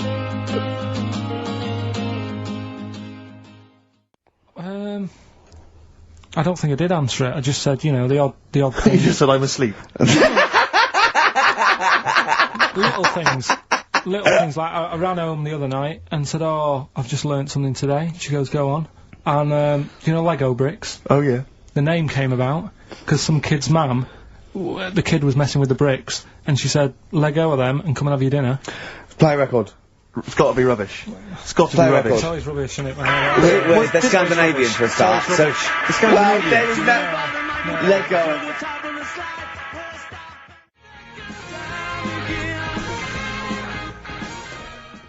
Interesting. Thanks for that. Whereas Lego was invented when a mother had sent someone to get some, though there's no name for them. She went, can you go and get some? There was a gap. He went, oh yeah, I'll go and get some because they weren't called anything, brought them back, started playing with her. And then she went, look, give me those. He went, no. She went, let go, you idiot. Yeah, the actual explanation, various people have emailed us in or phoned in now. The company was set up in 1934. It's a Danish company, obviously. Yeah. Lego comes from the Danish words leg got, which means play well, and it was later discovered that it was also a Latin phrase that meant I study or I put together. Yeah. Didn't they? I mean, whatever. Do you know what I mean? Why? What's the matter with you? What's the matter with you today? I'm just saying. What, you're fed up with people, taking issue with some of the stupid things you say? Lego was invented by a mother going, let go of that. What are we going to do with all the buildings? The earth might collapse. What do you expect people to say? Well, even our listeners know you're talking rubbish. And some of those aren't allowed to wear socks. I mean... Listen, right, last week... An idea, I can see it in your eyes. He's got a brilliant idea. Wait for it, go on. No. It's something, when I was looking on the web, found something out. Go on. It's a story about a woman who had a baby. What are you talking about? What? A woman who had a baby who was having a baby. It was no clearer when you repeated it. No! Carl! I don't know what to do. I don't know what to do for the common good, right? Pursue this line of inquiry, right? Because I don't know where it's going, or play a record. I'm actually torn. I don't know what to do. No, I remember seeing it and thinking, I've got to tell Ricky about that. It's brilliant. What should we do? Should we go with it? I mean, it's like, it's entering into the abyss. It's opening Pandora's box. It's peeking, it's going down to the cellar. I've got a couple of questions, though. Go on, then. Well, come down there with me. Okay, come down to the cellar with me. Okay, right. Carl, what, first of all, it was on the web. What do you mean? The baby was what? Had another, was it, she didn't give birth, the doctor didn't find one of those set of Chinese dolls up her? Russian dolls, whatever they're called. That's what I pictured it like, those dolls where you take the head off and there's another one in there that all look the same, but no, the story was, there's a woman who's... No, don't just say it again, that's a headline. That's not a story. There was a woman who had a baby, That's not a story. Imagine handing that in as a thesis to loads of the BMA. There you go, and read that. That's a children's rhyme. Yeah, there was a woman who had a baby What do you mean? So she had a baby, right? Yeah. And, that bit's fine. We're okay with that. That's normal. That's normal. A woman had a child. Yeah, totally normal. She gave birth. Fine. Yeah. Next. Well, I don't know that much more, apart from the fact that the baby's, like, roaming about, and then, 12 months later, she's like, oh... Interesting, so the gestation period of that baby was actually 3 months more than an adult. Excellent. It's weird, though, isn't it? So, was the headline, my baby's 12 months pregnant? What are you talking about? 12 months later, it had a... What are you talking about?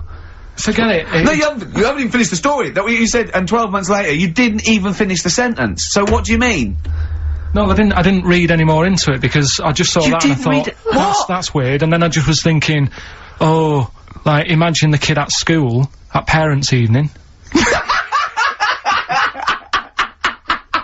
Go on. And it's like, well, your kid's pretty good, now let's have a look at your work, sort of thing. Don't you think that'd be weird? But what? Did the child have a baby? Yeah. Of course it didn't! Play a record! We shouldn't have gone down in the cellar. We should have just left the cellar door closed. I never learned. Monkeys, Pleasant Valley Sunday, brilliant. XFM 104.9, Karl Pilkington. This show is monkey heavy, isn't it? It is monkey heavy. Karl, if you were president, would you sort of make it compulsory to maybe have a little monkey? Everyone has a little monkey of their own? Little chimps out and old age pensioners? It's not a bad little, It's funny, you know, because there was, a story the other day, when I was looking for monkey news. Right? There's a story about a couple who couldn't have any kids, right? There's something wrong with them, but they really wanted a kid. And they got some, dodgy email address where they could buy a baby online, right? It was someone who would have a kid, and you could buy it for $3,000 or something, right? Yeah. So anyway, they got one, they got picked, and they're like, brilliant, there's the money.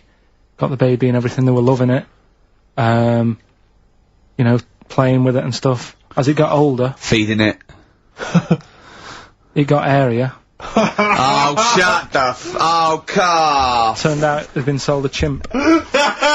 You maniac. You stupid mank twat. How Don't on earth? talk shit. That is as if... what? didn't notice. Oh, don't talk. Are you mental? You I love the fact stupid. that didn't make it into Monkey News. I know, yeah. They, Well, it's a bit sad though, we don't like to bring they the bought... feature down. Yeah. But And how anyway. long was this into... It got hairier. They're born hairy! No, it wasn't. They're not born like humans then develop hair, because they go, hold on, we better get the chimp stuff kicking in now, because we're in the jungle. School photograph, they were like, hang on a minute. He looks a bit weird. With all the Oh, other kids. you are just Mad, innit? the rubbish. Mad, innit? Mad, innit? Mad, innit? Imagine, oh, God. But Just anyway, imagine if he was in charge. We did put him in charge of the country. Go on. talking about this the other day. Yeah. Oh, what was it now? Listen, the fella, Play a no, listen. record. Do you want, let's just, Alright, no, come on, alright, he's got it now. Go on. This fella goes Yeah. to the doctors, Yeah. right? Oh, right, okay. Right, if this isn't any way apocryphal, stupid, illogical, impossible, right, you are never, ever speaking again on radio. So make sure this is at least possible. I'll tell you what, I'll even give you improbable, but possible. So if anything that breaks the laws of the universe, or logic, okay, that's all you have to avoid. On you go. Right, so this fella, right, he goes to the doctors because he's got earache. Right. Okay, if a chimp's living in his brain, that he Go gives- Go on. So he's got earache, he's sat in the waiting room and it's all, his ears all bunged up and it's hurting a lot and what have you. So the doctor comes out and he goes, right? And because his ear's all bunged up, he doesn't hear it that well, right? So he thinks it must have been me, right? So he wanders in. Keep going, keep going, keep going. Anyway, I'm gonna hate this. I can just feel it in my bones. Steve, I'm gonna let you take over. Okay, Let's go go, on. let's hear it. Come so Okay. the doctor says, sit yourself down there, right? So he sits himself down, he goes, right, take your pants off, right? So he's thinking, that's a bit odd. Anyway, he He heard that though. he apparently he took his tackle off. The doctor, like, did some operation. What, there in the waiting room? No, in his office. In his office, yeah. What? Wait, so he removed what? His genitals? Yeah, in his office. Why, Carl? because he hadn't called him in. Oh, he'd calling the bloke who wanted his testicles taken off, and he didn't do it. What? So the doctor went out and said, Mr. Jones, who's here to whip off your cock and balls, just here and now, right? Bloke comes in, didn't it? It must have been me. So the bloke who wanted his balls taken off didn't say, oh, I think he said me. So he didn't interrupt then. So the bloke goes in, he starts taking his testicles off, and he doesn't say, I'm here for me ears. Down. New Year's Eve taught him something, right, about dead people. No, you know, it things that taught me. I was saying you're talking shite. He says they found out your soul weighs an ounce. Your soul. Yeah. Your soul weighs an ounce. Right, who found this out? I read it. Your arsehole weighs an ounce. Yeah. There's no such thing. A soul weighs an ounce. You're talking drivel. Alright. Have you got any right. monkey news? So what do? They weighed someone who was alive, and they will wait for you to die, then weigh you again. There was Isn't someone that you've who- lost an ounce. You know, so it must be your soul shooting off to heaven. It was someone who was really ill, and they said, we can't do anything for you here, but we've got a bit of an idea that we want to do. We've been wanting to do this. Stuck him on some scales. He said, right, you weigh 9 pounds and an ounce or whatever, because he was wasting away. He died. 9 pounds. Right? Fine, well that's proof if proof be needed. Talking shite. Monkey news. We might as well leave it. No, come on, No, come on, tell monkey news. No, it's nothing, that great, really. Is it worth playing the jingle? Quickly? Go on then. Oh, chimpanzee that monkey news. Right, it's about a monkey. 2004, four. It's about this woman monkey who was born in 1834. Right? Half monkey, half woman. No, not true. It happened, apparently it was Impossible. it was in the Daily Mail. Right? Okay. The Victorian ape woman was her name. Yeah, I christen this thing Victorian ape woman. Well, we thought Sandra. No, I'm calling it Victorian ape woman. She was about 4 foot. No, didn't happen. She had lovely thick black hair on her head, and on the back of her legs, and on her arms. Yeah. Alright. Save stockings. Let's have a look. And she didn't need a bustle because of a huge ape-like arse sticking out the back of her dress. She was good at reading and sewing.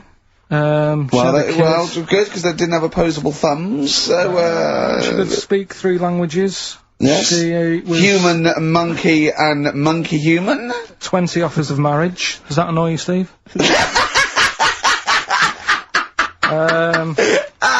Absolute twaddle. Alright, well, That more rubbish than your soul weighing an ounce. Let's leave A it there. Victorian monkey Let's leave it there, woman. then. See you next week with some more twaddle. I was worried we wouldn't have the old magic in 2004, but we're still talking shit. Merry New Year. Bollocks. Oh, chimpanzee that! Right, you'll like this one. What I've found is, found out like a lot of monkeys' names, like that's how I found out about Oliver. Yeah. What do you mean you found out a lot of monkeys' names? Well, there's a lot of monkeys out there, and you think they're just called Monkey and what have you, but they're all given names, right? So this one that I found about, bit of a weird name anyway, it's actually called Crap, its name, right? And... So, they're not born with those names. It's not like their parents give them those names, you know, they're just chimps. Yeah. But this one, right? And, It's called Crap. yeah, I know. Right, but do you know what it's famous for? What crap? Yeah. No. Go on. Is it involved with this show? It, the first monkey to have its name tattooed on its head. Yeah, again, I will say not by choice. There is no way that a chimp would go down to Camden Lock and go, are you a registered tattooist? I am, yes. Yeah, it's the cleanest, yeah. Go, okay, Can I have a look through your book? Can I have a look through your book? I'm looking for something quite gothic, but, I'd like, you know, what's your name? Crap. Oh, I'm not sure I can do that because you're not drunk, are you? I haven't had a drink. I haven't had a drink. I've had some umbongo, and that's all.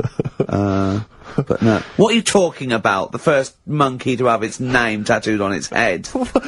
What are you talking about, There's got Karl? to be more information. Don't tell me you're leaving it there. There's got to be more information. That was it, and then I read it thinking, well, that's weird, because that means there's loads of monkeys with tattoos on their head. If that's the first one. No, it could be still the only one. First and only. Yeah, but would they report that? What do you mean, would they report it? This isn't the Washington Post you're reading. This is mentalists who do websites about themselves every day. What? There's got to be a third Why is act that to that news? story. Why is that news? How did you come across that? Well, you First nut monkey with tattoo head, I mean, what are you talking about? But why did it have its name tattooed on its head? No, it didn't say that. I mean, yeah, I know, it's mad. But it didn't say why. Was that enough for you, though? Did you feel satisfied having read that?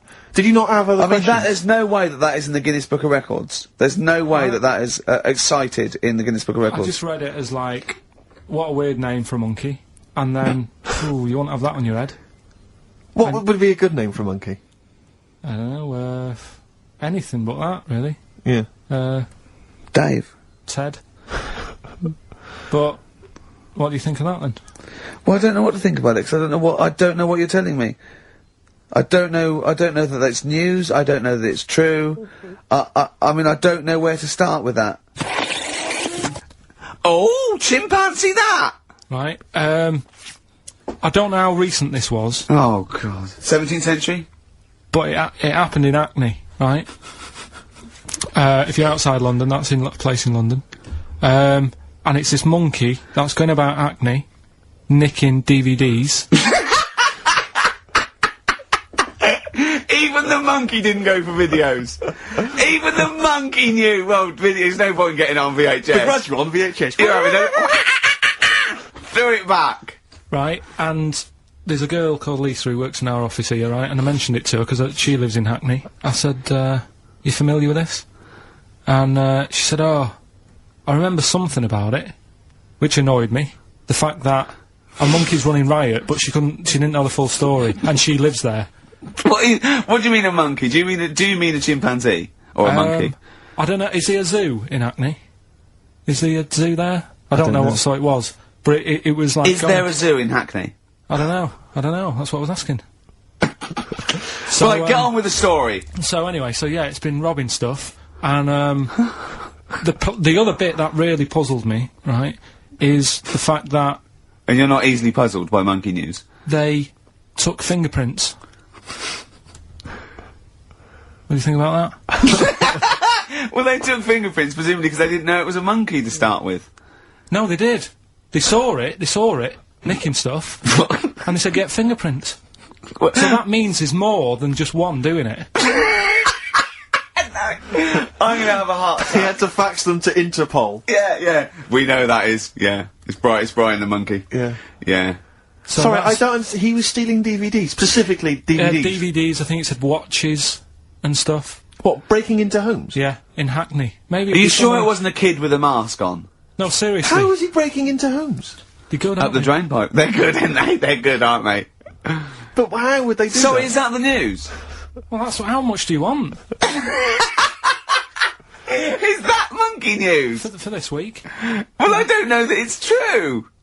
Again, I've got nothing to... There was other stuff. There was another story that I found about a monkey, but I would like to know from someone if in Hackney if do you know what I mean? And I missed that one on Crime Watch, which would have been good, right? But there was another story about one that kept getting on buses, not paying its fare, and just sat in a corner reading the paper.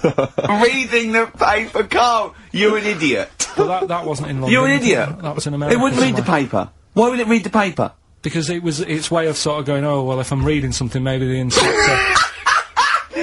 The inspector will notice my hairy hands. Oh, Carl, you're such a fool!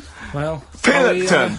Karl We've just had a Pilkington. news flash that an infinite number of monkeys in Hackney are nicking an infinite number of typewriters. Yeah. We don't No. know what for. At this stage, we've got no more information. And they've taken back an infinite amount of graduate on video. Said this is rubbish.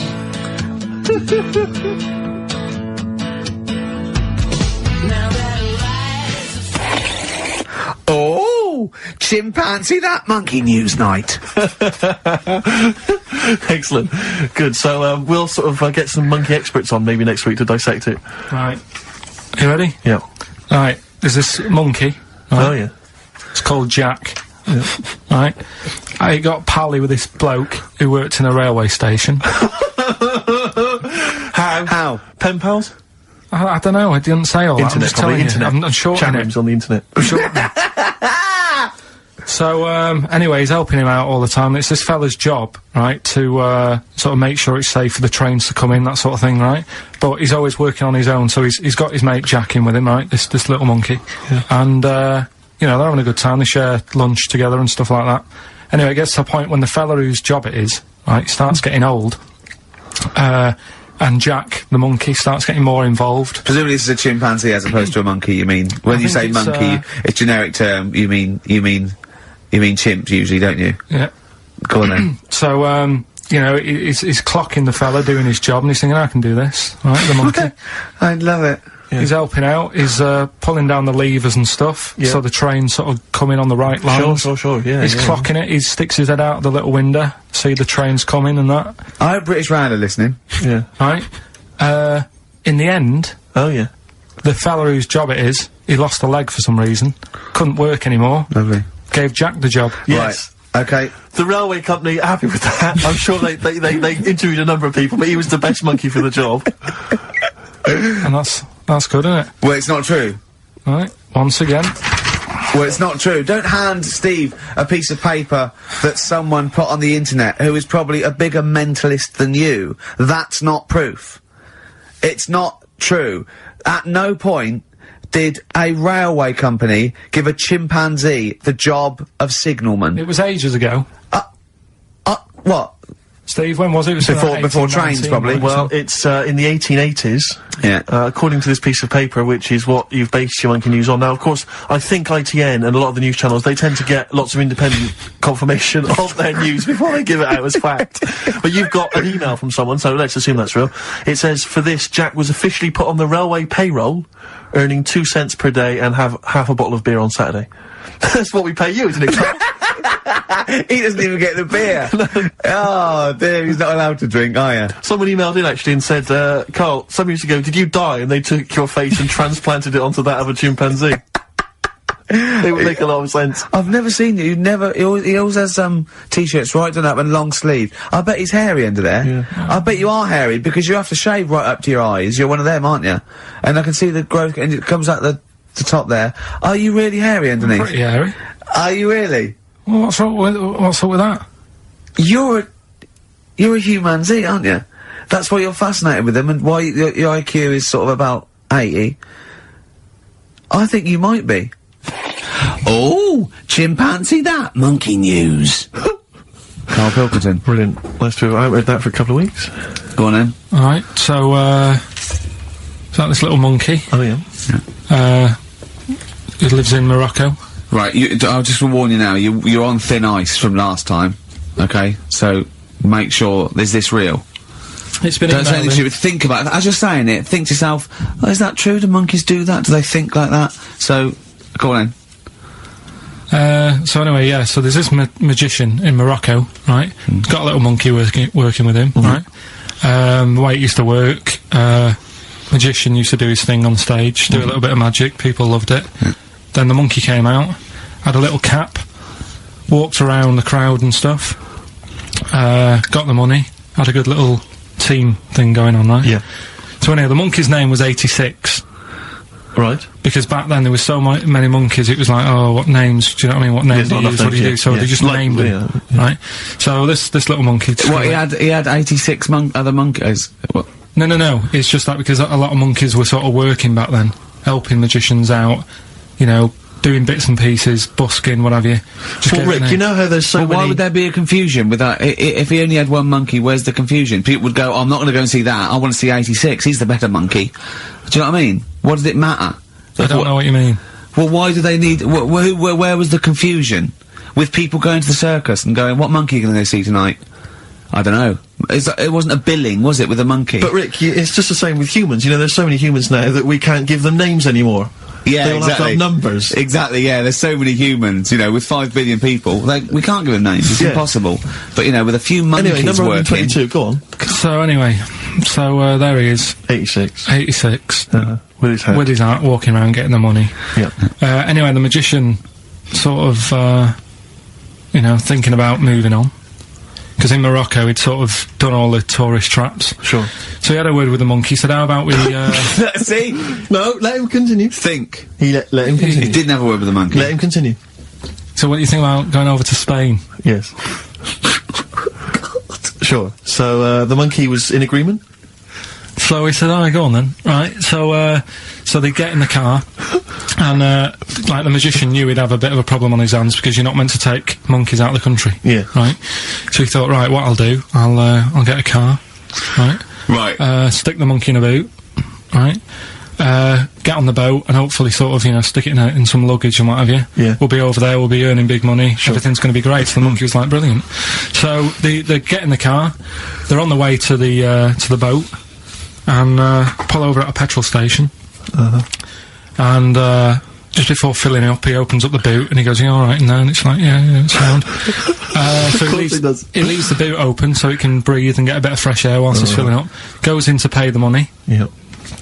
Pays the money. Goes, "I'm just paying for the." Right, this monkey is not going to drive away in that car, or we're never doing this feature again. Carl, what happens? What's number 86 up to? So 86. So that's the ending, isn't it? That's the story. Come on, let Carl finish the story. It better not be. Brilliant. You're gonna love it. Right, so he's in the petrol station, and he's going, right, I'll pay for pump 4. And the fella says, what are you talking about, pump 4? Isn't that a monkey? No. Sometimes I use numbers for monkeys, sometimes I use... No, I mean pump 4. Sure. So he says, what are you talking about? There's no car at pump 4. Right. Keep going. Sticks his head out of the door. Yeah. The monkey's giving it some. Went over to Spain on its own. Steve, I don't know what to do. Well, hang on, let's just get a couple of the facts right here. Right, what do you mean, couple of the facts, right? There are no facts. So, number 86. Number 86 he drove to Spain. You are, honestly, Carl, you must know. It was an automatic. Right. Carl, you must know that is shit. There is no way a monkey... That's the thing with this feature, though. He gets stopped at customs. It's mental. How would he get through customs, Carl? Has he got a passport? No, he was sneaking about because he didn't have a passport. So he parked and then snuck through. Do you want the facts? Let me see it. Well, I'll examine this, Rick, and we'll play a record. Play a record, I'll because I look at the can't, facts that's nearly as bad as the armed robbery. Right, go on. Play a record.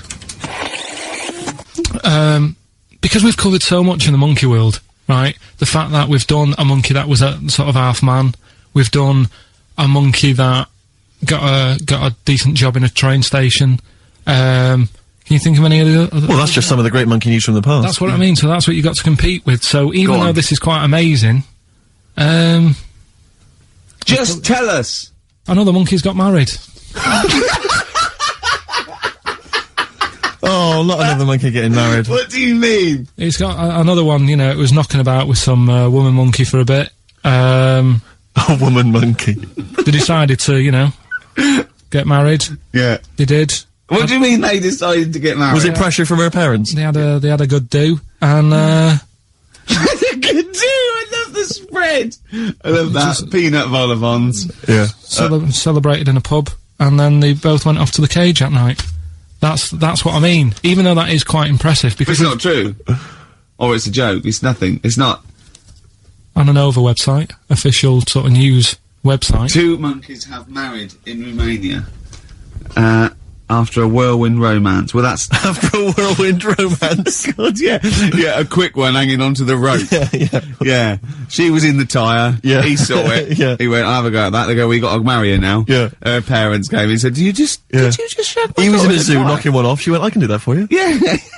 Yeah. Guests say the monkey bridegroom was scared by the number of people attending the wedding and refused to get out of his cage. So his bride was, Not bloody Hello Magazine again. No, it was no. I think it was like last minute nerves. Right, like right, you know, legit, I'm yeah, single second now. thoughts. It's like you know, it's the big step. Yeah. But his bride enjoyed every minute of it. She was loving it. Yeah, she sure, looked lovely, by sure. the way. She looked lovely. Yeah.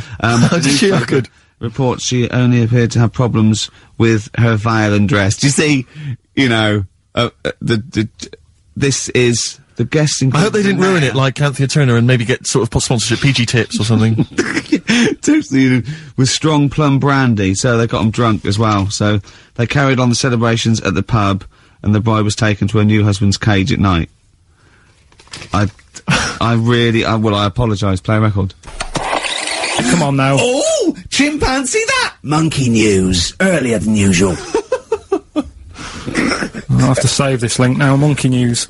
We've done a lot of stuff, right, on monkeys, and most of it has been Is bollocks. no, has been like happy stories. Oh, is this it's not. Is this gonna be like our tune? Our monkey tune. Simon Bates, and welcome to our monkey tune. No, Go on. but do you know what I mean? We've done stuff about a monkey that robbed a bank. Yeah. Why is that happy? He had a great life after that. Right. What, and Marbella? Yeah. Right, we did, the one who saved someone's handbag in a railway station. We've had a lovely marriage, couple of marriages. Couple of marriages. Couple of monkey marriages. Yeah, yeah. There was the one who got a job in a railway station. Yeah, the hairdresser. The one who set up a business in Spain. I don't even remember that one. that one either. But, I'm willing to believe that happened. Go on then, Carl. But anyway, yeah, so today's isn't that happy, really. It's about, some monkey, I think it was a chimp. Who's an ape? Go on. It tried to...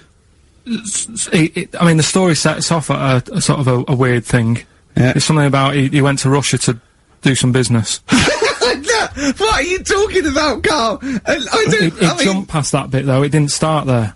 What? Do you know what I mean? It didn't tell you what he was doing. It just said, there's this monkey, went to Russia. To do some business. Do some stuff. I don't know. Bit of monkey business. And, anyway, didn't work out. So, they were furious. We wanted a surgeon, you send us a monkey. Anyway, ended up being homeless. Oh. No, So it was taking a turn for the worst. What, couldn't even get into like a tree hostel or anything like that? That's the problem. And, God. ended up homeless. Got in with some tramps. I don't know where to start. Come on. Yeah, so he's knocking about with some tramps and stuff. You know, sharing drink and what have you around a little fire.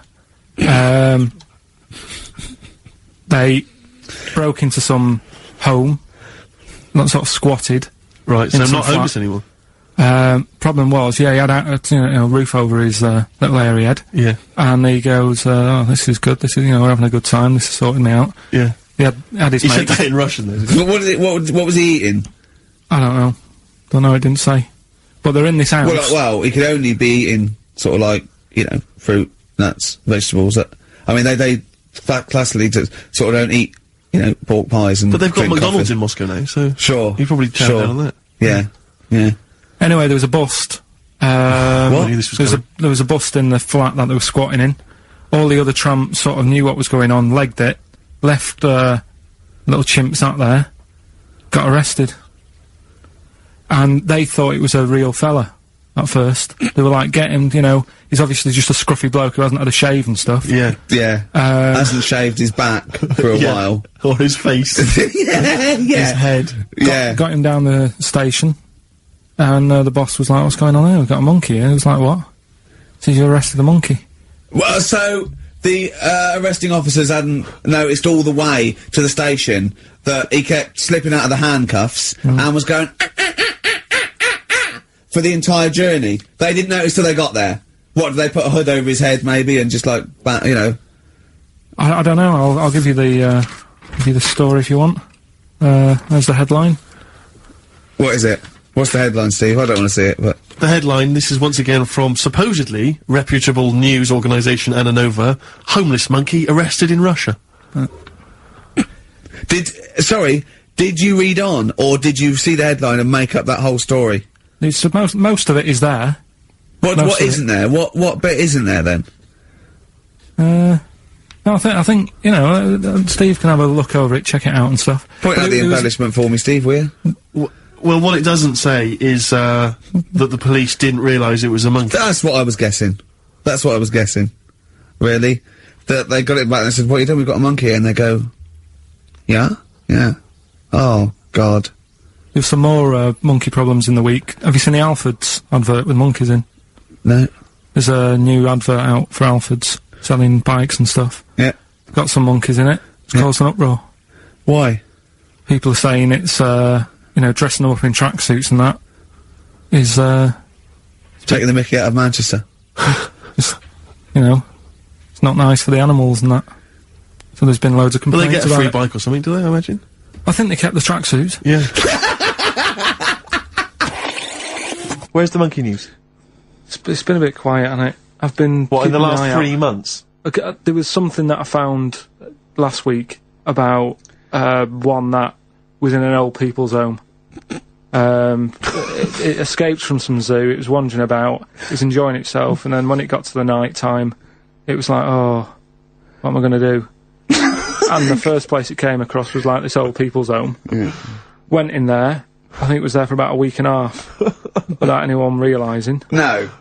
No, it did. No, so the helpers and the nurses and the social workers and the matrons and all that, they thought, well, Mr. Sanders looks a bit hairy.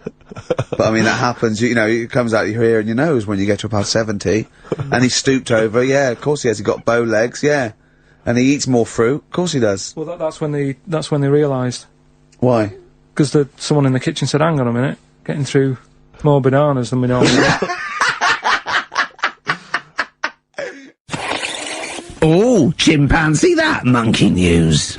Right then, so, there's this monkey, right, in Canada. It's in a zoo in, Toronto, I think it is. His name's Pascal, right, and, what happened was, all the people in the zoo, sort of said, what can we do, sort of spice the day up a bit, right? Yeah. So they left, Embellishing. No way this is a news Let him story. do the news, let him do the news. Okay. so they Any left, dates? Just let him read the news, alright? I You wouldn't d- interrupt Moira it Stewart. was about 2 weeks ago. No, because she always says today, so you know it's news. She doesn't say, right, there was a monkey, right? Alright, Well, in Canada, Go on, right? mate, just finish the Okay. okay. Be all night. Couple of weeks ago, in this zoo in Canada, Right, they got a camcorder, right. and they said, let's leave it for the monkey to have a play with, right? So, anyway, they passed it around. Won a BAFTA. And a couple of chimps and that were rubbish at it. They were, like, filming the floor and all that, and the fingers were always in shot and stuff like that, right? But anyway, there was this one chimp called Pascal, right? Who, Annoys me that he calls them monkeys, though. They're not monkeys, they're apes. He was a dab hand at it, right? He was, like, filming stuff, really good shots, you know, sort of nice mood and that. He used the lighting properly and all the rest of it. No, he didn't! This is the news. What are you talking about? This is the news. So Steve, anyway, it's so annoying. You know it annoys me so much. Things like that. He was a dab hand. He was doing really good shots. It really annoys me. Let's hear the news. Anyway, right, so he started, at night, like, when the zookeepers went home, he started filming, like, other monkeys on the go, like, whilst they were at it, right? And he was filming them and what have you. The Ron Jeremy of the zoo. You know it's gonna end up on the web. So anyway, the zookeepers came in the next day, and it's like, let's see what shots he's got. Anyway, he's got all this, like, you know, all these monkeys at it and what have you. So, oh, yeah, this is, honestly, you don't know what this is doing to me, Steve. Can I stop him now? So they thought, like, actually there's a few monkeys who aren't at it enough. Do you know what I mean? They have problems and what have you, so let's give them the videos. That is so untrue! This is so untrue! It's so untrue that it was filmed by a monkey! So it's so untrue! Right? Rick, I don't know who to believe. Oh God! You're talking so much shit again! You must know that's not true. There's no way. There's a load of tapes out. Look at me! Look at me! Don't keep talking! Look at me! Yeah. You must know that's not true. Can we just hear the end of this news? You had a go at me last week because I didn't have the full story. I've got the full story, you're still not happy. There is no way that, by chance, what should we do? Let's give him a camcorder. That could happen. Right. He then films him at it. That might happen. It might happen, but I don't think he'd keep the camera still. Two, they go, hold on, no, this is good stuff. This is good shit. This porn's good shit. Anyway, look at that. He's got us a lovely shot. Yeah. So this is ridiculous. Let me just recap, because I lost my way there. So the monkey has filmed the monkey porn, and now they're showing it to the other monkeys. Is he directing? Can you hear him saying stuff? Can you hear him go... It's just like, you know, Chimp Pimp 1, 2 and 3 and all the rest of it, right? But anyway, so they've got all these other tapes, because what happened was, they said he's quite good at this. Oh, and the animals are, happy having him around because he's not a human, he's just one of the gang, do you know what I mean? So they started putting him in with other things like, you know, ostriches. Right. And talking shit. There was, and do you know they have a problem with pandas in Japan? Yeah. So they've sent him out there, filming a bit of, where are you going? Honestly, you really annoy me. There's no way this is happening. Can we just hear the end? Why can't he just find a real story about a monkey? Let's hear the end. The end is really that he's going to China, he's filming the pandas and whatever. No, he's not! They wouldn't send a monkey director! They would not send a monkey director! So, Monkey News, if you've only just started listening to the show. Oh, you poor fool. Monkey News is where Karl reports for us all the latest monkey activity. A headline or a word or someone he overheard in a pub and then totally embellishes it and makes it ridiculous and impossible. He believes it though. He believes every word he's saying. Let me say that before when you hear this, whatever it is, I haven't heard it, twaddle, remember, Karl totally believes it. Go on. Right, so anyway, right, I think it's in LA this happened. Right. I think. Why does he think? So these people are in a restaurant having a lovely meal. Is one of them short and hairy, but it goes totally covers from top to bottom in a spacesuit, so he didn't know it was a monkey? It's not one of the customers, one of the waiters? So they're having a lovely dinner, probably one of the best sort of dinners they've had, right? Yeah. So the waiter comes over, and it's like, you know, can we just say that I had a lovely meal and that? Right, it's the chef. Of course it is. Can we see the chef? Yeah. So can we just, you know, see the guy who cooked it? Of course. Yeah. Short fella, hairy? So the waiter said, to be honest, the waiter said, look, he's busy, you know, he's got meals to cook and whatever, he hasn't really got time. He said, only take a minute. He said, no, I prefer, you know. So this is a restaurant in LA that serves brilliant food? I'll pass your message on and what have you, right? So, so he sends for, Monkey Pierre White. So it's a bit odd, anyway. So they go out, right? They go out to the car and they notice the kitchen door's open. Yeah, right? yeah, of course they do, because they're going to discover something that I don't know. So they're going to hold on, this, just out of interest, this, where did this, chef train before we see him or reveal, you know, what he might look like or like to eat? So anyway, so they pop their head in and think, we'll just nip in and go, you know, love fruit salad or whatever. So they stick their head in. We better see the human chef. You never guess what? Go on. Monkey stood on a chair, right, cooking veg. Right, so anyway, so they're like, what's going on here? What do you mean? What do you mean he's cooking veg? What is he doing with it? Well, he's stood on a chair by the cooker and he's chopping stuff. Oh, he's chopping as well now. He's all like that. Isn't it? Yeah. It's got a little, you know, he's got the bosses in there. They're like a bit shocked. So he's a bit panicking because he's got this monkey working for him. So they say to him, "What's going on here? We didn't know this is what's going on. You know, why have you got a monkey cooking stuff?" So he said, "Well, incidentally, a monkey, I should point out, who probably doesn't need instructions from its girlfriend." Oh, forget it. What else you got? Monkey news. Yeah. Well, let's do monkey news. You want to do it now? Yeah. Oh, we might as well have some monkey news. Let's have some monkey news. Do some monkey news. You made enough noise there, Rick? You wanna? Sorry, but sometimes I like to move around, lounge and that, and at the mic. Sure. You know what I mean? Yeah. Yeah. Well, let's have the jingle. We've not heard it for a while. Oh, chimpanzee that monkey news, Right. I haven't read this through properly, so I thought, I'm just assumed that. Right. What do you mean you haven't read it through properly? Basically, right, it's about problems with chat rooms and that, right? A lot of people, it's like the new way of meeting people and that, in it now, chat rooms. You get on there, you can have a chat. If you say someone was having a meeting with someone, they wanted to meet. Right, okay. Please don't preempt it. Right, there is not an animal in the world that can operate and understand. Do you want to know the story? You said that did they get married? It was 3 months later. She realised, oh, there's a lot of bananas gone from my fridge. I want a divorce. This is what annoys Bobo. me. You say that monkeys can do Shakespeare if they're given the time. No, that's not it. Let's not get into the whole Shakespeare and monkeys. It's a philosophical conundrum. Please, let's not get into that debate again. It's about Right, so this one. Then. So this chat room, right? And the thing is, with chat rooms, you have like a big boss who's looking over it and making sure nothing dodgy is going on. Right. Right, so certain keywords come up and Who's that, Dr. Zayas? Right. So anyway, they were looking over it, trying to look for dodgy stuff, but they kept coming over like really strange things. Like instead of saying, "Do you want to meet in a restaurant or bar?" Right, it'd be like, "Do you want to meet in a tree?" What tree do you want to meet? Right. Okay. Are you shooting off? That's the end. Yeah. I'll see you later. Seriously, that's gone. I'm just gonna listen to the end of it anyway. You're an idiot. You're an idiot if you believe that shit. Honestly. No, I'm just telling you what's online. Let's hear the rest of it. How you're ill. Okay, well, I don't know the PC term for this, so I really apologise. You're nearly retarded in some aspects. Instead of sort of saying, wear something sexy, they'd say, make sure you bring plenty of bananas. Right, you're talking absolute... Okay. Are you making up the monkey news now, because you can't find it anymore? And instead of saying, should we get married, they're saying, how swollen and red is your arse? You stupid fool. No, that was me.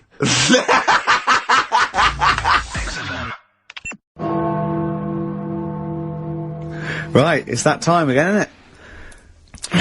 Monkey news. Yeah, monkey news. Sure, monkey news. Right, if you're a new listener, this is where we do a bit of monkey news. Oh, imagine him giving these charts on a news programme. Like News Night Review or News at 10. Over to Karl Pilkington. Yeah, alright. Monkey's gone mad again.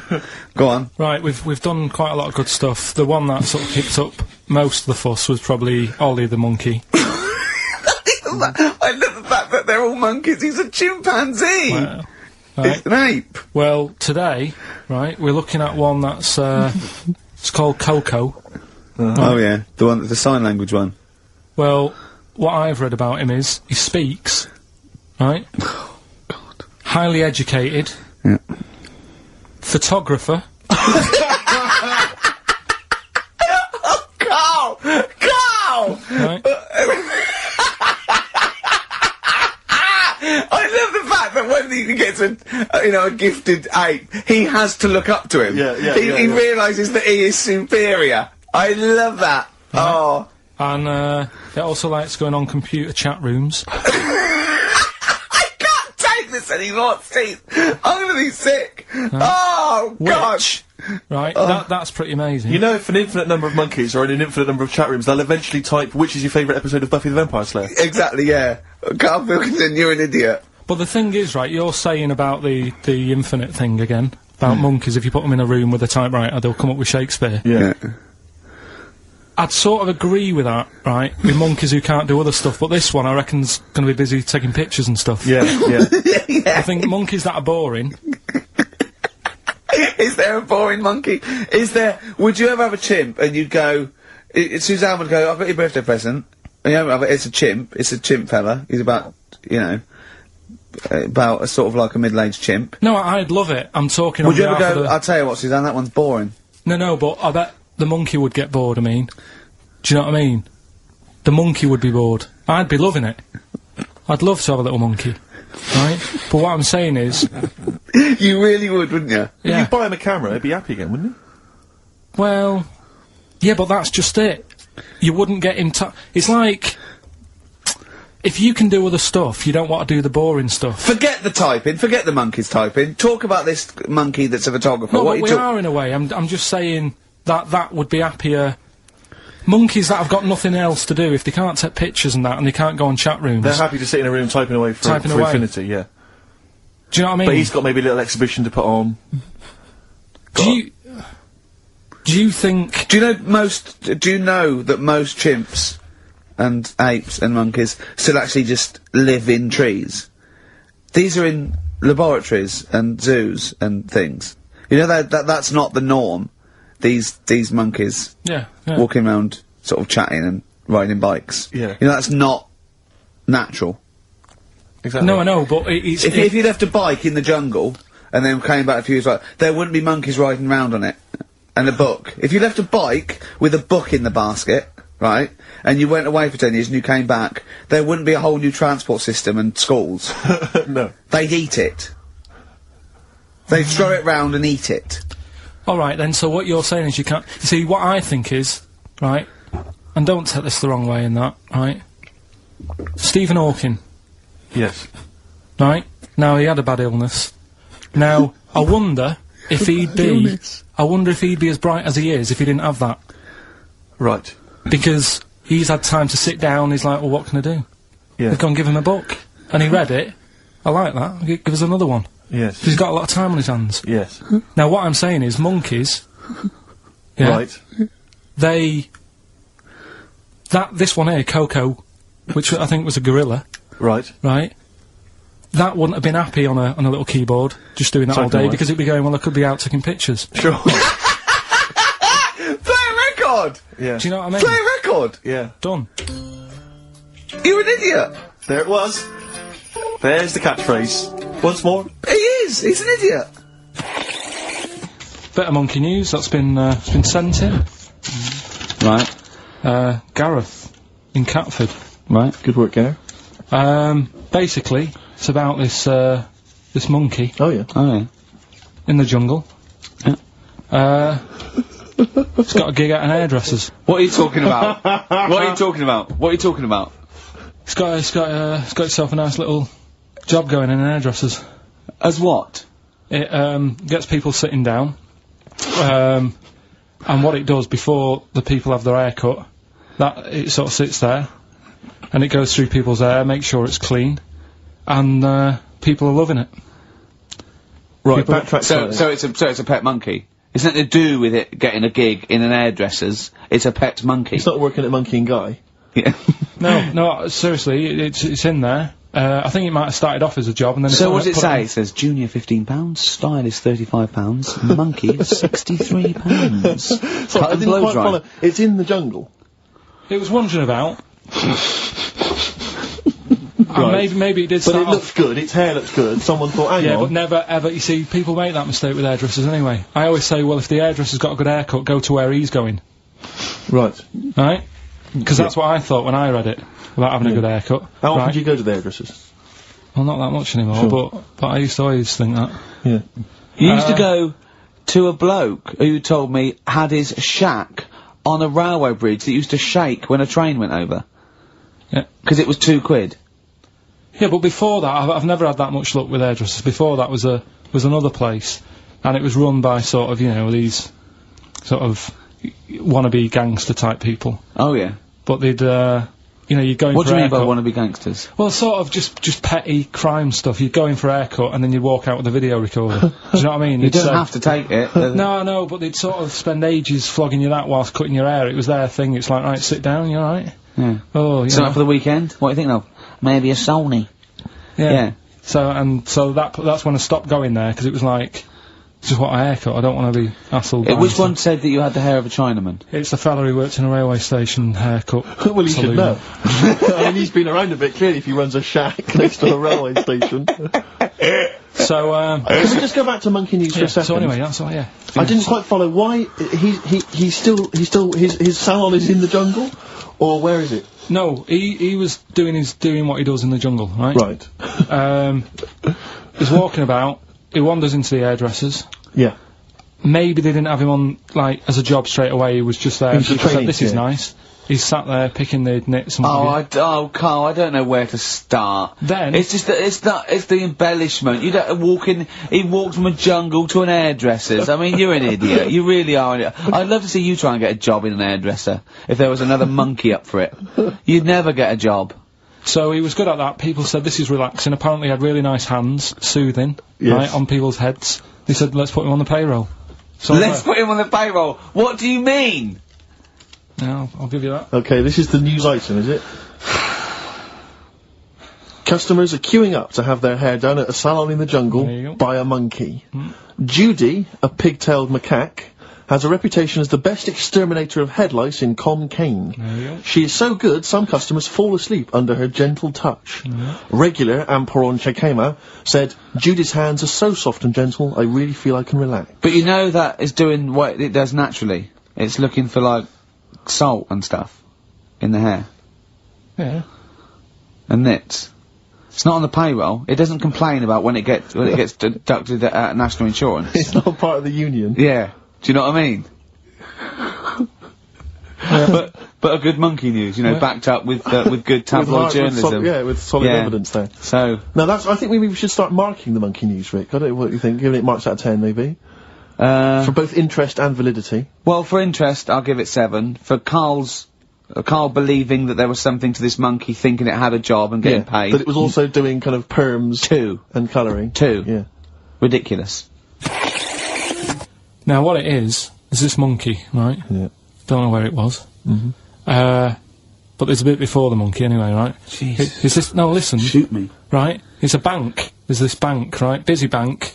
Normal day, everything's going normal, right? Busy bank, people going in, doing what they do, seeing about mortgages and stuff. Yeah. Everything's normal, everyone's happy, right? Yeah. So anyway, it's quite busy one day. Fella comes in with a gun and a balaclava on. Up to no good. Right, I'll tell you now, Carl. If this fella turns out to be any ape or monkey-related species, you're never doing this again. You're never... so just, if you want to finish it, it's at your own risk. But if this fella who robbed the bank turns out to be a chimpanzee, that's the end of monkey news. Alright. Okay, let's hear the end. It's a lovely day in a lovely bank. Everyone's happy. Everything's normal. A man comes in the balaclava. Man comes in, it a man? starts waving a gun around. Shut up, Rick. Let him finish the story. Starts waving a gun around, Yeah. right? Up to no good. So everyone's thinking, oh god, you know, wish he didn't come in here, it's not going to be a good day. all How the tall rest is of the it. man? Shut up. Let's hear it. Everything, you know, oh god, and he's telling everyone to get down on the floor. Yep. In Everyone's what, in thinking- English? In English? Yeah. In Think English. so? Yeah. So everyone's panicking, everyone's getting on the floor thinking, this is it, this is, you know, it's all over. Yeah. Just when you think, you know, It could it's be all any bad worse. news, Yeah. it's all bad news, doors swing open, little monkey wanders in, God, it's worse. Shut up, Rick. little monkey wanders in, right? The robber's like, what's going on here? He's telling it to get down on the floor, I don't think it was taking any notice. No, right? it was just busy asking for coffee. It runs in, I don't know if it was kind of withdrawal or deposit or whatever, it wanders in, right? Goes up to the robber. Where did it come from? Shut up. Will you let him finish the story and then ask questions? That's only fair. Okay. Wanders in, runs up to the fellow with the gun, takes the gun and the bag of money off him. Everyone's like, yay, you know, we've been saved. Then the monkey starts backing out with the gun and the money. Shut up. see you later. Sit down and I'm not having this. And Here's the end of the story. It does a runner with the money and the gun. No one's seen it since. You are an idiot. I mean, you have said some stupid things in your time. What are you talking about? It's a story that happened. No! What are you talking about? What do you mean it backed out? It came in, was it as an accomplice? Was it an opportunist monkey robbery? What are you talking? Think, Carl! Think! I know it's mad, that's the idea of Monkey News. We're telling people how monkeys are pretty, you know, they're mental. They're up to no good. What do you think? They've never seen the monkey since. What, did he have a getaway car waiting? Did he swing his way to freedom? Where was this? There's no details. Don't talk rubbish. Well, Steve emailed it in. He's got it off the net, and the funny thing is, Can I see it? Have you got the information there? yeah, the funny thing is, it wasn't just him who sent it. I had that a couple of times, so a few people obviously read the story and said, you know, that'll be good for Monkey News. It doesn't say anymore. It doesn't say if he went off to Spain. It doesn't say, you know, what, you know, if he's on Crime Watch. Yeah. It doesn't say any of that. It's just saying that's what he did. That's the story. And that's what Monkey News is about. I've heard that they're making a movie version with Phil Collins. So I look forward to that and Julie Waters. So that's this week's Monkey News. If you got any, you know, Well, if anything's no, happening don't bother. in your 'Cause that's town. the end. No, that is the end. That's the end of Monkey News. No more Monkey News. Sorry, what was the Monkey News? Quickly. No, we got to save Monkey News. We'll have to do that when we, Is it quick? Is it quick? Going into the record. What, the Monkey News, is it quick? Yeah. I can tell it to you quick. Quick then. Right. Jingle. Oh, chimpanzee that. Go. Shambles. Hurry up! There's a monkey in India, right? On a, railway station. Waiting for the train. No, don't mess about, because I've got to get through it quick. There's monkeys sat there. And, this robber nicks somebody's handbag or something. Goes running off down the platform, the police are chasing him. Monkey steps in, trips the fella up, pins him down. Police come and arrest the fella. He tripped over the monkey. Okay, play a record. He didn't. He tripped over the monkey. The monkey was waiting for a train. He tripped over. Oh, chimpanzee that Monkey News, ya. Right, well, this Monkey News story, right, it's about, this fella. A couple of fellas in Texas. Yeah. Sort of running a farm. Yeah. Right? They're definitely fellas. Well, how tall are they? No, Can we the fellas just let him Okay, tell they the aren't story? human beings. These two are human beings. Time's against us. They're Rick. running this farm and that. And, anyway, so they're outside getting the cattle. And, he turns round, right? It's just that cow's... Couple of monkeys walking about, so he knows what's going on, right? So anyway, so it's in Texas, they don't know what to do with the monkeys, there isn't a zoo, it's fairly barren there, isn't it? You know what I mean? Not much going about. So the other fella who runs the farm with him says, look, we need a bit of an hand. Right? So, said, let's teach them some stuff, and the monkeys were happy with that, because they were lost anyway, right? So they had nothing to do. They were bumming around, they were looking for work. They'd hired a motorhome. They'd gone out of their way. Maybe it's like the Hulk. They were like Bruce Banner wandering around going, oh, I need some work. You won't get angry, will you? So anyway, right, so they taught these monkeys how to ride a horse, right? So they've both got a... Sorry, you're sure Charlton Heston's not going to pop up? You're sure you weren't watching a video last night and thought it was a documentary? They've both got a horse each, right? They've been given, like, a little lasso and all that business. Oh, don't talk shit, Carl. So, anyway, it's going well, and it carried on for about 2 years, this, right? It's like, you know, rounding up the cattle every night and all that. Yeah. So, the two fellas are chatting, going, it's worked out well, hasn't it? Well, if there's a hostile takeover, and they sort of like buy up 51% of the shares So or they something... said, for this to continue, the monkeys are getting old a bit now, we need a little woman monkey in here to sort of get some kids going for, like, the future farm people, Forward right? planning, yeah. So they get a little woman monkey They in. decided to only hire monkeys from Ireland. Why not? It's working. Why mess with something when it's not broke, right? So they get the little woman monkey in. They have kids and all that business, right? But the problem was, right, when they first got the woman monkey in, it was like, well, which one's gonna have the woman? Right? So, they started sort of fighting a bit and what have you. But because they'd seen the owners of the farm with, like, Don't guns tell and me the stuff, baby monkeys didn't want to go into the family business, went off to be a lawyer. they had a bit of a shoot-off. Shut up! They got two monkeys, right? And Don't stop! because they'd seen the owners with guns and what have you. Yeah, no, that sounds... So they had a bit of a shoot-off. Yeah. That's how they sorted it out. And who won? I think it was George. The one called George. Right. So I think they had 17 kids. The farm's still running. So that's like the last little monkey news there. Good little Rick, does happy it ending to that one. count if you were to rub your nipple against his lips while I held him down? Right, come off it now. Come on. No, I'm not doing Bruce Springsteen, Thunder Road, last track on XFM's with you, Steve. You can check this all out on the webcam. I got fingers. Get his arm out of the way, get the arm out of the way. This happened on Scum. Mary's dress away. It's the big one. It's what people tune in for. They probably tune in about 10 to these days. For Monkey News. With, Karl Pilkington. Can we hear the jingle? Only 4 to go. Oh, chimpanzee, that Monkey News! Right, this one's about a, it's been emailed into me. Right. I haven't really had time to check it out this week. No, you're joking. Been busy. Ooh, I hope it's not stupid. Goes back to 1908, and the person saying it's, you know, it's a good story and that, and they're surprised I haven't picked up on it yet. Right? The Olympics, right? In 1908 in London. Apparently it was meant to happen in Italy, but it was cancelled. Don't know why. Right? And it happened in London.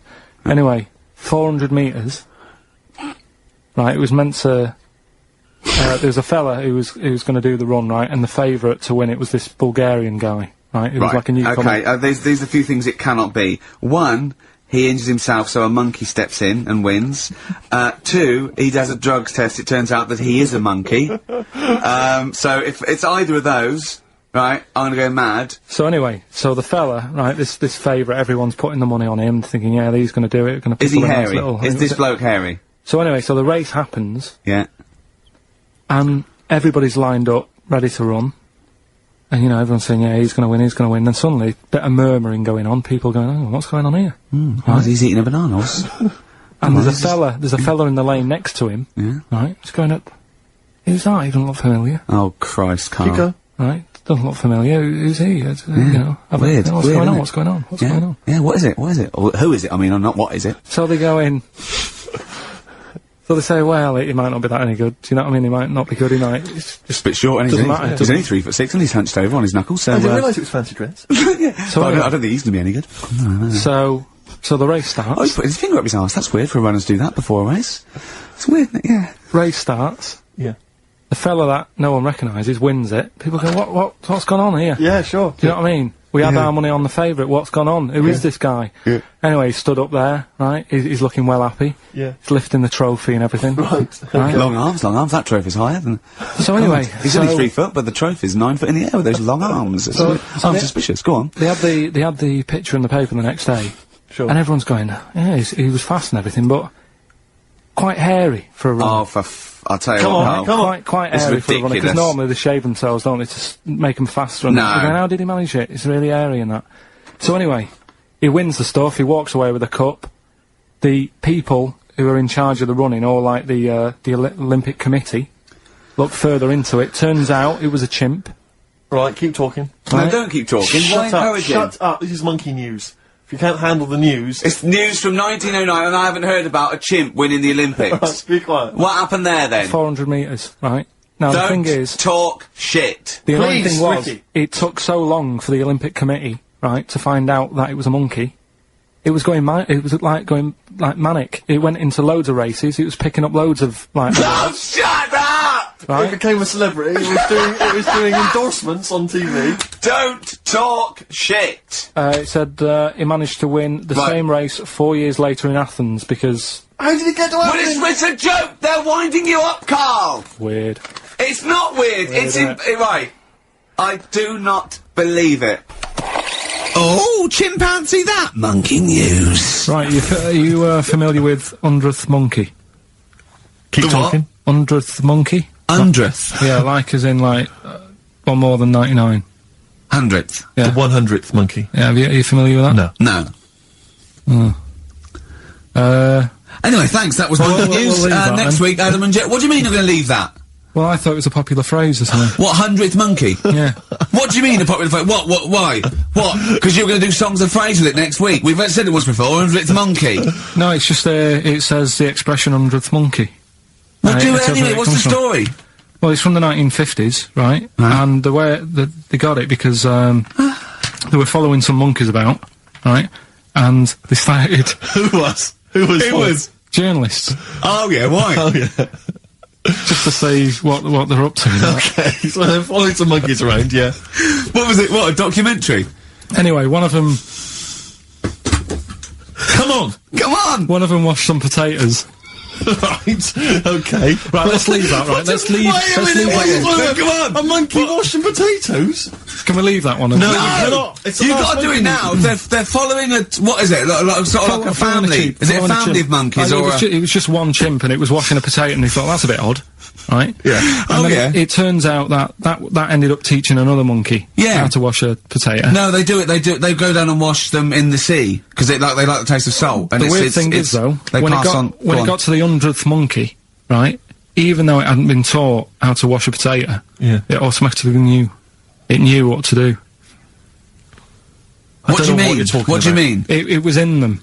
It was in them that they knew that when they get a potato they had to wash it. That isn't the monkey news. I'm just saying that's where the expression comes from. But you haven't even heard of that. So well, there's a couple of things there that it could be another upshot, and you know, an instinct is part of your genetics as anything else. Washing a potato. But you can't pass on acquired characteristics. So that's nonsense. If you mean that. Someone was taught they had a child and it knew it. There's no chemical memory as such. So that wasn't even monkey news. No, the monkey news. You know, we've covered a lot of stuff. There was sad stuff, wasn't they? Yeah. There's some funny stuff in there. You know. Yeah. Do monkey news. Robbers and that. Football team. A monkey football team? Yeah, in Costa Rica. Oh yeah. Got all the team members here, right? Right. All the different things. Little goalkeeper. Apparently he's on transfers from some other club. But the bit that got me attention is, apparently he's a holder of PhD of physics. Do you want to have a look at that, What, the goalkeeper? Yeah, just the goalkeeper. The others haven't done that much. The others haven't done that much! Well, I believe that he's got better exam results than you, Carl, but I don't believe he's got a PhD in physics. Obviously... Right. Do you know what the name of the team is? Coconuts. Oh! So if the Telegraph are listening, that is the sort of quality entertainment you get. Oh, chimpanzee that monkey news. Right. There's this monkey, right? Yeah. And it had been, do you know you hear about monkeys being badly treated and stuff like that? Yeah. So, anyway, it goes into this home. It's 14, this monkey. It's called, Matty, right? Goes into this home where it's looked after. What do you mean home? Just like, just a little monkey home, right? Okay, so zoo. Yeah, kind of, yeah, but they haven't got any other monkeys there, right? What have they got there? They've got just other animals and that, but not that many monkeys. But anyway, because he's there on his own, again, you know... When you say monkey, do you mean a chimpanzee, by the way? Because you usually do. Yeah. I can't believe that journalist thought this was scripted. Amazing. So anyway, yeah, so it gets sort of pally with the people working there and that, and it's smoking fags, it's having a drink at night and all this, right? What do you mean it's having a drink at night? How? It's all here, Steve. I mean, we haven't really got time, but... Well, you know, don't say it's all here like it's proof. You've got another stupid story that someone has put onto the internet. Someone sitting at home in their bedroom has put onto the internet. So it's having a fag, it's drinking a lovely glass of Bang Rock Station. Yeah, the wine that's perfect for a barbecue. Yeah. Anyway, it's loving life, it's forgetting about its past and everything, right? When this other monkey comes along. Oh no. Trouble's brewing. Go on. Right? That comes in, something's said. Right, forget it then. Forget it. You're gonna love this one, Steve, right? Yeah, so last week we were talking about how, like, a lad left his family because there was problems at home and that. He went and lived in the wood, he got airy. Right? No. Leave it there, Rick, we haven't got time to go into it. Right, so... That's what happened. And that's what happened, he lived with the monkeys, he went airy. That's what happened. Looked into, some other stuff about, like, airy kids and all that. Yeah. came across this story about a bloke, right, who worked in a zoo. Oh dear. Right. So Trouble's brewing. Loving his job and that, but it's quite a lonely sort of job because you don't see many people. You're just dealing with animals all the time, right? So anyway, he gets a bit pally with a monkey because it's the closest thing to a human. Well, an ape is. Right. Yeah, but you can't really go that close to apes. Well, They're dangerous. what do you mean? What type was it? What, do you Just mean let him tell the story. Was it a chimpanzee? I reckon it was a chimp. Yeah. Yeah, it Oh, was you a don't chimp. even know, so It was that's a an chimp. ape. It was a Okay. chimp. Yeah, but it doesn't matter, does So it? he It's the gets story. pally with him. Right, so he gets pally with Or do him. they and go on he's- holiday together? Well, no, I mean, it starts On the off pool together. starts off just checking each other out and, you know, probably sharing lunch and that together. Yeah. Right? Anyway, this goes on for a while. You know, they're getting on well on that. And then after a while, right, the monkey starts sort of imitating him a bit more and sort of walking upright, Oh, God. Yeah. right? So he thinks, oh, that's a bit weird. Anyway, they get on really better and what have you, so he thinks he could live at home with me, this, Yes. because we're getting on the storm, Yeah. right? So he takes him home, and before Is you this know the it, beginning of Beneath the Planet of the Apes? I think it is. I think you've seen this on video. I'm worried, because he's already imitating him and they're moving in together. I'm thinking it's maybe a bit like Single White Female. Single White Zookeeper. Oh, brilliant. right? So Go on. anyway, so it's moving in, and it's getting used to sort of the normal human life. It's having a cup of tea in the morning. Yeah. PG tips. As it finishes the day off with Oh, dear. Finish the day off with what? He with does, a he doesn't little have to brandy. move a piano at one point, He does he? finishes the day off with a little brandy. Yeah. What, he pours himself. Is he wearing a smoking jacket? I'll tell you what, Carl, you're a maniac, listen, mate. no, this is why it attracted me. It's amazing, right? So he's having his brandy and that, loving his life. Next thing you know, he sort of, I don't know if he loses it or he gets shaved, but the top half of his body is Becomes hairless, hairless. right? Apart from his head, right? So he's got a nice. So it's the head. opposite of the kid. Well, Yeah, this is what well, I'm saying. that would happen. Right? Well, hang on, but so you don't know if You he don't was even shaved know. or if How died? did it say? Then the hairless. What? I'll bring it in for you, the story, and then you All right, can well, see if okay, I've gone keep wrong. going, keep so going. anyway, so Wow. so this is going on, and he's having a great life. Then the zookeeper starts getting a bit annoyed because he's having a better life than the zookeeper. The zookeeper's in the zoo. This is such So the rubbish. zookeeper's still got to do a day's work. The monkey's at home, he's partying. well, he's it got gets his to a other point when he chipmates says round. there's no point you coming in to the zoo because the whole reason of you being there was because you're being kept there. Right. And he didn't want to bring the memories back, so he said, you stay at home. So You are you're talking such. Just let him finish. God, I don't know if I can sit here and listen to this drivel. Let me. I'm fascinated. it's It nearly sounds over anyway, amazing. right? It sounds extraordinary. Carl. So he's walking up, right? He's having a tea in the morning, finishing the day off with brandy. Gets a bit out of hand. Only tries it on with the zookeeper's wife.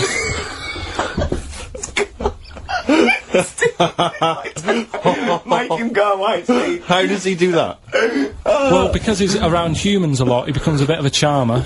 And But what is it that he could do to seduce her? Pick fleas out of her? he didn't say. He's but built. He was built. Yeah, it's well done. so what about Wait, what do you mean? What about it, Carl? It's obviously not true.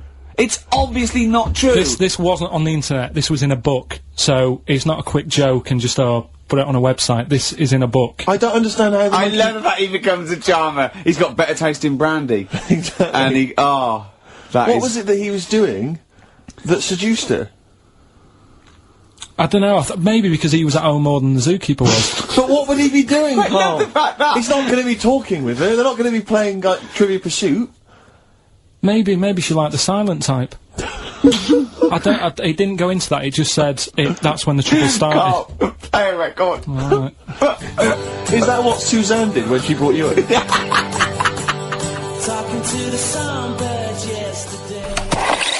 Oh, what is it? Chimpanzee that. Oh yeah, chimpanzee that monkey news. Right, well, the last one of the year. It's not that good, but this is all that's been going on all week. Yeah. Little monkey. What happened is, it's this plane, right? Aeroflot, I think it is, Russian airline. Having a good flight, everything's going normal and that. This is gonna be libelous. The pilot. Sorry, I mustn't interrupt my son. How tall was the pilot on this flight? Okay, listen, we've had a few complaints. People saying, don't interrupt Monkey Steve! News. Okay. Don't interrupt Monkey Okay, I News won't halfway then. through. It's like the Okay. weather girl complaining while Trevor McDonald's doing the... Okay, alright. Go on then. Go on then. Alright, so, the flight's going well. food's been served and all the rest of it. Anyway, someone gets upset about not having many nuts. Right, they've not got enough nuts. They hand the nuts out and that. One of the sort of passengers is going mental. Because What's he saying? He's just What going language mad. is he talking? Is he Russian or English? So anyway, there's a bit of a fight going on. Fight starts happening. People are going, "What's up with that little fella?" Right? The little hairy bloke. So they sort of drag him. What's wrong with Bob Hoskins? And why is he screaming? Why isn't he talking in his usual Cockney accent? Why is Bob Hoskins screaming and grabbing at nuts? So you've ruined it. Come on, come on! Forget it. What have I ruined? Right, Rick, turn his microphone off. So he Okay, can't interrupt right. you. Right. So anyway, so there's a fight going on. Nuts are going everywhere, right? So, anyway, so they manage to tie him down. They get him on the floor, tie his legs up and that, right? His little legs. Get him to the... Come on, come See you on! later. Have a good Christmas. No! Carl, how dare you! Finish the story. All that happened is they got back. It turned out that he shouldn't have been on the plane anyway. Why? His passport wasn't valid. Right. And you can't cause problems on planes and that. So he got put in a cell for a bit. Turned out it was a little monkey. Alright? Quick question, how did he complain about the shortage of nuts? Yeah. He just was going mental. Right, he didn't actually call over a stewardess, he just... Well, wanted how did he get on the plane in the first place? What ticket did he have? Have a good Christmas and that. But you yeah? know it's rubbish. You See you must know later. that's rubbish. All You the must best. know that's rubbish. All the best. You must know that's rubbish. Where was he going? Oh, chimpanzee, that monkey news. Right. Right, they were filming a documentary, right, this telly company, Yeah. doing a documentary. Who? Which one? Which one? Which one? Dunno. No, what was the documentary about? About monkeys. Yeah. Where was it? Where was it? Africa. Right. When was this? I haven't got a date. Okay. Recently though, since the advent of television, obviously. Yeah. Actually, a bit of extra monkey news if you want it. Okay, always. Do you know the, Monkey news extra. Go on. do you know the Halfords ads? Halford's ads, I don't think so, no, what happens? Halfords, they've you know, they sell nuts and bolts and stuff. Right, They were using monkeys in the ads. okay. Yeah. And what happened? Packet. Don't they sell bikes, Halford's? Well, mainly. Bicycles and motorbike stuff in that. Okay, so, yeah, so they're using monkeys in the advert, what happened? I can't handle it. What? I can't do this. Look at What? him. Look at him. I don't care what he's doing. Well, basically, right, there was a load of hassle because they were using these monkeys in this Alfred's advert. Yes. Right. And what happened? Get to the point. It turned out there wasn't a problem because they were mechanics in the first place. Well, they were monkey mechanics? Yeah. What are you talking about? Mental. What are you talking about? That's not a Well, story! anyway, listen, let's get back on They were to... mechanics in the first place. Right, listen. Right, so they're making this documentary. Right? And stumble across a little gang of... Come on, just. Get on with it, please. Little gang of monkeys. That's Yes. the first time I've ever laughed. I'll hear that. I know. Well, brilliant. What do you want, a cake? Come on. Can we play a song? Oh, I don't understand what is wrong with you, you freak. It's making me laugh. Just tell us the story. Alright then, alright. So anyway, right, so there's this documentary being made. They found a little gang of monkeys. Right, play a song. I don't know what's going on here. I apologise. It's just if you were looking forward to Monkey.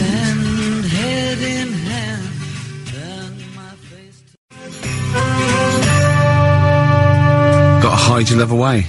According to the Beatles on XFM 104.9, I'm Ricky Gervais with me, Steve Merchant. Right, Carl, come on, where monkey were we? news. Where Everyone's were we? composed. The jingle, please. Oh, chimpanzee, that monkey news. Excellent. Okay. Right, where were we? We would just start again. There's some people making a documentary. For what? Okay, We're making a documentary in the jungle and that. Right. Stumble across a little gang. Okay, come on. Alright. A little gang of monkeys. Yeah. Oh, come on. So the camera crew are there filming it. Yes. Everything's going normal. It's all fine, Nothing odd about it. Okay.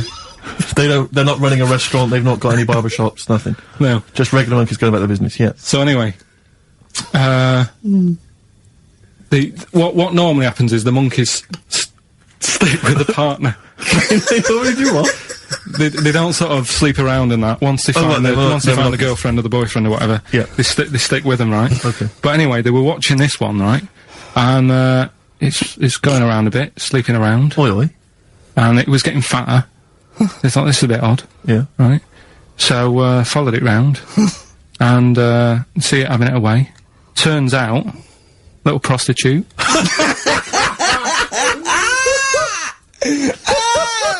Oh, God! It's a little monkey prostitute. It was getting fatter because it was charging them bananas. What a load of old rubbish. It's charging them bananas! What was it, a boy or... It was a... Woman. Little woman monkey. That's the most extraordinary monkey news I've ever heard. Oh! That is genius! Has this documentary been televised? I don't think it's been on yet. No. And that's all the information you've got? Yeah. And is that's one banana for everything? No, half a banana is for... Just oral? A paw job. Right. If you want full-blown, monkey sex, it is 2.5 bananas. Sure. So, let's just play a song. Quickly. Go on then. Oh, chimpanzee that monkey news. Right, it's about a monkey. 2004. It's about this woman monkey who was born in 1834. Right? Half monkey, half woman. No. Not true. It happened, apparently it was in the Daily Mail. Right? Okay. The Victorian ape woman was her name. Mm-hmm. Yeah, I christened this thing Victorian ape woman. Well, we thought Sandra. No, I'm calling it Victorian ape woman. She was about 4 foot. No, didn't happen. She had lovely thick black hair on her head and on the back of her legs and her arms. Yeah. Alright. So stockings. Let's have a look. And she didn't need a bustle because of a huge ape-like arse sticking out the back of her dress. She was good at reading and sewing. Well, good, because they didn't have opposable thumbs, so, she could speak 3 languages. Yes. She was human, monkey, and monkey-human. 20 offers of marriage. Does that annoy you, Steve?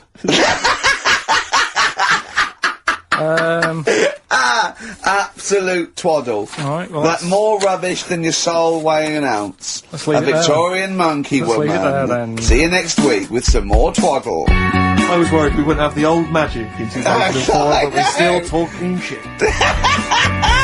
Merry New Year.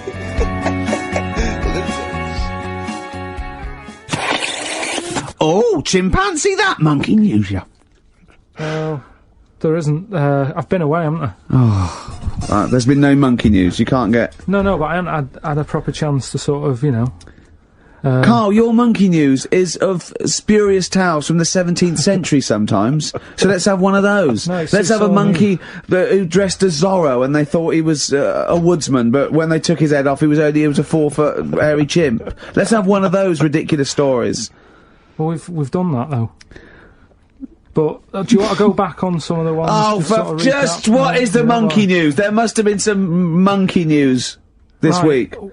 The only thing that sort of stood out, do you know, like, they're having problems... You're just making this up!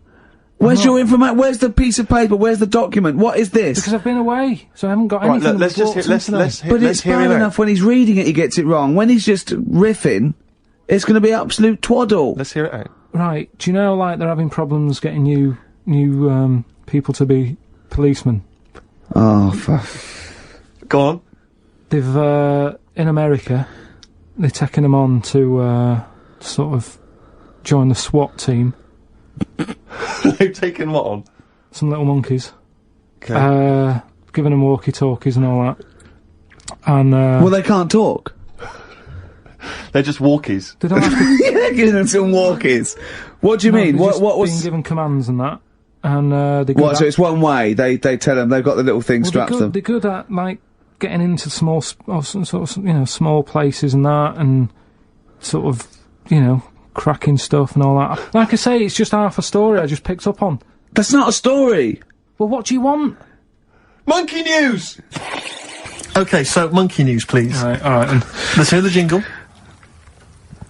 Oh, chimpanzee that monkey news. Right. Now, before and again. Go on. Oh, chimpanzee that monkey news. Brilliant. Right? Right, before I went away, I told you about Alfred. He was the monkey where there was a robbery going on in a bank. And then he nicked the robber's loot and backed out with a gun. Yeah, He sort of stole, he robbed the robber, didn't he? Yeah. Did he take his gun as well? He took the weapons, he took all the weapons. There was like a couple of robbers. He managed, because they were so amazed that a monkey was coming in, it was like— Don't talk shite twice. Right? Anyway. So anyway, got a follow-up to that. Okay, now what was that monkey's name? Alfred. That was Alfred. So anyway, because a lot of people wanted to know, well, you know, what did he do? Did he go off and have a holiday? Did he— no. Right, so the follow-up is, what happened is, the monkey had the guns, had the cash, which was $250,000. Sure. Right? It went back to the zoo, right? Right, Carl, you're talking shit. Ricky, I get angry with you when you won't let him finish his monkey news. Right. Can't we just get out the official Imagine thing? if people were interrupting Trevor McDonald. It wouldn't happen. I want to make sure I don't get anything wrong. No, of course not. So yeah. check the internet. So, the monkey goes back to the zoo, right, where all the zookeepers come out and go, get him, he's got the guns. Yeah. He hands out a couple of guns to his mates. What? His monkey mates? His monkey mates, so they've all got a couple of guns each. Oh, Carl, Steve, I can't, mate. I cannot Just stand it. Honestly, I want to scream. Please, I really get annoyed with you. They tried to do him a deal. They said, how about if... I'm going. Tell him that. I'm not going. No, I can't. Step out for a moment. Okay, we'll just do it. Look, don't listen, step out and I'll paraphrase what I hear for you when you come back in. Step out. Now, please, I need to hear the end of this. This is monkey news. This is important stuff. Right. Right, Ricky now has left the room. He cannot bear to hear, which is surprising to me. Right, so anyway, so yeah, they've got the money, and they say to the zookeepers, how about, we give you some cash? Yes. And they go, Sorry, hang on, sorry, the zookeeper said that to the monkeys? yeah. Right. No, the monkeys who have got the £250,000 Right. say to the zookeepers, we'll sort you some money out if you let us go. Sorry, Right? the monkeys say to the zookeepers, we'll give you some money. Yeah. You don't see any problem with that? Right, listen. Okay. It's nearly finished. Right, I'm listening out there. This is ridiculous. Go. What do you mean the monkeys say? What do you mean the monkeys say to the zookeeper? They were probably holding the money out, like, kind of going, look, you know, we'll do your deal. Right, okay, come on. And what happened is, I think they were happy with that. I think they left, and that was that. They wanted to get out of the zoo because they didn't like it in there. There's the thing. Right, I don't... Just have a look. Right, Carl, think. Right, how did they get out in the first place, this one? Just let Steve have a... So why did he go... So he went and robbed... He thought... what, he knew there was going to be a robbery that day, did he? He might have been getting some money before they went to escape, and then that happened, and they had more money. They might have been withdrawing some stuff out. What do you mean? No. If he was planning on leaving the zoo, he's going to get his savings. What are you talking about? What have you read there, Steve? I've got a feeling this is a review of one of the Planet of the Apes films. I think it's Escape from the Planet of the Apes. I'm not certain. It could be Beneath the Planet of the Apes. Right, what, I mean, Carl, think, please think, right? So this monkey, right, he leaves the zoo, right? So he leaves the zoo, which he can do, presumably what, they leave him the keys or what? They're chatting to him, they might as well. He goes to a bank, what's he thinking of doing? Sees a robbery, probably by chance. He probably wasn't tipped off, was he?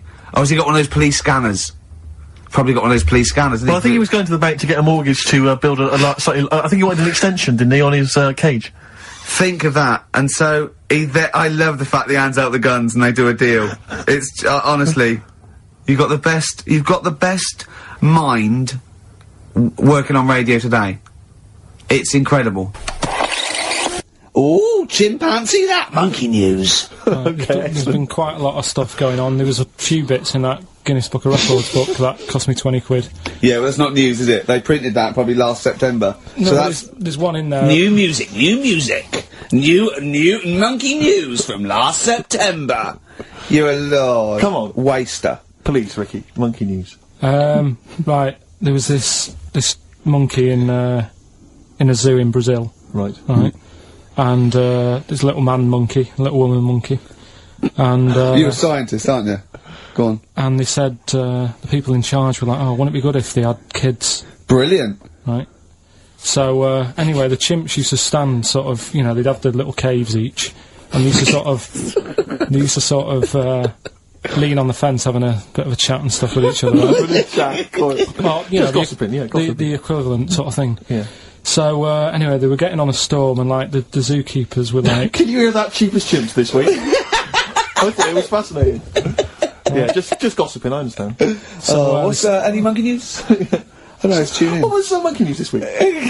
Come on. It was from last September. So, they were, you know, stood there having a chat, and the zookeepers were like, I wonder if they're ever gonna, you know, have kids and that. Yeah. Anyway, it went on for ages, you know, this just chatting, no sort of action. Blimey. So what the zookeepers did was, they said, I know, they'll have kids. Are we letting that go? They were just chatting, are we just letting that go? We're letting it You know go. what I mean? I mean, just doing whatever monkeys do. Okay. Right? So, so the zookeepers were like, yeah, I wonder when they're gonna, you know, have some kids. Yeah. Anyway, what they decided to do, to sort of do to egg them on, Yeah.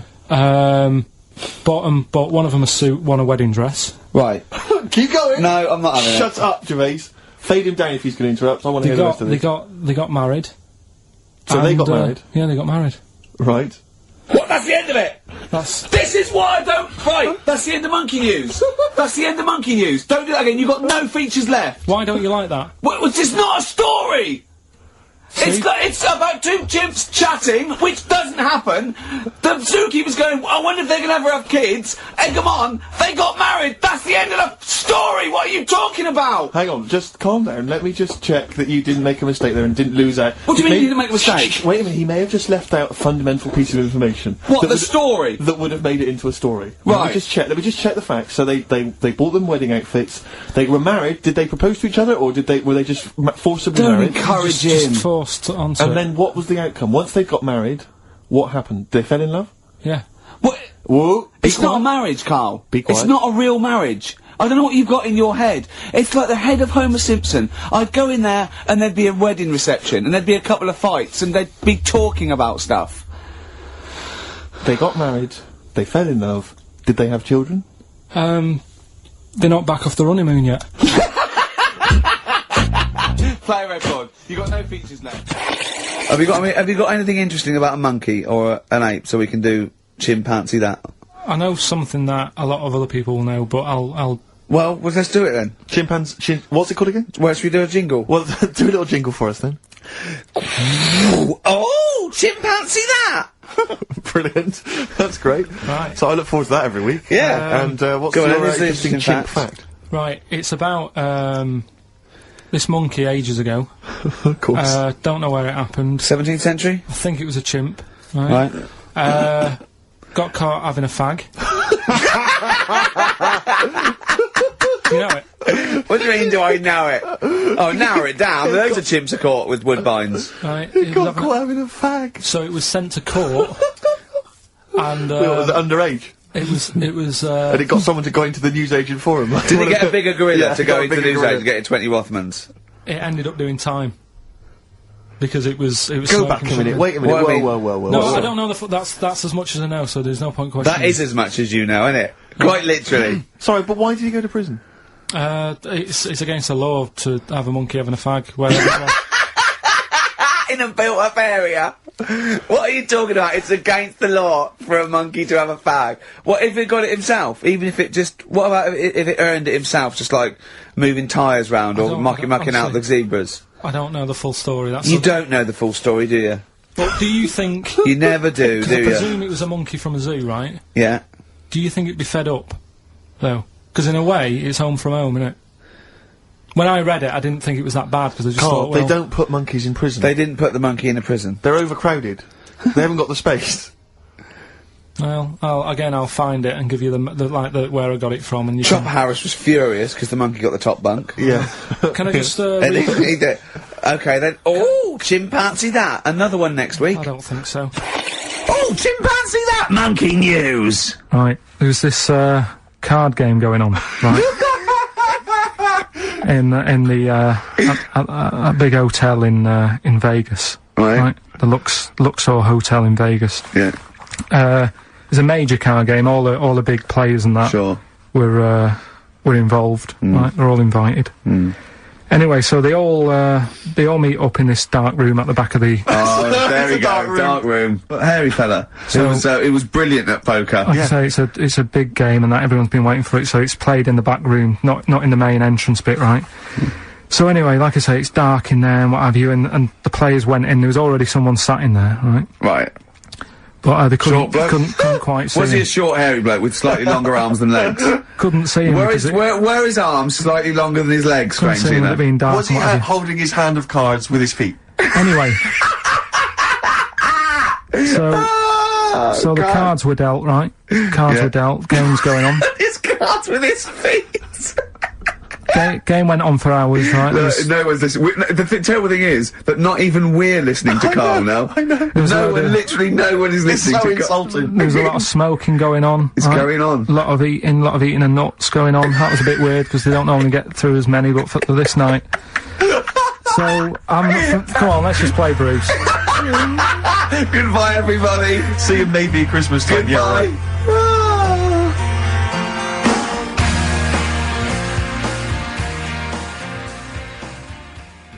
Oh, chimpanzee that monkey news. Okay, monkey-related news from Karl Pilkington. Right, do you know the monkey that went into space? Yeah. Yep. It happened in 1958. Right. Now you know that. Yeah. Yes. What did he do next? What he did the do monkey do next? Yeah. One appearance on Celebrity Squares and it was like forgotten. Right. Yeah, cut a novelty record. Yeah, it's just like Rick Waller. I'll tell you what happened. He got back and all that. He got back. Heroes welcome. NASA sort of said, you know, you did a good job. And that's where a lot of people think, you know, it all ended. Sure. Yeah. But NASA were like, well, hang on a minute. We He's spent a lot of trained. time, we've trained him up and stuff. So he's like, you know, he's saying, sure, you know, I've learnt a lot, I've still got it all, I've kept it all, I know what to do. So they said, right, we'll use you. So he turned into, like, a bit of a trainer at NASA. We wanted to send you out on the top of an organ. yeah. Put on this little bellhop outfit. Could you smoke fags? Yeah. I'll have a go. So they were getting in new monkeys. You know, the main man at NASA was saying, can you teach us the sound? He's going, of course I can. Do you know what I mean? I remember it all, I know what's going on, I'll tell him what button to press, what to do in emergencies, that sort of thing. It was technically sort of employed by the army. Right, Because that's can I just fit in here? I don't know the story, Carl, and I might embarrass myself here. You've got an army of people out there that will probably send me an equally deranged email from a different website, but I'm pretty sure when they sent the monkey into space, it was to monitor his physiology. He didn't press any buttons or learn to dock or take off. It was just the effects of weightlessness and space on basically a primate. I'm pretty sure he was tied in with electrodes to his head. So, Yeah. well, yeah, I'm pretty sure. No, 'cause I could be people- proved. But Go on. even if that were the case, and he had learned to press one or two very basic buttons. Definitely not. Definitely But not. even if it were the case, I'm definitely pretty certain they wouldn't have brought him back to train up Neil Armstrong. Right, definitely. Go on, but go Him on. then. going, Neil, what are you going to say when you come out there? Yeah, yeah, well, yeah. I was thinking of just saying, hello, I'm on the moon. Hello, it's made of cheese. Don't say that. Don't What say that. about? I've noticed that you got little legs, Yeah. right? But mankind stepped forward. Well, how could I put that? I was just going to say, hello, I'm on the moon, it's great to be here, wish you were here. I've got to think so Hi, better than that. Mum. Yeah, go on. Anyway, basically he got back, they sorted him out with a nice pension, he was happy. Because of, like, the rank that he got, he was like, you know, he had loads of medals and stuff. He said, right, we'll make him a colonel. He got that. Like I say, he got a pension. How does it end? He died in 1969. He was buried with his wife. He passed away. His wife. I'm sure it just goes on to a different website Yeah. about something completely different. And Yeah, it's you're just talking like- about Buzz Aldrin. yeah. His page is missing. Oh dear. So, Well, Carl, if someone could call in, did they train Leica the dog to sort of like, you know, dock and He never re-entry? made it back, did he, like? we'll They find didn't out. bother. We'll find They out didn't next week. even bother. Didn't bother to bring him They back. just sent him up there, and they didn't have technology to bring him back. And they just went, yeah, that's it. That's brilliant. Well, I can do that. Yeah. Amazing. Really? Yeah. What do you think of that, Carl? Rubbish, isn't it? Sort of brought it down a bit. But But the little monkey made a colonel. Hero. Big hero. What was he in? What craft was he in? Sputnik. just hang on a minute. He was in, Jupiter AM. Yeah. Let me see that piece of paper. Yeah, Let me check the I thing. can guarantee there's nothing there about his training other than let's hope he's not sick on the control panel when we shoot him up at 400 Gs. Oh dear. I love the fact that you think that this monkey was a high. Do you know what I mean? Do you, when you think of these things that are less in the monkey's face, do you think of the Planet of the Apes? Like they're sort of talking, sort of chimps and gorillas, and they're in tunics on horseback with snub-nosed rifles. What do you think of? Just a little monkey getting on with it. He knows his job, he knows what he's got to do, he gets on with it. Look, he's pressed the button. Watch him press the button. This takes me back. Do you remember 1965, I think it was? We're going to use him to train other DJs. That's it then. Goodbye. Thanks. Cheers. Cheers.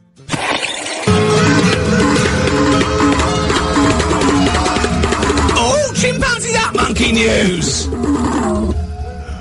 Excellent. So, Monkey News time on XFM. Karl Pilkington, the man in the hot seat. Karl, what have you got for us? Okay, monkey news this week. We've covered a lot of stuff. We have indeed.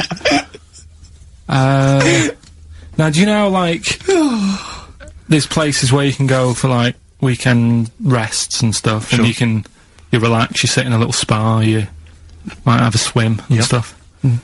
Well, they've got a place done for monkeys, Of course they have. right? They can go there, they relax, forget about all the stuff they've got going on in their head. They can have a manicure, Right. got nice meals, It's not called a manicure though. It's called a chimpacure. beauty them. treatments, Yeah. right? They look good and stuff. Yeah, well, look good, feel good, yeah. Now, you might think, well, that's pretty normal. Well, The bit I haven't told you about is it's actually run by a couple of chimps.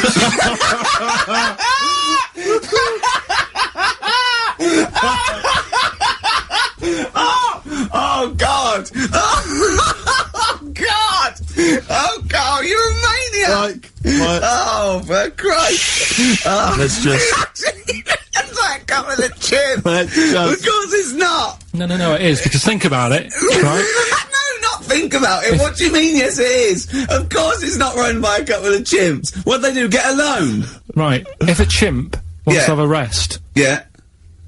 where would you go to? A place that's run by humans that don't know what chimps' needs are? No. My point is this: how did they get it together? How did the two chimps, Mr. and Mrs. Chimp, went for a loan and said, "I'll tell you what we need: a spa." I think it started off quite simple, right? Just you know, basic stuff. but they've Chimps are expanded fine. over time because it's become so popular. It's gone mental down there. Sure. Go! I They've all don't heard know. about it. Now, the thing is, the problem is this, right? That isn't even the top and bottom of it, right? Christ! The problem is, it's been going on and on and on, right? It's been earning a lot of money and stuff. The monkeys are happy. The monkeys that go there are loving it. They're telling friends and stuff. They're all coming to it. Now, the problem is, it's this little monkey, little man monkey and a little woman monkey, right? Yeah. Who are sort of girlfriend and boyfriend. Sort of. It's an open relationship, they can play around if they Well, want. the problem is they're not married, right? Now, Trouble brewing. the lad monkey, fella monkey, he's getting quite old. Mm. And the problem is, because it's his name that's down on all the stuff. Carl, all the forms. actually, Let him I don't- finish. I'm getting scared now. Let him finish. It's his name on the business, and the problem is, his missus is kind of like, what's going to happen? Sure. What If are you he getting this? passes Where are you away. getting this from? What? Are you Internet. Carl, I don't know where to start. No. This is the. Can we this just is hear the end? This is ridiculous. So the problem is, the Female girl- monkey is worried that the male monkey she's worried. is What's going to going die. to happen and with the gonna business? What's going to happen? Of course. Right now, What do you mean the business? the health There isn't spa, a business. It's a joke. health Rick, spa. you're not listening. His name's on the form. The male monkey's name, it's in his name. Now the problem is, Oh, the woman monkey has got some kids, but because they're not blood relatives, it's not going to be handed down to them. And the What, courts, they're kids from a previous monkey marriage? yeah, Right. so they're not going to get it. Let me just check this out. Yeah, otherwise you don't want to check the facts, otherwise Yeah. you could look like a twat spouting shit on the radio. Please check the facts for scientific Secured. they're just a bit worried because they're saying that the people in Ohio, which is where they've got the little health thing going on. So that makes it more believable that it's Ohio. I thought you meant it was Berkshire, in which case it would be rubbish. It looks like the local people are trying to get in there. They've seen the success of it. Sure. And they're They want a trying piece to of go in and action. take it over and stuff. Yeah. So, Give me the piece of paper. Throw it away. Play a record. That's the worst one I've ever heard. And there's something wrong with you. Play the jingle. Okay.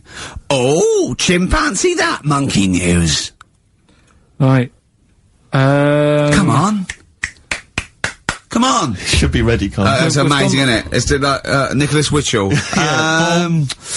The bomb. No, that's not the first. Come on! No, but it's always difficult, isn't it, to sort of find something that's good each week, right? Last week, we did the chimp. It is for us, yeah. We had the chimps who were running a health spa. Yeah. Right. We've covered the one who nicked a car to go on to Spain. Yep. To Wow. sort his future out. All shite. The hairdresser, I think we've done that one, the little monkey hairdresser. This week, we're looking at monkeys, that they're using... do you know, like monkeys, Jesus they know how, like... I've lost the will to live, Steve. Oh, well, I don't want to do it. Right? Well, come on, just... Come on! What are monkeys good at? What are monkeys good at? Yeah. Well, running small businesses, cutting people's hair, and driving cars. Yeah, they love Spain. Oh, and foiling bank robberies. Yeah, they're great. Well, something else they're good at, right, is like weighing up the situation.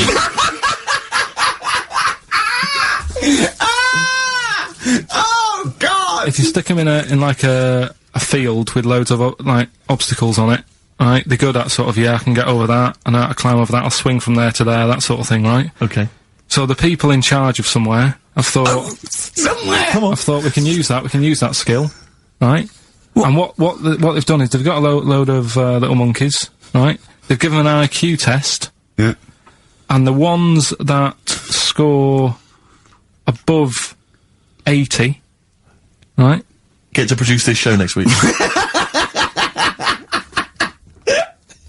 Join the army. Right. How do they join the army and what do they do? They just, what they do is they set little obstacle courses up for them, they do that, they do a cross-country run, they do, the IQ cross-country test. run? Yeah. Okay. And then, once they've done all that, they make them a little uniform, made-to-measure little uniform. Slightly longer arms, shorter legs than usual, yeah. Yeah. And, basically then they taught how to use a gun and that sort of thing. Yeah, of course they are. You're talking rubbish again. This came through literally, pretty late on, so... So you've not had a chance to corroborate all the facts, as usual? Just have a look. Right. It's the bit I'm looking for is, well, A, why they're doing it? Why are they doing it? Yeah. Why do we need monkeys in the army? And secondly, why are we giving them guns? I'll Yeah. just check to see if any of that I love the information is fact we answered. only let gays in recently. Yeah. Yep. Talk amongst yourselves. Yeah. Just have a look. I can't read it. There's too much pressure. I Well, need it's to- rubbish. No, maybe just play have a... But it's rubbish. They don't get. It's the way that there are things. There are animal cores, right? There are horses. There are dolphins, sea lions. There are lots and lots of animals in the army, but they don't have to pass an obstacle test as such, and they're not taught to fire guns. We'll You've see. straight away assumed that there's going to be loads of squads of men, and then just one little monkey in the middle. Like, he came second on the test. He's in, boys. What do you think, Steve? You've read it? Well, as ever, Carl, this is an arbitrary email sent by one of our listeners. You know what Ricky and I think of them. and so we're not really basing this on hard evidence. We're basing it on the ramblings of one of our listeners. Rubbish. Once again, lazy, rubbish, uncorroborated, nonsense. The stupid test that you got wrong. Rick, that sounds like monkey news to me.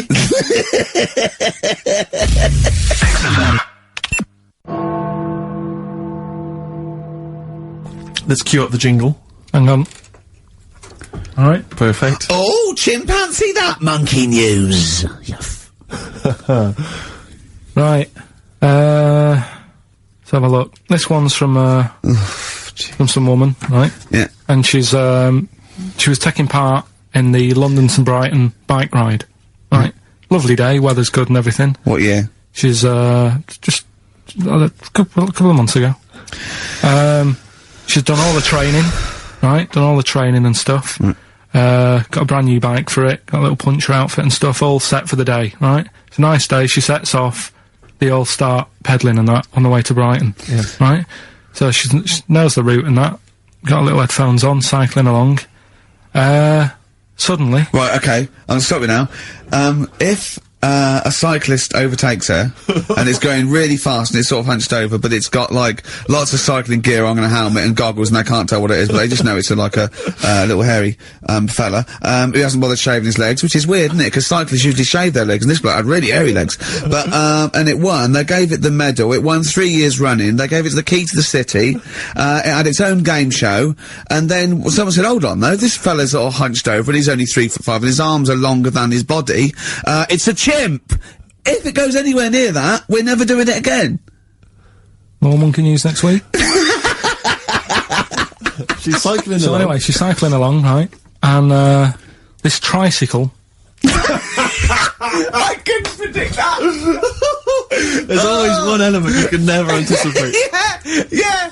Got a kiddie's tricycle with a little kid on it, little hairy kid with a helmet, okay, just go on then. The tricycle comes Whizzing past, yeah, him. strong legs, isn't they, chimps? So she's thinking that's... But didn't get a chance to see the thing. Oh, yeah, couldn't quite see the cyclist! Oh, God! You bald mank git. Go on. Yeah, research scientist Karl Pilkington. So anyway, she gets to the end line, right? And, they got talking, that said it was a nice day, nice race and all that. He said, did you see, a little thing on a tricycle? Thing? Well, well, a person, surely, just a human. Did you see that? No. Did you see that bloke on the tricycle? So anyway, turns out... Tricycle. Yeah! Well, what did you say thing? There's no suspicious. I mean, what did you say? Did you see that fellow on a tricycle? Anyway, so it turns out... Go on. It was a chimp. You're joking! Right. Well, Christ almighty, there you go. Unbelievable, and it was a chimp all along. So anyway, right, so the woman's like, We're never doing this again. checking out the news, right? There's nothing on it. She checks out XFM Monkey News. Right, okay, I'll I stop don't you there mention again. it. Right, if it turns out she doesn't lose, right, and the circus goes, we're looking for our chimp, it used to ride this tricycle, and it escaped with police chasing it. No. So she listened to XFM, see if I'd picked up on the story. Yeah, sure. I didn't have it and stuff. So she got in touch with the organisers of the London to Brighton bike ride, said, look, saw a little hairy fella. Why did she care? Because she wanted to know, she thought it was a bit odd. Well, Turns why- out it was a chimp. They weren't happy about it. Of course not. Because now the owner of the chimp wants to enter it into the Tour de France. No! Oh, God! I'm gonna die! Oh, God! In 2005. Now, a couple of questions. I trust you'll be able to answer these. Go on. Oh, God! Steve, help me out. How did it get hold of the tricycle? I don't know. Okay. Okay, no, that's fine. That's not an important point. Look, that's important. How What's the did matter it- with you, Steve? He doesn't know that. How did it know to... well, firstly, how did it know which way to cycle, but more importantly, how did it know there was a major bike ride on that day? Just following the crowd, No, Steve. no. What's the matter with you? The owner of it had trained it and stuff. No, he hadn't! It had already done the run beforehand, before the big day. No, it hadn't. Like I say, it wants to do the Tour de France in 2005. No, it doesn't. But there's something about animal rights. If they don't let it enter, they can kick up a bit of a fuss. No! The animal rights is that it's cruel to make a chimp ride a bicycle. Not if it that wants it's to. prejudice that it'll go, is it because I is hairy? You idiot! Right? So, Wow, that is the worst. That is the worst one yet. Absolute twaddle. Absolute rubbish, Karl. Have you got a tricycle? Unbelievable. Oh, chimpanzee, that monkey news, you right. Now, it was back in the 1980s. Right. So it is quite topical then. Okay. When did this happen then? 1980s? Yeah. Yeah. It's about a, Colombian F1 sort of, Formula 1 driver. Yeah. Apparently these races were going on, right? And, someone kept winning them. Right, okay, forget it. Forget it. No, don't do it. It's because it's rubbish. Because it's rubbish. Right, so someone kept winning the races. So, this human, that kept winning the races. So this human being that kept winning the races, Karl, what was his name? His name it's Jimmy something. Yeah. How tall's he? Just out of interest. No, how tall is he? Let's hear the story. Was he about 4 foot 8? You might find out if I tell you the story. Right? Go on. So anyway, he kept winning and everyone was like, oh, he's brilliant, this guy, who is he, and all that. Yeah. But his gimmick, right? Was never showing his body or face? That's right. Never took his helmet off. You're an idiot. Never took his helmet off, right? You know the short trousers he used to wear? You know his trousers were about a foot long, but his shirts, the sleeves were really long. Anyway, right, so because he wouldn't take his helmet off, and You're an idiot. He was taking part in, like, the F3, which is like the lower ranks of Formula 1 and that. Just get to it. Everyone thought it was like a famous driver who was taking part in that. Get to being a monkey. Anyway, what happened was, there was a crash one day. Yeah. And the car tipped over, everyone's like, oh. He ran up a tree? So. They were suspecting when he ran away with the ambulance people up a tree and started eating a banana? So the marshals ran over and the ambulance people were there and they were about to take his helmet off and the marshal was like, don't take his helmet off. Give away the secret that he's a monkey. Give away the secret and that. Yeah, chimp. Yeah. Took his helmet off. Jimmy Chimpus. Little monkey under there. No, definitely not. Okay, let's play Ryan Adams. Did he survive? Let me just a couple of questions. Did he survive? Yeah, he did, yeah. He was allowed to keep all the awards that he won. Sure. But he wasn't allowed to take part in any other races. Yeah, didn't happen. This is Ryan Adams. We'll see you next week. Yeah, let's do monkey news. Alright. Play the jingle. Oh, chimpanzee that monkey news. Right, there's this monkey, right? Oh, yeah. I think his name was number 6 or number 7 or something, right? In this lab, right? Yeah. And, anyway, it's in there, with, like, you know, the rabbits and little mice and stuff like that. And, The rabbit smoking. The nurse, right? Not the nurse, the woman who works in the lab, what would you call her? A nurse? Depends. What turns out her job was. If she was a lab assistant, you call her a lab assistant. Alright. I mean, they probably call her by her name. Alright, lab assistant, right? Kirsty. So she's... I think it's probably Kirsty. Right, Kirsty Morris. Well, she's in there, right? Yeah. And she don't work with many people and that. She's mainly on her own with, you know, just putting lipstick on rabbits and stuff like that, right? Chimp fancies her? So, Chimp fancies her? She's putting on lipstick, chimp fancies her? 'Cause she's got hairy legs? He gets pally, right, with this woman. Yeah. Because, you know, it gets to a point when she sees him every day. The way he sort of tries to string out like it's a narrative love story. Did the chimp put its hand out and grabbed her, and then you thinking that he made a move on her? So, right, come on, he's allowed out it's not a story, is it? He's allowed out the cage and what have you every day, so, he's wandering about, and as time goes on, he's watching what she's doing more and more, right? So, he notices, like, the code on the door, right? Right. Whatever, 247 or whatever, and he goes, right, I've clocked that, I've got that, I'll remember that, right? And then he goes, right, there's a lot of lipstick and that knocking about, a lot of makeup. Right, okay. No, there's no way. Finish. No! Because, Steve, you know what's gonna happen. I know what's gonna happen. So he's there. It's ridiculous. And he's going, well, if it's there, you know what I mean? So while she's messing about with the rabbit, he gets there, he's in front of the mirror, putting a little bit of lippy on. Right? I can't! It's gone too far! No, it's gone too far, Steve! Right, Your mic's off, Rick. He's finishing the story. So- Turn mine off as well. It's gone too far! Turn him off. Just let him finish. Right, so the thing is, right, it's this monkey wandering about. It's got lipstick, it's got mascara on, it's looking pretty good. I didn't mention the mascara! It's looking alright, right? So it knows the code on the door, 247, right? So, when she's sort of messing about with the rabbit, right, he goes, right, here's my chance. He's looking good, 247, out the door, through the reception man's there, he's like, alright, Kirsty, right? Don't talk shit! You know what it is now, don't you?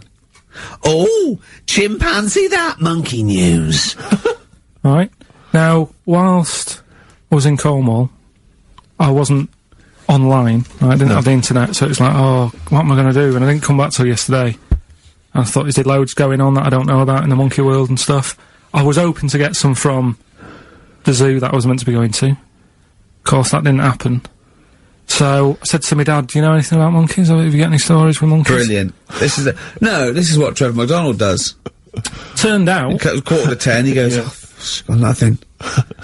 Dad, anything happened? You got anything politics? Anything politics, Dad? This isn't monkey news, I'm just giving you this free. Yeah. Oh, brilliant. Turned out one of his mates used to have a chimp. Right. What do you mean one of his mates used to have a chimp? Well, two of his mates. Mind you, Oh, one sorry, wasn't his yeah, mate, I was one wasn't his mate. thinking it sounds a bit far-fetched living in Manchester, like. But if there was two of them... He had a chimp, had to thump it in the head. For doing what? Answering back? Oh, God! Tried it on with his wife. Had to thump it in the head for trying it on with his wife! I love it. It's a proper fist fight in a pub in Manchester.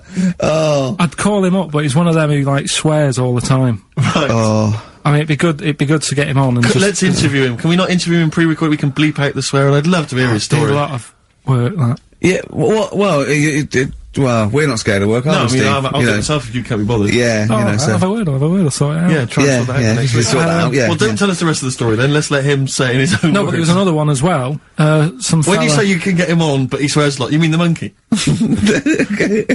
I'm assuming he's more coherent than your dad's mate. But there's him, and there's some other fella who he knows who had a funny name. I'll have to find out, because you'll love his name. But he was a drag artist, Yeah.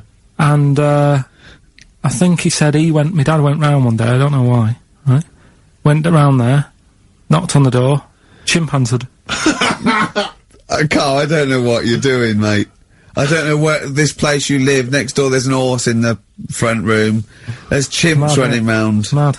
Anyway, Chimpanzees! Is that it? Is that the end of the story? There's a chimp answering the door and that's the end. You sure it wasn't the drag artist before he'd shaved? no, Sure it wasn't your gran? Because I like the really airy ones that decide they can be female impersonators. Yeah, your gran. Anyway. Go on then. This is the monkey news. So you got that for free. What's this going to be like, Well, let's Steve? have more jingles. Okay. Oh, chimpanzee that! Monkey News Extra. Okay. Right, another phrase, we've been talking about phrases today. Yeah, we have, Don't teach yeah. your granny when she's shaving. Yeah. Don't teach your granny to suck eggs. Yeah. Don't look a horse in the mouth. Yeah. Don't let the chimp answer the door if you're tucking your cock in.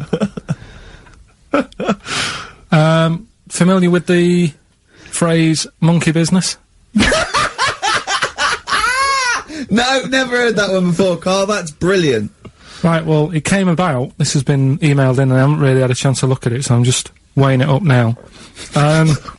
Yeah. It's yeah, the biggest shambles on air, isn't it? Really? Oh, I'm ashamed of it. I mean, what was Dr. Fox? Dr. Fox must have been really polite. He must have been thinking, I don't know how to put this. He must have wanted to scream and go, you shouldn't be in the radio authority. My parents listen online, I can't look them in the eye. Right, I think I've weighed it up.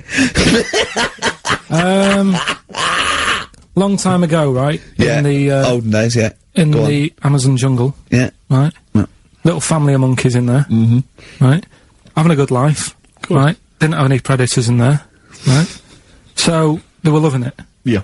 They had a load of food around them, they had loads of banana trees. Yeah. Right? No, I don't think so. No, they did. Sorry, yeah. Everything's going great, so they're happy in that.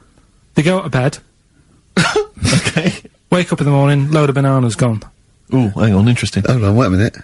So, Either your dad's been around, or...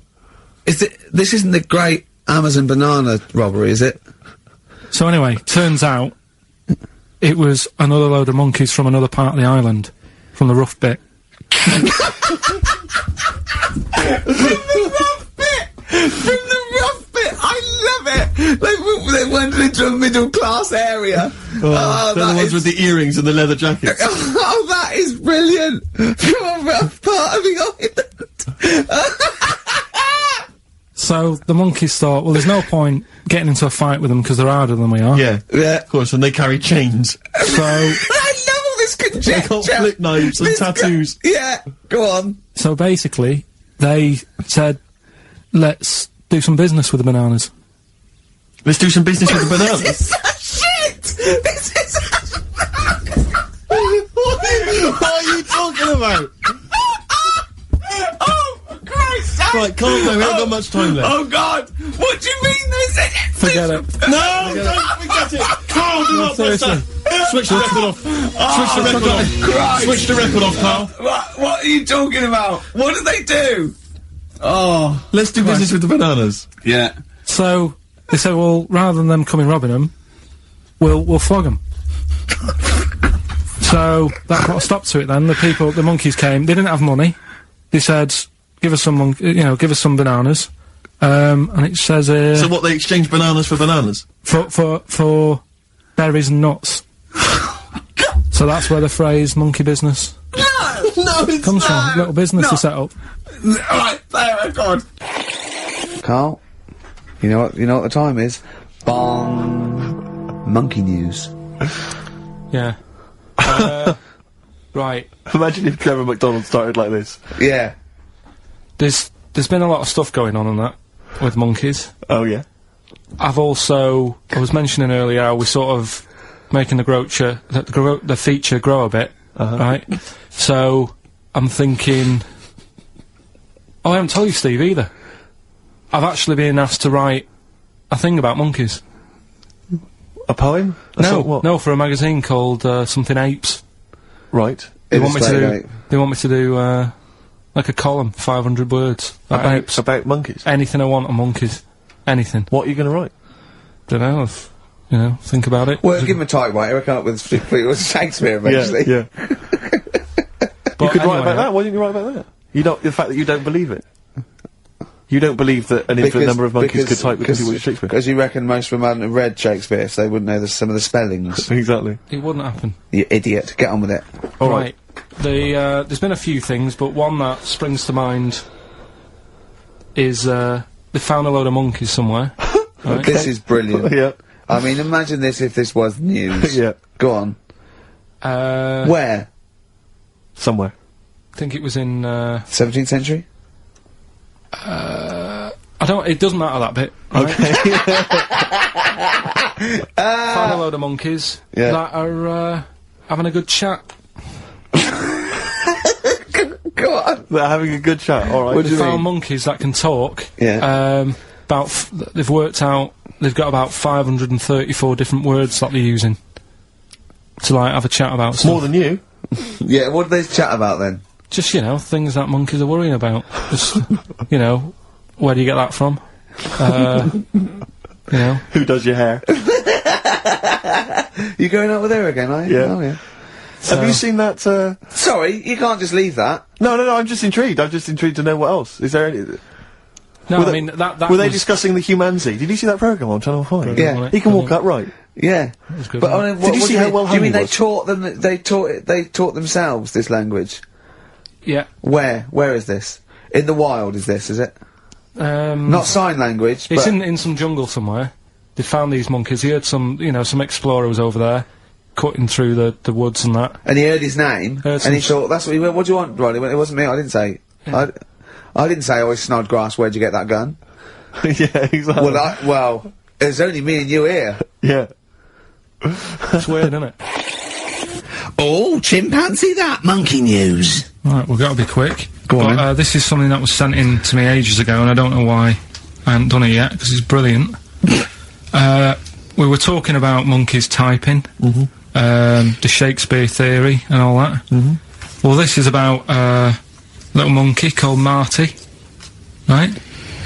Basically, it's in some science lab, right? It's in there. It was wandering about out of its cage, right? The lab fella was busy on the phone or something, right? And Typical. it's wandering about. It goes up to a PC that's in the corner, a little computer, types down, "My name is Marty," right? So the fella got off the phone, saw this on the screen with the monkey sat there, says to his mate, "Have you done this?" Right, hold on, Carl. Let him finish. Before you question, always let him finish. I don't know what to do. Time's against us, come on. He said, "Have you done this?" He says, "Done what?" He said, "This on the screen here saying, 'My name's Marty,' right?"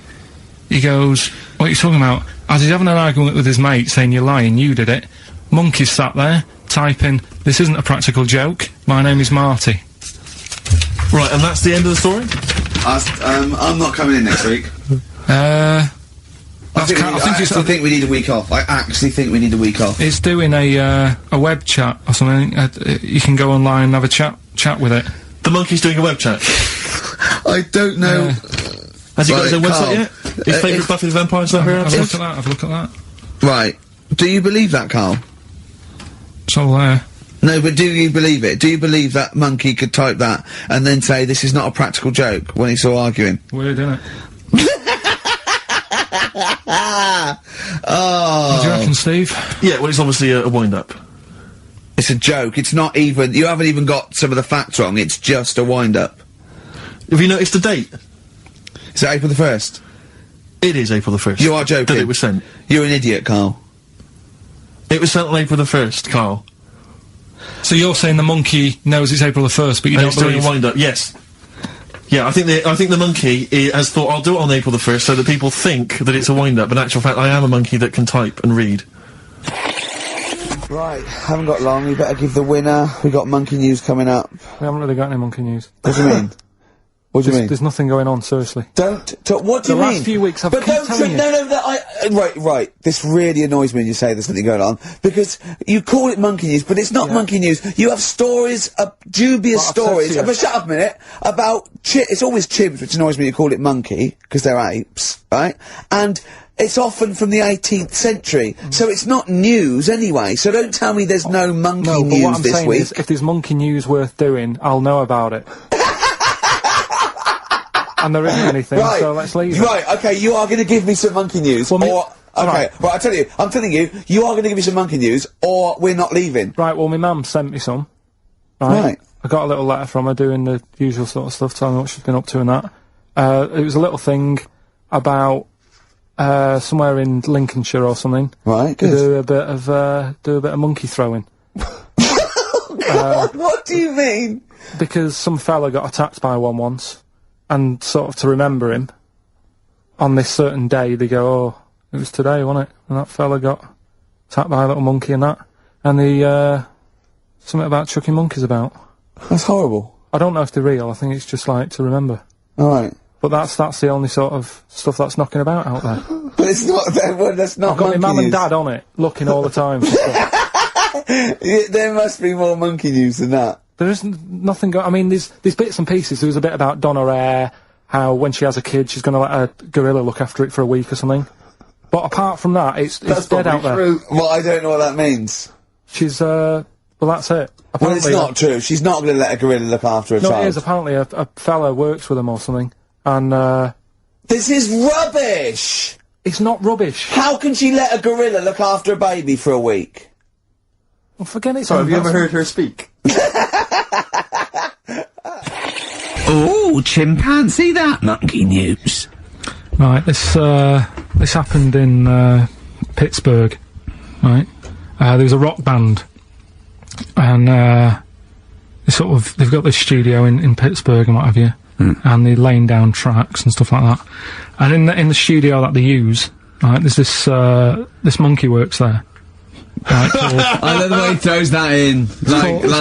Like he throws that in, this monkey works there. No, it's just got a little gig there. He sort of, it carries the equipment in, guitars, stuff like that. It doesn't. He does. No, it doesn't. He just sort of cleans up after the bands. No, he doesn't. Emptying the ashtrays. Doesn't that sort of happen. stuff. It Doesn't does, happen. That's the gig it's got. Anyway, right.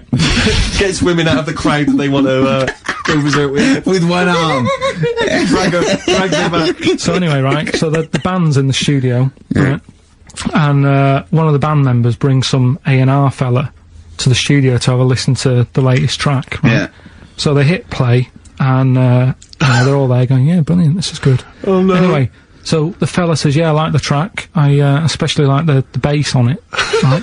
Right, this is bullshit. So This is rubbish. So And they hadn't laid down a bass track? so this is. Have you heard it? So Carl, the weird please thing don't is, do this right, to so me. the A&R fella goes, and Yeah. it's like, the band members are stood about, and they're going, "That's good that he liked it." And they're saying, "Yeah, but what's he on about with the bass?" So they played it No, back. this is rubbish. This is absolute rubbish. Let's Where'd you just get this hear it, from? please, 'cause we never get Where to the did end. you Let's get hear it, this? let's is hear it. absolute nonsense. So they played it back. Yeah, right? and it's the chimp playing bass. Definitely not. So they were like, That's weird. We haven't got a bassist. Anyway, so they go, well, whatever, right? So We haven't got a bassist! So They go, whatever, let's go home. Oh, forget it. Play the jingle. Oh, chimpanzee that monkey news. Excellent. A particularly aggressive jingle this week. Wow. Yeah, looking forward to this monkey news. Carl. Right. Come on. So, what's the name? What? We've done, Sorry, what? Brilliant. we've done a lot of monkeys who, like, got involved in crime and stuff. Yeah. Yeah. Right? We had, the one on the train station, Yeah. nicking a bag. Yeah. We had the one who went Don't into a remember that one. bank. Who cares? Went into a bank. And walked out with the money and stuff. Yes. Right? Didn't happen either. Next. But the thing is, you never sort of found out what happened to them. If they sort of got worse, got more involved into Oh, crime this and monkey stuff. news update. That would be amazing. Brilliant. What they found out in India is, Yeah. it's got a prison. It's just for monkeys. You mean wild animals? You mean A zoo? Yeah, a zoo or a kennel or No. something that where it's been gone mental or something. No, it's a prison. Yeah, Prison. is it? Does it have fraud cases? It's got. It's Mainly sort of animals that are attacked things. And it's mainly violence, I bet. That's my. that and theft. Say it Taking again. Stuff. Theft. Say it again. Theft. Say it again. Robbing. No, let's go back to that word. We're going to keep doing it. We've got 6 Robbing. minutes. You're going to say the word right before you go to Hastings. Well, you say it. No, Well, you no, say 'cause it then you know how to first. say it. Well, alright, robbing then. It's been caught robbing. Say it again, though. So Who's anyway. Robin? Who's Robin? So, they've got this prison, This right? is extraordinary. Say it again. No, you're not going to say it? Oh, go on then. So they got a prison for them, right? And, there's 11 of them in there, 11 monkeys, Right. that are in there for life. Because that's, I think there's one just got out on parole, right? No time off for But the there's 11, I'll give you the bit of paper because I thought this was... Now, you what- thought it was a bit weird. Now, Carl, what are they in there for, then? Because, I mean, they're in there for life, so I'm assuming it's murder, is it? Premeditated murder? They're not crime bosses, are they? They're not... Are they into the- are kind they of the- prostitution and Are gambling? you sure they're not racketeering? just the pawns and the head sort of like orangutans up a tree going, remember, you don't know me. You're on your own. If I go down, you're all coming with me. You take some of your gorillas down there and sort him out. Oh, the great banana robbery. It's I wonder if they get them. Right, go on then. Okay, let me see. Now, I don't know what source this is, as ever. Is it just the back of a fag packet found in a toilet? Well, no, I mean, someone's clearly... If this is nonsense, then someone's clearly gone to a lot of effort, because it does open with the headline, "Parole unlikely for inmates of monkey prison." Yeah. Officials say 11 inmates at India's only monkey jail. Officials? Now, what kind of people work at a monkey jail? Where do you work? It says officials say 11 inmates at India's only monkey jail are unlikely to ever be released. The prison in Patilia houses monkeys apprehended by game wardens in Punjab state for thieving and attacking people. The Daily Telegraph reports how the monkeys at the prison in Montevideo snarl and glare at visitors from their heavily barred cages. 2 monkeys were released a year ago after exhibiting good behaviour for 18 months in the jail. They have remained out of trouble. Prison can work, that's good. So all 11 basically, monkeys- they were aggressive wild animals that were taken away from the public for their own good. And robbing and that. Wildlife officials believe part of the problem has been caused by thieves training monkeys to help them. Lorry drivers training monkeys as guards for vehicles, and itinerant entertainers Oh, that using is so ill-treated annoying. monkeys as and part it's of their act. it's the monkey that takes the rap. It's a shame, that, isn't That is awful. They didn't know what they were doing, did they? So there you go. What do you think of that though, Carl? What would if you could visit them, like Lord Longford or something? What would you say to them? You go there and you get a visit a week or something, you know. So can you get us a video? Alright. Have we got monkey news? Have we left monkey news behind? Monkey news, come on! What happened? You can't offend I'll monkeys. tell you what is annoying. What? Steve's told me about a film that is about a monkey going off with a woman. The Charlotte Rampling thing where she... It's a film called Max Mon Amour. Yeah, she has an affair with a monkey. Go on. Yeah. Oh, what happened? You wouldn't like it. We can't go into You it. wouldn't Need like it. monkeys. You wouldn't like it. It's not like, it's weird and you wouldn't, Carl, it's not like a nature programme where he wears a bowler hat and can talk. Okay? The nature programmes that you seem to see. Yes, I'm trying to think. I haven't seen that one. No! Yeah. Come on, do monkey news. Well, monkey news this week. Play the jingle. Oh, chimpanzee, that monkey news, you Right, it's about this monkey that was knocking about in the 1950s. Right. It was known in the sort of LA area, right? And apparently, again, I haven't really checked all this out, I've just picked up bits that look interesting. Yeah. Wore a golden mask, and like a cape and a leopard skin belt and stuff, right? So people didn't know he was a monkey. Of course they didn't know, yeah. They thought it was this bloke who's going around and he was helping out crime situations and stuff. Right, you're an idiot. So this disguise, that you see a 3'6" bloke with arms the length of his body. No, but that's the funny thing, right? They sort of thought, it's a bit odd, you know, he's stocky, yet extremely flexible. Yeah, and hairy, because he only wore a white mask and a belt. And a distinctive jawline and stuff. And then, Right. apparently, like, he used to sort of get to his... Nothing we say gets through, does it? You've decided you can picture this monkey going around solving crimes, and it's... telling you. Let him finish the story. Time's running out. So it sort of get to its crime by, like, swinging from the trees and stuff. Of course it would, right? yeah. Well, people just thought it's a normal fella. Of course. Then what happened was, This is the bit that's going to annoy me, isn't it? he helped some fellas out, like, you know, and for a reward, they were like, do you want some money? You know, you've helped save our lives during a crime and stuff. Do you want some money in that? And he just went straight for the shopping bags, got a couple of bananas and apples, right? And as he was bent down, looking into the bag, getting the bananas and apples, they pulled his mask off. Little monkey. So he wasn't allowed to work for the police anymore? It ended there. Sure. Weird, isn't it? So, what have you been doing this week, Steve? Well, I'll tell you what, at the beginning of the week I was, incredibly annoyed by Karl. Why? No, because I remember you had a little discussion with Karl a while back saying that, you thought he was lazy at times. Yeah. And, you know, you had various criticisms of his work. Yeah. And I got a call from him, he said, oh yeah, I should have told you, I had a phone call, someone said that they were trying to get hold of Steve Merchant to offer him some lucrative voiceover work. Now, you know... That is money for old It's money for old rope. That's you're in there for about 20 minutes and it's thousands of pounds. If there are children listening who are still at school, they should definitely, when the careers guy says, what do you want to do? Try and get voiceover work. Just become a voiceover artist. It's money for old rope. Yeah. So I can't believe my luck, because, you know, I love money for old rope. Yeah. And, I said, well, what's the information? He said, I don't know. I deleted the message. It was on his answer phone. He deleted the message. I said, right, when did the message come? He said, last week. So he took a week to tell me that he had deleted the message. Why, just because it wasn't for you? I mean, I don't know how selfish that is, Karl. No, what happened is, right, I got back off holiday. I was at home. Yeah. So I called up my voicemail, right, because I can do that. Yeah. Remote access, right, because I've got to know what's going on at work. Of course. Called in, it was still my day off, I was going through the messages. Yes. Heard one from some company saying, we're after Steve Merchant. Yeah. We want him to do some voiceover work. Yeah. Right? I can't remember the name of it, but Thanks. I thought, right, I'll remember to tell Steve. A week later. It doesn't matter, does it? You still got the message, and they... What message?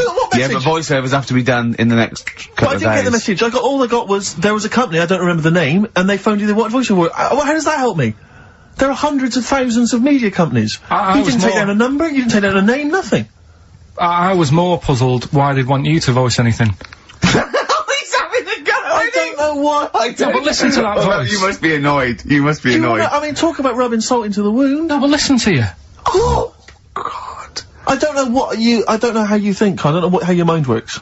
Well, I was thinking there must be a tractor sale on somewhere. What do I care? No, hang on a minute. Wait a minute. Wait a minute. The worm has turned. I don't care if they want me to advertise, you know, the latest designs in pirate fashion wear. I will do a voiceover because it's money for old rope. I don't care what you think of my voice. Someone was interested. They were offering me money. And you decided arbitrarily, oh, they probably wouldn't want it, they probably made a mistake, they wouldn't like the way he talks anyway, I'll delete the message. No, the thing is, right, I get paid. A girl? I get paid to sit here on a Saturday, right, play CDs and that, help out with the show, get you decent prizes, I think I do me bit. Sure. Right? It isn't about running your voiceover work. So hang on, so Karl, let me just get this right. If someone was ever to phone me, right, trying to get in touch with you, to offer you work, you'd want me to just ignore the message. That is what you're saying to me. You'd prefer that I deleted the message, I ignored it altogether. That's what you'd want for me to do. That's what you want me to do. What, someone's calling you for some Someone's work phoned me. They say, oh, I can't, I don't know, I'm a friend of a friend, I've got your number, Steve, love to use Karl Pilkington for an Well, you've never exciting called me, sex so has scene. it happened? Well, I'm saying in the future, if it was to occur, do you want me to just ignore it? Is that what you prefer me to do? Well, it's not like that, though. I did tell you, I told you the message. You didn't what? You told me a week later with none of the information I needed. Karl, that doctor called last week, that kidney's ready for that, little girl that you were doing that sponsored walk for. I forgot to tell you. Oh. I hope it's still alright. They keep it on ice, don't they? I think they do. Selfish, Karl. So selfish.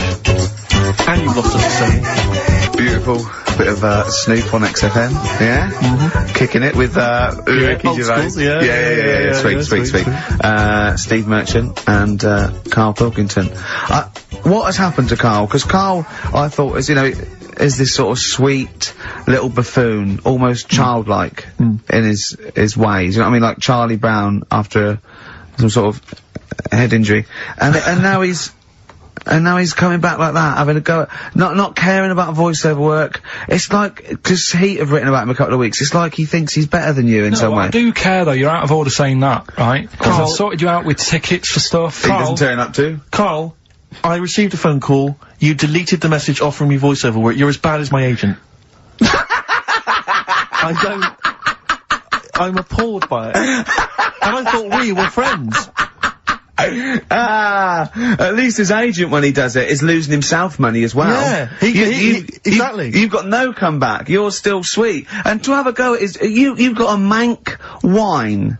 Right? Voice. Like a cartoon Gallagher brother on Coronation Street. I mean, and yes, Steve does sound like a Wurzel, but that doesn't, do you know what I mean? What about Jethro? Jethro does well. Jethro gets on Des O'Connor anytime he wants. Just has to phone Des up. And he's on there. Straight on and there. he's whining like a Wurzel as well. So, to say that is a rubbish... Alright, apart from that then, what else have I done that's wound you up?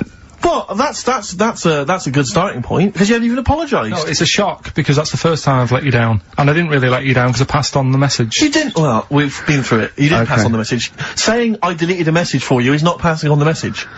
I mean, I just think what's happened is that you've got a little bit of celebrity now from the show. I mean, I've seen you being recognised in pubs and stuff, or people have come up and they said, are you Karl? Because they've seen Ricky. Now, it just seems to me that you are not keeping yourself grounded. You are just, you cannot deal with fame. You've not got the intelligence to cope with the celebrity, and you're just becoming this kind of ego-driven monster. Now it's getting. It scares me, Karl. You're not the man I remember. Look, I put a lot of work into this on Saturday. This isn't even my proper job, right? Where were you in the week? Oh, yeah, he's got you there. What? Where were you in the week? I said, let's meet up, let's, come up with some new features and that. Where were you? Karl, you phoned me about an hour before you wanted to meet. That is not what I would call. I mean, that is arrogance right there. That's the way I work. That's arrogance right there. That's ego right there. He couldn't go, when I came in, he said, where's Steve? I said, Steve can't make it. I had to tell him why. Steve was staying in to tidy up because his landlady was coming. This he couldn't get over. He could not get over that you couldn't make it because you had to stay in for your landlady. He talked about it for about the hour when we were working. What are you talking? Last week I had a bad throat. You wouldn't tolerate that. You wouldn't accept that. When you had a bad throat, where were you? Why couldn't we do any work then? Because you're at home with your mum and your dad. You were on holiday, weren't you? Why didn't you get your mum and your dad to clean the flat? Oh, he's done it again! He's done you again, mate. Play a record. How has he done me? What? They live in Bristol. Yeah, the joke's on you. He couldn't get him to clean the flat. I don't know who's laughing at who now. Right, listen. Can we just go back to laughing at Karl? Okay. Because I know where we stand there. Okay, alright. Do you want to, That's the natural order of things. I know, yeah. The world's gone topsy-turvy. He's stepped out of the pecking order. Right, well, someone who I don't let down, right, are the listeners of this show. Do you want to, read out the prizes for Rockbusters? We'll get that one in. Are we not doing Rockbusters again, are we? Yeah. Well, it was a shambles last week. We cancelled it 2 weeks ago. What? It just, I mean, there you are right there, Rick. I mean, both you and I, and let's be honest, we're the guys with our names on the poster. I know, It's supposed to be your show, and our faces. Exactly, and yet... we have to be on tube stations with people laughing at us. Yeah, well, they're not laughing at me, right? They're saying it was a good I don't know. idea. What do you think people think of the poster, Carl? Seriously? No, I don't want to know his opinion. It's just going to be insulting. My point is this, he was Rick. looking at you. My point is this, Rick. We used to be able to decide what the content of this show was. I know. Now, it's him. It's just him. He wants to do Rockbusters, he gets to do it. I know. And it's awful, but like Tourette's Trent D'Arby. Not only is that offensive, it doesn't work as a clue. Saying that, have you come up with anything for this week? What's the prizes? I'll read out the prizes. We've got... Who's the winner? The winner, very lucky, Sandra Cassidy of Leon C. She gets all those great prizes. You know, we've actually had people emailing in saying, this is the worst Rockbusters ever, because it was too easy, it was boring. Oh. This is just, don't shoot the messenger. Oh, Other people saying, it really has run its course. Some people genuinely agreeing with Ricky. Oh, Carl, this must hurt, mate. Stinging attacks on you. Some people just slagging you off generally, saying that you whinge all the time. Looks like Steve was right when he, sort of like poo-poos your ideas. So... When he wheezed on your bonfire. Someone else, like, swear to God, someone else emailed in and said, don't bother sending me the prizes, take them to a charity shop, or pawn them, give me the money, I'd rather have it. So I don't know what to say, Carl, I just wonder if it really has run its course now. Alright, well, we'll see what you come up with next week, then. Let's see what you do, let's see what you come in with. Sure. Oh, yeah. About 5 to 1.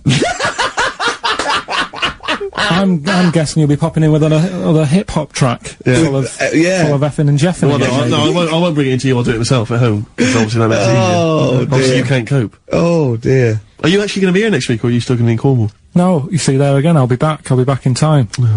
And in the week, when I go to, you know, Cornwall, see the Monkey World. Yeah, your 2-day pass to Monkey World. That still work. Yeah. Still work? What? What, you're gonna interview some of the monkeys? I Get some love stories? that. I love that. You were going, could a monkey live without bones? And so I'm going, Carl, shut the please, just look at the monkeys and eat your ice cream. And that's work, is it? What? Oh, so just go back to insults briefly. Go on, You know, Goofy. saying... Oh, no, see, that's... Goofy, that's no, not fair. no, because that's what he said, it's in my head. What do you mean he said No, when did he say that? No, I mean... When did you call me Goofy? No, he didn't. He said about what's in my head. Hey, no, when it's... come Mate, on. come off it. Don't What, who's start calling on me us. Goofy? No. I'm not even Goofy. Goggle-eyed's fair enough. Yeah, but you can sort your look Lanky. out, I can't. What do you mean how can I sort my look out? I'm not even Goofy, that's not fair. You've got the proper features. What? Just needs sorting out a bit. I can't help it if my hair's not good. Who do you think's cooler to look at, Steve or the Chemical Brothers? Steve. Definitely, yes. You're absolutely right, Carl, and that's the first sensible thing you've said for a If long I was time. to work with Steve on some music, Yeah. if I had the choice, I think Steve would look better on a album cover. Really? Yeah. What would you do? Would you change him at all? What would you do with his image? I'd put him in the distance, so I I can't believe this is... No, just so you don't look as tall, that's doing you a favour. You know, I was on the... This is true, I was on the tube, right, coming in to meet Gervais the other day, and I was wearing a suit, and my mobile phone slipped out of my pocket, and it landed on the seat. And I didn't realise this, and as I was about to get off, some bloke who was sat there like an old guy, he picked up the phone, he went, "Oi! Lanky, you dropped your mobile phone." And I was like, well, I thank you for pointing out I dropped my phone, but did you have to do the Lanky? But you knew who he meant. I bet you turned round straight away. It worked. Knew what he meant, Yes, Steve. but- He's done you again. But I was the only person stood up, it was a fairly empty train. Was there any other lanky people there? No. Well then.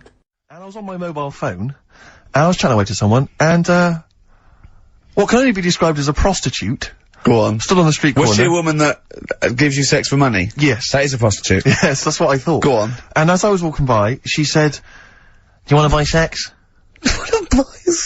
Now, You sure it wasn't a market trader giving 6 plums or No, it was something? definitely... 6 for a quid? No, it was definitely Go a on. prostitute. Yeah. And what annoyed me about it, what I wanted to pick her up on something, was the fact that I was on my mobile phone.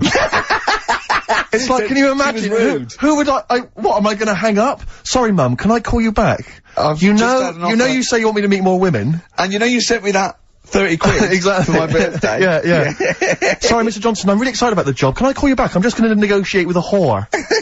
And it was just sort of, you could tell that she was clearly probably desperate for crack or a latest fix of smack. So she was literally, the normal etiquette of prostitution, you know, that they hang around, they show some thigh. I've seen this in films. Will ya? Yeah, exactly. Yeah. Take you out for a meal, that sort of thing. That had sort of gone out of the window, and she was just there, desperate, running around the streets. Did she go out of a window? Because that's another thing they sometimes do, specialist ones. But I was shocked, because I've never been, propositioned before, like that. Really? In London. That's weird, isn't it? Karl, thoughts? I think you'd be sort of approached a lot, because they tend to sort of go for people who look like they haven't got much chance. Sure. And I'm not being mean. No. What do you mean? Sorry, I'll let you go at it. In what way aren't you being mean? By saying that Steve knows is a little bit odd looking. I don't think. Well, no, he does. Do you know? Yeah, no, but it's not what he thinks of his looks. It's what he thinks of you talking about his looks on. No, but it's like how you were talking before about, you know, your eyes are bad. It's nature's little way of saying, look, nothing to see here, right? I don't get that! I don't know what you mean. But when you look in the mirror and that, they've gone, look, he hasn't got the looks, let's make his eyes bad, right? Yeah. Nothing to see here. Yeah. That's what I'm saying, we're balancing it out, right? Yeah. And it's funny, right? Now we're on the topic. Sorry, Johnny Depp. Now listen, but my chest is gonna burst at this moment. Whenever we go into this conversation, I always think to myself, Karl, do you know what you look like? I'm gonna you know, seriously, can I be honest with you? You look like, you know, if you've got like a balloon, a hot air balloon, right? Just a little balloon, like a party balloon. If you drew a little face on it, right, and inflated it about halfway, that's what you look like.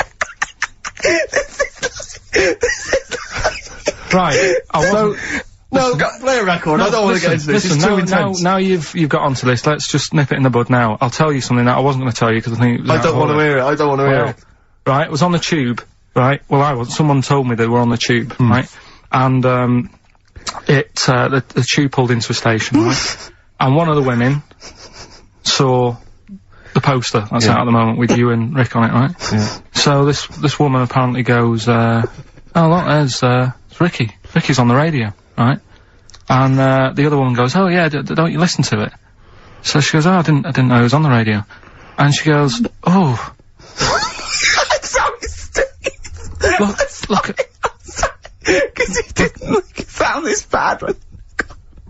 She said, "Oh, look at that person he's with." So she goes, "Yeah." She said, "That's Steve." She said, I was sort of aware that he looked odd because Karl mentions it on the radio. Yeah. So it wasn't as much of a blow to me, but I can see how it was a bit of a shock to you. Yeah. So that's weird, isn't it? Yeah. And that isn't me sort of telling this woman to say anything. That was all happened without anybody else sort of bringing it on. Yeah. Do you know what I mean? Yeah. So was it? Sorry, you seem to be relishing this. Was it because of the little balloon story that made you? Honestly, Steve, I wouldn't have told you, but if you're gonna start, you know, having a pop. Yeah. Do you know what I mean? I can't just sit here and take it and that. No. I mean, all mates. Yeah, it's just, yeah. Well, I mean, I was mistaken for Johnny Vegas. Steve's got a story about that, if you wanna have a go at me. Well, someone just thought you were fat with a beard, which is true.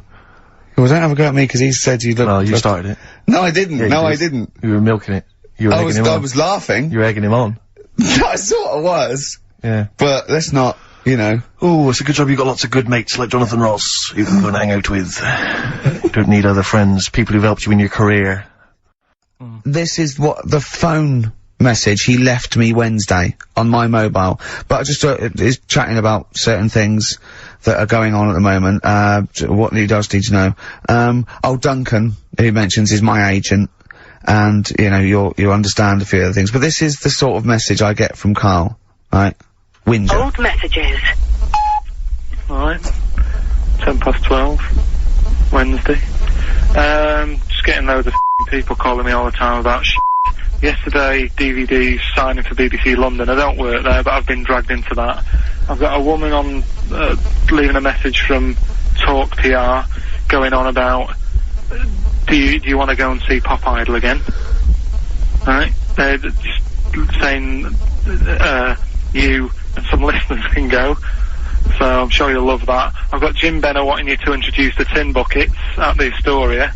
So can you just like let Duncan know that I'm doing his job whilst he's sat on his arse with his thumb firmly up his arse? Can you let him know that I'm running around like a here sorting shit out for you? Alright, see you later.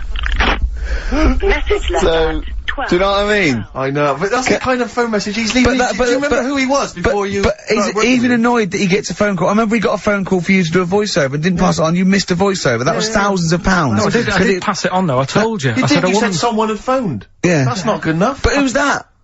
Well, she didn't say, and I didn't ask, but Of it's course not my she job to do said. it. She didn't say. Rubbish. So you didn't take the number down? Just when she went, oh, can you tell Steve to call me? And you went, yeah.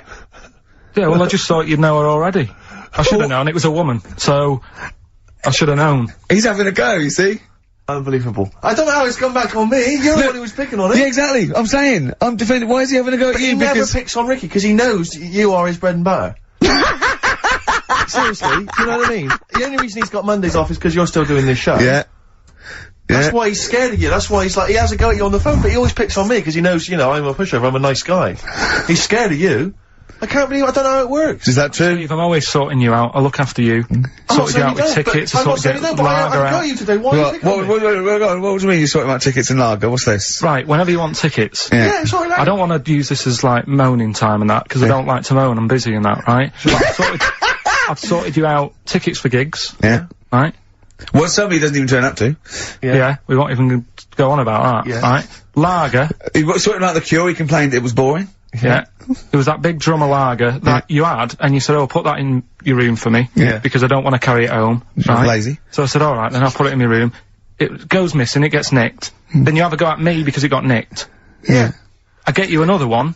You make me carry it around town for you for half an hour, then you say, oh, I can't be bothered taking it home. Can you take it back to work for me? Yeah. Yeah. But, interestingly, this is like a year ago, so it's still pressing on you, Oh, is hang on, and I forgot the one when we had an argument over 50p. When we went out for a coffee. You didn't want to give me 50p back that you owed me. That was the same day you'd given him about 40 quid worth of lager.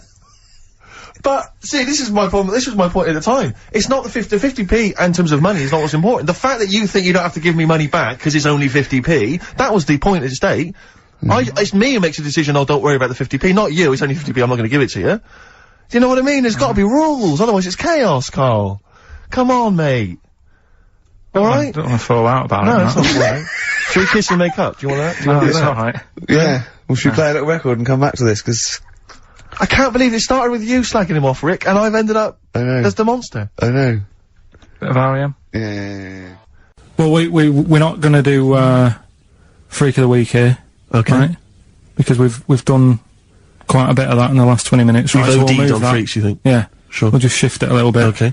And I don't, like I keep saying, don't want people to be thinking we're sort of taking the mick out of anyone. No. Right? Because we're not about that. I feel that, like, I can do a little bit of it because I work with you, Steve. Yeah. Right? Sure. It gives me that right. It's like a care worker. Yeah, I understand. Well, it's like that thing of, you can't be homophobic because I've got a couple of gay mates and stuff. Sure. I think it sort of gives me that edge. Yeah. Right? So you're not freakophobic, because you work with Steve? Yeah, that's right, yeah. So, yeah. Okay, Well, by that token, I should be able to sort of slag off, you know, the mentally ill. What do you mean? At least mentally handicapped. What star sign are you? Mine changes. I'm on the edge. Right. Okay. He even makes that complicated. He even makes twaddle complicated. No, I'm just, it changes depending what paper you read. Yeah.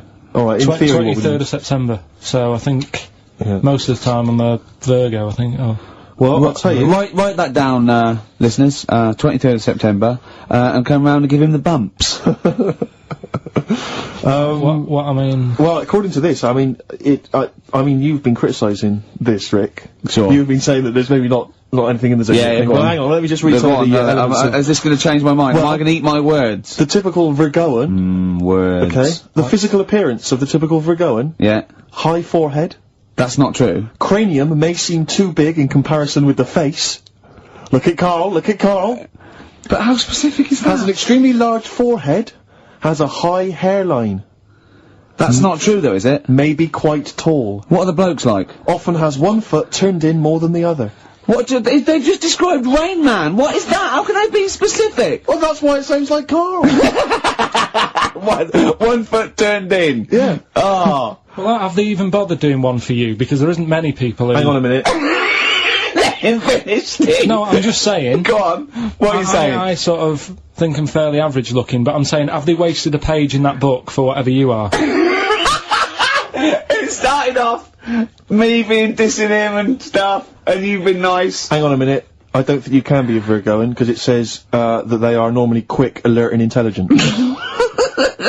But no, actually, I have to say, it says here, behaviour and personality traits of the Virgoan, as a child, is an excellent mimic, can learn many things in a short time. Not really true of you, is it? Rarely questions authority, but frequently questions facts. You never question facts. Yeah, you never question authority, he's scared of authority. Yeah. You're usually times very upset if teased. That's true. Yeah, oh yeah. Hang on a minute, though. Yeah. Can't take a bit of stick, too much depends, pressure. If you yeah. can't stand the heat, get out the kitchen. Yeah. Oh. What to teach a young Virgoan? Myths, fairy stories, make-believe, daydreams, and how to use imagination should all be taught to young Virgoans, so they have plenty of magical moments to remember in their adult years when they are often alone. I'm changing my mind. I know. This is good stuff. This is really good stuff. Alright, well, let's see, what are you?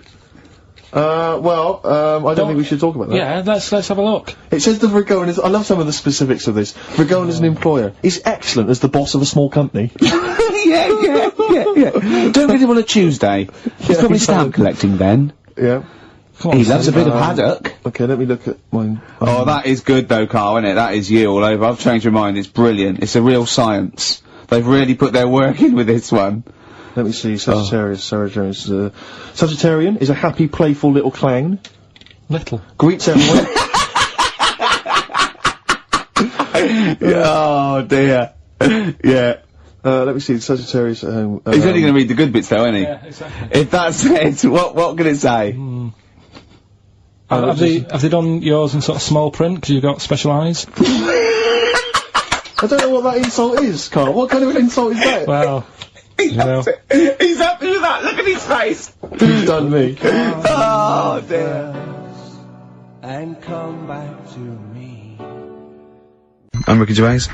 With me, Steve Merchant and Karl Pilkington. Still arguing, this time about having help from your mum and dad. What do you think, Karl? No, I'm not. I don't want this to turn into some sort of wacky type thing where we're pretending we're arguing. Yeah. Well, we're not pretending. We're not pretending, you are arguing. Yeah, I know, but people will think we're messing about. Oh, right? I wouldn't have thought so. We just need to... We can talk about it later, sort it out. Yeah. It's just that Carl's a little bit stressed. I'm not stressed, but... And he doesn't really understand that, you know... So, you know, me and Steve have got lots of different jobs in the week, he's just got one job. Yeah, and we sort of rely on people getting messages to us, you know, as soon as they get them, you know, and not sort of deleting them from their phone selfishly. Yeah. Just things like that, you know, people being on the ball. Not just thinking about themselves all the time, not just thinking about number one. What do you think, Carl? Whatever. Do you know what I mean? Whatever.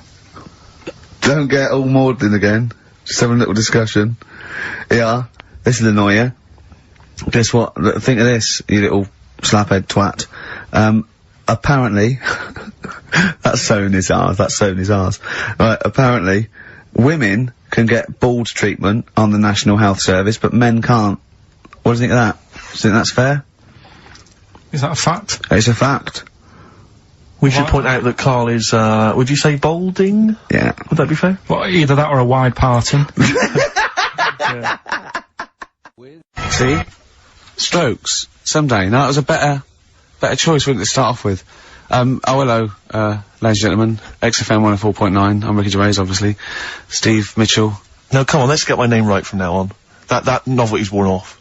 What is it? Is it Steve Merchant? Oh, yeah, that's the wrong one, isn't it, Mitchell? The Guardian got it wrong, it's Steve Merchant. The more I say Mitchell, the more people are thinking... Exactly, it might be Mitchell. Oh, God, sorry, Dave. But Carl wanted to start off with the stereophonics. Oh, loser. Because it was a newer track. And Carl now, we've made him what he is. He was nothing when we found him. He was like work experience. And now he's going, oh, we should start off with the stereophonics. I'm going... Trying to tell you what to do, Ricky. If I want anyone's opinion, I don't. basically. But you'd probably come to me, I imagine, wouldn't you? I'd be the first person. Before Carl, Yeah. I'd consult you, Steve. Thank so you. just keep it, just because he was in a, was it Pilkington mobile making disc music? I cannot wait. I'm looking forward to this. I mean, I literally can't wait. Should we do it now? Well, I'm tempted to save it because I just want to mention to people that they should be very excited because it's going to be Carl's special night tomorrow. You excited, Carl? Oh yeah. Oh, this is me and Steve, because we were nominated, we get a guest for the BAFTA Awards. And it's it doesn't say guest, it actually says partner. So I'm taking my partner, and Steve's taking Carl. Yeah. But what Carl doesn't realise is, you will have to pretend you're his partner, otherwise you wouldn't be able we'll to have to get- hold it hands says- when we it go says, on the red carpet. is this really your partner? It's not just a guest. They have That's to, how it is. And either we go in like that or we can't get in. you just have to be with him when you go up there. I mean, you have to, does he have to... We should hold hands, but I think what we should do is just to make sure that there's nothing at all that like is going to go wrong. We should just do a little kiss. Just like, Just when we get in front or of the be seen cameras. sort of like cheek to cheek, just to show them that, Yeah. you know, you're not, he's Like not just Elton getting, John and he's David not just Tennant. getting his mates in for a free meal, you are actually partners. No, I'm not up for that. Why not? Well, Because we know we're not actually gay. no, but So it's not a problem. You've come out of it looking quite good because you've got a good-looking fella. But I'm meant to look like, you know. I mean, I'm not gay, but if I was, I don't think I'd go for your thing. Oh, he's done you, Steve! It's turned on you again! I cannot believe. We were trying to get him. Wait a minute. I have got the cream of London's totty phoning me up trying to get an invite to the BAFTAs, Yeah. right? We have very graciously asked you if you would like to come along. Well, that Yeah. worries me even more. That you've got women calling you up. Carl. Carl, I can't choose between them. If I let one of them down, they're gonna destroy Yeah. them. Yeah. They'll be ruined, their Yeah. lives will be ruined. It's better for me to take you and not, ruin the lives of any of those poor women. When he told them he was taking you, it was like a scene from Graceland. There was just like... There was women- weeping. They were crying, like... It was horrible. Hundreds of them. And he Really? just went... And I got upset. He just had to say, look, just chill out, bitches, didn't you? I did, I just said, you know, you're all my hoes, but Yeah. I can't choose between you. So I'm taking Carl. So I'm taking Carl. You know he could get you discount frocks. No, I had a letter from the people that there's an organisation. good. No, listen, Carl. There's an organisation that sponsors the BAFTA Awards Yeah. in terms of clothes and fashion. They sent me a letter. They said your partner. They've not specified the sex. They've said your partner can come along and choose an outfit. Now, I suspect. By the look of it, it is a woman's outfitters. I'm thinking we could get you a lovely trouser suit. Well, you have a it may trouser look suit, but- feminine, right? But I think people will be fooled. And It'd they'll just, think it's be a romantic. little bit roomy in the hip, and That'd probably be narrow fine. on the shoulders, but you're a bit skinny. Why didn't you take it? Because it's a lot of an insult. And maybe just some pearls as well. Be lovely. Wouldn't you want... I haven't got anything sorted to wear yet. See, you're slagging me off. You're likely to end up going in a tracksuit. Yeah. I mean, I know what Steve's like. He is tight, right? No, he is. And you know that, don't you, Steve? Financially, you mean? Well, no, I mean, just the way you are, you're very Sure. sort of, you know, you're not careful. wasteful with your money. I'm careful. No, I'm not wasteful. Absolutely right. No, but to the extreme. Not towards the extreme. Not towards the extreme. No. Look Come after on, the come on pennies, now. the pounds will take care of themselves. Alright? Simple to remember, good advice. Yeah, Alright. but the thing is, right, I know that I take the mickey out of you for, like, you know, the way you look and stuff. Sure. Right. Well, I'm right back at you. But the thing is, you can't help that. Absolutely. But I'll tell you something that women don't like, Sure. and it's fellas who are tight with the money. Sure. I'm not frugal with money with ladies. I'm frugal with money with you. Well, I've got no reason to splash money out on you. I've never seen you splash money out. Well, you've never been out with me. Steve, have you ever splashed out on a lady? No, but I hope to one day. The right lady. Play a record. I'm not going at the moment. I'm not going, and I'm desperate to see him, man. I mean, he's going to do a great concert. It's his only one in London. I can't believe that being on the radio, being on XFM, the listenership's going up apparently. I can't believe I can't get a ticket. I've asked Carl. He's done nothing. He's done nothing. Hang on a minute. No, Carl had a very you good provided point. nothing. Carl, say what you said when he was whinging in No, the but break. first of all, whilst you're moaning, you also asked in the week for a Badly Drawn Boy album. Yeah. You got in today. Yeah. There's one there for you. Well, yeah, Yeah. but it's yin and yang. And it's like, yeah, but I do, you know. Carl, what's Steve ever done for you? That's what you got to ask yourself. What has Steve ever done for you? Well, he took me to the BAFTAs. Yeah, but only 'cause no one else would probably want to go with you. I can't believe that. What is I this? do not believe that. Oh, Steve, I'm going to stitch you up now, Carl. And it's in a nice way, and don't worry, it won't be too bad. He won't take it too bad. Carl sent me a little text message today. Right. No, Oh, what is this? right, okay. Okay. You know, I'm in a very frail mood at the moment. No, 'cause I'm you're not like going to this see one. Bruce. This is funny, because me and him have been, like, sending, trivia back and forth to each other. Which is another point, right? I sent him... Oh, well, I'll get to that in a minute. I thought he'd really be amazed with, Well, while you're fiddling, if you can make my dream come true, to go and see Bruce Springsteen tomorrow, then give us a call on the usual number. But like I said, Steve... What? Right? It wouldn't be... Right, you just said when the song was on, can't believe it, right? We work at XFM, and I can't get tickets for Springsteen, right? Yeah. We work in radio, we should get tickets. Right, now think Which of I'm the willing amount to pay for. Yeah, but think of the... Yeah, but if it's sold out, it's sold out. Yeah. Yeah, Right? but that's just something they say. Right, that's just what they say, is it? Right, so everybody on local radio stations say, do you know, I like that Bruce Springsteen, I want a free ticket, right? So another say... I tried to phone, I phoned for an hour and a half, I couldn't get through. Not long enough. I put the hours in. Not long enough. Not long enough. What are you talking about? Put the hours in. No. Right? So another 400 people turn up at the gig. They cram them all in. There's people being crushed.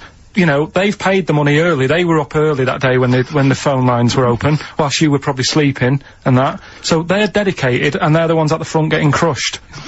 What? Would your Why mum are and they dad getting be crushed? happy if you were there getting crushed? I don't mind, I'll sit at the side of the stage and watch him. Yeah, but I don't mind. But everyone will say that then, and then What? before you know it, Yeah. no one can see anything No, because you're all Carl's on right on stage. this one. Leave Right, it. yeah, Leave just it. read, right, I'm gonna give you this here. I'm handing over my mobile phone to Steve to read the... You can see it's from Carl at the top, but just read it out as you scroll down. Just read it out loud. Is this a text message from... Yeah, this is a text message to me from Carl. Read it out. To see at night as well as an owl, you would need eyes the size of grapefruits. If only Stephen could turn his head right round as well. Carl, I can't believe it. What upsets me most, Carl, right, is not the fact that you've been slagging me off behind my back. It's the fact that you've got the cheek to come on here and moralise because you've failed to get me tickets and make a dream come true. You've come on here trying to pass the buck and say that it's a health and safety problem, when in actual fact it's a Karl Pilkington problem. See that, I've got it in a bin. I'm devastated, you know, I didn't thought, let's play a record. I'm I should upset. have eaten this banana off air. What's the number? It's 08700 800 1234. But if it's sold out, Steve, it's sold out. A bit of a classic here. R.E.M. I bet if Ricky wanted to go, it would be fine. I'm sure someone could sort it out then. Who? Oh, if Ricky Gervais wants to go, then I'm you can going. come. Are you? No. You want some tickets, then? You went in. There was George Best, one of your footballing heroes, was there. A load of other big names. You sat there in prime position. You came backstage with a load of other big names. Hey, you had a lovely bit of grub. You were filming this thing for the DVD we're making. That's you, a cameraman on our DVD. And yet you think, oh, and now you look grumpy because you had a couple of pints and I can't believe So tell us why you didn't enjoy it, because the ceremony, what didn't you enjoy about that? It was interminable, wasn't it? Far too long. Wasn't it awful? 3 boring. hours. I'm sorry. I thought you were going to say something. Really? Sorry. 3 hours. Yeah. I mean, I suppose for you two, at least, you know, you were gonna get something. Sure. Yeah. But with me, it's like, I mean, I've never graduated or anything, so... Have you not? I'm trying to think of a situation. Basically, I sat there for 3 hours knowing that I'm not gonna get anything out of the night. Yeah. Right? Now... No one Did you, told sorry, me. when we invited you and you said yes, did you think you were up for an award? No, I thought we were going to be sat round tables, having a nice bit of food, Yeah. whilst people are going up there winning awards. Yeah. But 3 hours of the same thing over and over again. I mean, if a film's 3 hours in the cinema, Yeah. you go, well, it's long, but, you know, I wonder how it's going to end. Yeah. But this was just like the same thing over and over again. Some guy going up, thanks a lot, cheers for the bit of brass. And then going down, sitting down, the same thing over and over again. Honestly, right, I'd say it was one of the worst things I've ever had to do. I enjoyed the night afterwards when we did have a bit of lamb and a nice bit of veg and that. That was alright, and I went home and I was happy, and I got the little freebie bag that you're talking about that we're giving away. Yeah. Which wasn't much good stuff in it. Oh, alright. Christ. No, What would you have done on that Saturday night? Suzanne What said would you have done or the Sunday night rather, what would you have done had you been at home? I would have stayed in with Suzanne, right, watching telly, having a nice bit of pate on toast or something, cup of tea, watching 24, but instead, I had to buy an expensive suit, so I didn't show you up, right? Jesus, what are we doing? Yeah. And what did you spend on your suit? Well, in total, right, because, you know, the shoes and the suit and the shirt and the tie, it was about 600 quid. That's the most expensive evening ever. And that's what I'm saying to you. And the daft thing is, it's dark in there. I don't know why you've got to wear a nice suit. You can't wear a tracksuit, for goodness sake. It's dark in there. No, just a shirt and that. It doesn't make you a better person wearing a suit. No, doesn't make you a better person, no. We're not claiming it made you a better person. No, but that annoyed me. Yeah. I mean, it was an experience, innit? That's why I went, because you think, if I didn't go, if I would have said to you when you invited me, no, Steve, I don't want to go, then I would have never known, right? Yeah. And that's my sort of thing in life, right? Yeah. If something comes up, you should take it, even if you're not gonna like it, it's a bit of an experience. Right. Do you know what he said to me? I phoned him up because we had to meet up, and obviously he had to pose as my, gay lover. Yeah. To get in, right? Yeah. He phoned me, what, you said something to me like, I bought a suit, I'm looking good. He said, I'm looking good. People will think, how on earth did he end up with that good-looking guy? So he got into the role. That was what he said to me. He started getting into it. Such an insult. Play a record. Do you not care about the job? I mean, I've got to ask, because, you know what I mean, if I was in charge, I'd worry about your motivation because yesterday we were trying to work out what you enjoyed doing, and we got to, Manchester United and moaning. And that is the two we came up with. I don't know where you get the moaning thing You're from. always whinging. About what? Everything. When did I last have a moan? Just before we came on air. Right, and why was that? I don't know, I can't remember. Because we were in good mood, me and Rick. I'll tell you why. Go on. Because you brought a song in at 10 to 1. Yeah. With a load of effing and jeffing in it. Yeah. And saying, can you edit this? Yeah. Yeah. But that's your job. You could have brought it in yesterday. No, I couldn't. Why not? I hadn't thought of it. But why are you whinging? That's your job. And I did come in 10 minutes before. It was a good 20 minutes before. It just took you ages because you were whinging and moaning to even get started. Been very quiet week. Been checking, I was looking in books last night and stuff. Is there any monkey news? I've got some, but just because it's not that good, something else I found out that I thought I'd share with you. Go on. I was looking in the Guinness Book of Records, right, because I thought they'll have something in there about monkeys or something, right? Mm-hmm. And there's a little monkey, I think it lives in Asia, right? There's loads of them live in Asia. Might just be travelling, but yeah. And, something I found out, I don't know if they've got it right, and that's why I want to bring it up. Apparently, it's the mammal, right, that's got sort of the pointiest eyes that pop out of their head. Steve.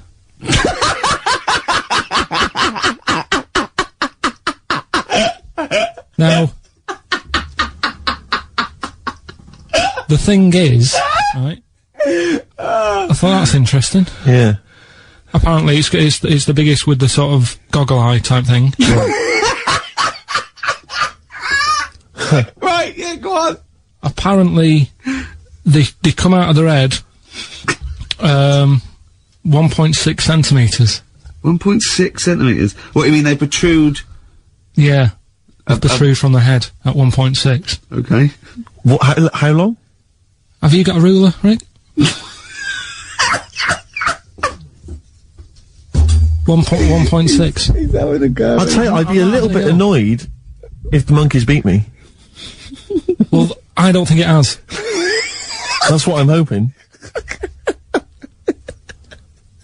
Is there anything we can... I mean, what's 1.6? Oh, can you... It's about... Drop your trousers. It's, about 3/4 of an inch. What do you think? I don't know.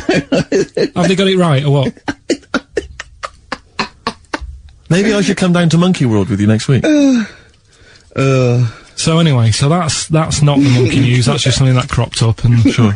I do know once, when we were playing pool in the office, I think Lucy was your partner. Yeah. It was me and Ash versus you and Lucy, and you were having trouble because his glasses kept slipping down.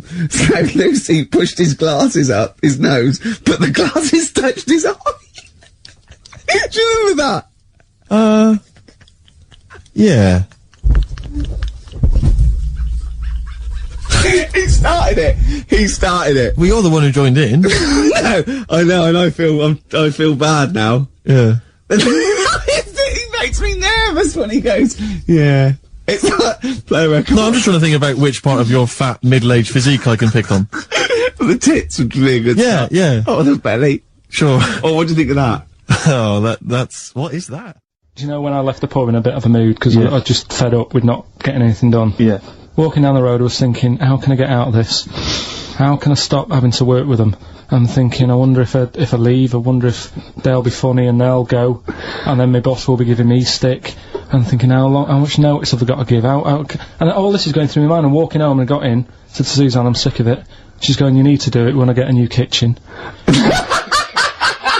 And I was like, yeah, but how big does the kitchen need to be? I was saying, do we need a big kitchen? Can we get a small one? Have we got enough for a small kitchen? Do we need so many cupboards? Can we just have wood instead of steel? All this, try to get out of doing this. Yeah. It's always just, I always feel like, you know, because I like to think that I'm not perhaps as bad as him. Yeah, no. You annoy me in different ways. Like what? How does he annoy you?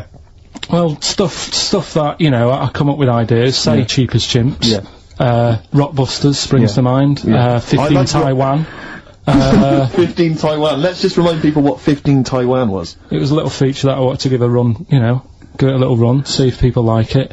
The premise being? No, there's no premise, it's just a title. No, we were gonna get 15 sort of ornaments, you'd explain them, and then people would call up and say, that one's from Taiwan.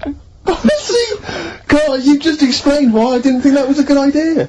By explaining the good... No, you know the funny thing is, Steve, right, I was walking down Regent Street on Monday, walked past one of these big stores, right, and they've got all famous quotes on the windows, right, and one of them was something like, an absurd idea is often a great idea. Yeah. Do you know who said that? Go on. Einstein. Yes. Which made me wonder, if you were his mate, would he ever have done E equals MC squared? Or would you have said, don't bother with that, it's not going to work? Because that's all you seem to do, everything I come up with, you put down. Yeah. Well, that's one thing, he's negative, right, I don't know why, I don't know why he is. What else? He messes me about, I get him concert tickets for stuff, and you say, oh, I didn't bother going. Yeah. That is annoying. You come in, you know, 5 minutes to go with tracks that need editing. Yeah. The little bag, that bag that was free. Yeah, you got a free bag today, an XFM little rucksack thing. Yeah. You were like, oh, what's this rubbish? Ricky said, I'll have it, they're great. You said, no, I want it. Yeah. Well, it was free, I need it. I'll give that as a gift or something. So, I mean, I think on reflection, Steve is probably a little bit more annoying than me. I won't go that far. You are annoying. If I had to go away for a week somewhere, if it was a quiet place... Well, you are again, aren't you? That's 2 holidays you had this year, I mean. If it was a busy place, I'd probably go with you, because people, do you know what I mean, staring at me all the time and that if I'm walking around with Steve. No, I'm just... Can I draw up a list of reasons I don't like you, Carl? Just being honest. What? I'll tell you, because the list of reasons I don't like you is incredibly long. And getting longer. Just saying. Do you want another slap?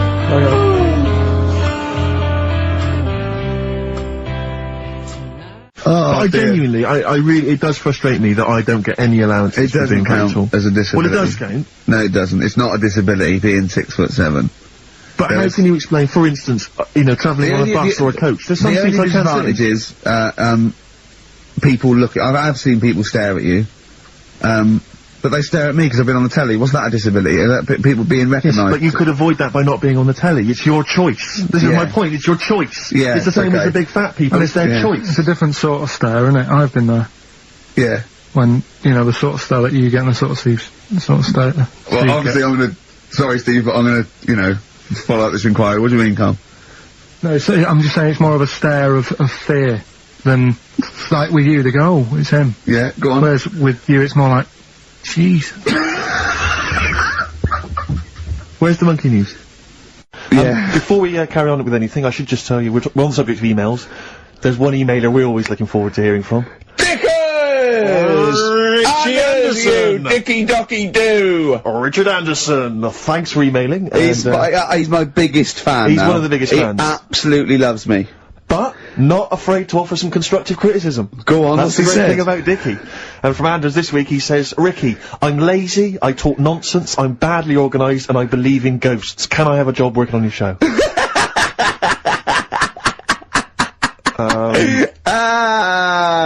Possibly, Anders. Maybe send in a CV. Or email a CV. He's put a little bit of all of us in that, hasn't he? Oh, I'll ask you if he's a goggle-eyed freak, Steve. Alright, calm down. Well, no, I didn't mean there's no need to get insulted. No, I didn't necessarily mean you, did I? No need to get nasty. Well, so I was thinking about that, actually, Steve. Oh, God. Just talking of of the old, What? What? Talking of the what? No. Do you know, like...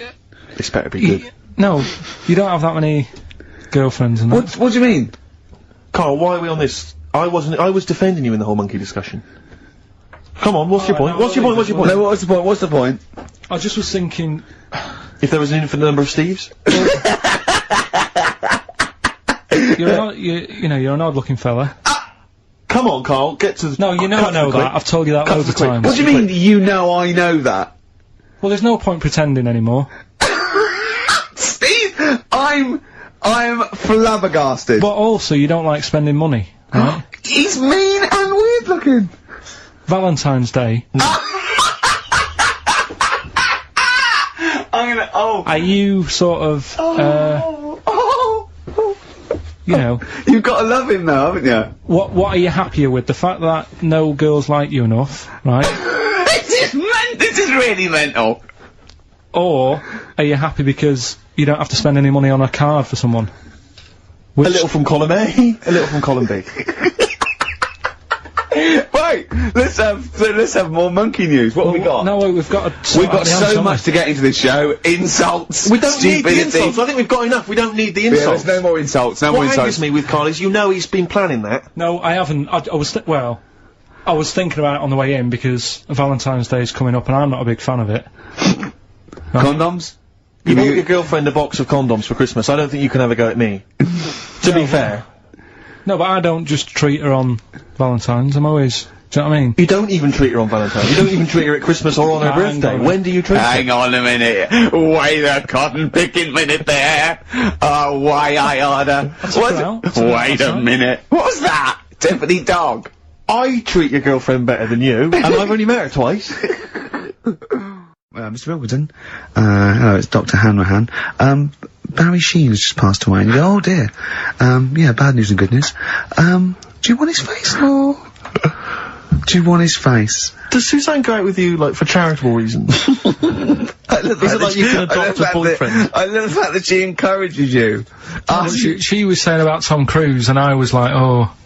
You know, she said, you know, he's not a bad-looking fella or whatever. So, well, what she's saying is, Carl, is there any chance you could go and get a different face? Maybe something like Tom Cruise would be good. Then I was saying, right, first of all, he's got to be dead and he's not. But if he was, and you had that done, would you feel like... People looking at you on the tube? Well, no, like, say if the people who made Mission Impossible said, well, we want to do a third one. would I be in me right to say, well, I don't want to do it? I don't know what he's talking about. I don't mean to be offensive, Carl, but your girlfriend could do a lot better than you. I don't know what you're thinking. I love the idea of this whole conversation about you in Tom Cruise's face, and then get offered a film. But why does she have conversations like this with you? It was now on last night. It was now on the telly. I love it. What should we talk about? What about getting a new face? Oh dear. Oh, that cartoon. If you don't know what Carl looks like, there's a cartoon that was in last week's Heat, isn't it, that I drew on the website. What's it going for now? Bid? I think it's at about, 225 quid at the moment. And what do they have to do to bid for it? Just email in and I'll pass it on to the website people. I know why Heat put it in. It's 'cause the editor, Boyd Hilton, looks a little bit like you, doesn't he? Sort of my ugly brother. He's probably listening, and he says nice things about you. Yeah, he can still say nice things, but I bet he knows deep down. You know if you're good looking or not, don't you? I can't believe Come on, Steve. I mean, what do you think? This is going crazy now, Carl. I don't know. You're just, the insults are flying left, right and centre. You've got no limits.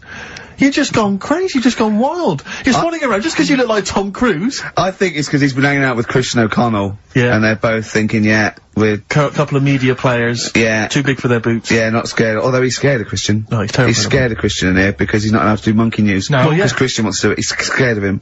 I'm not saying that, right? Christian...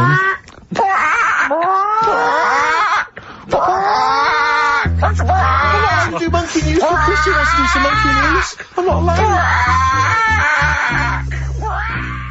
I'd be there, waiting for.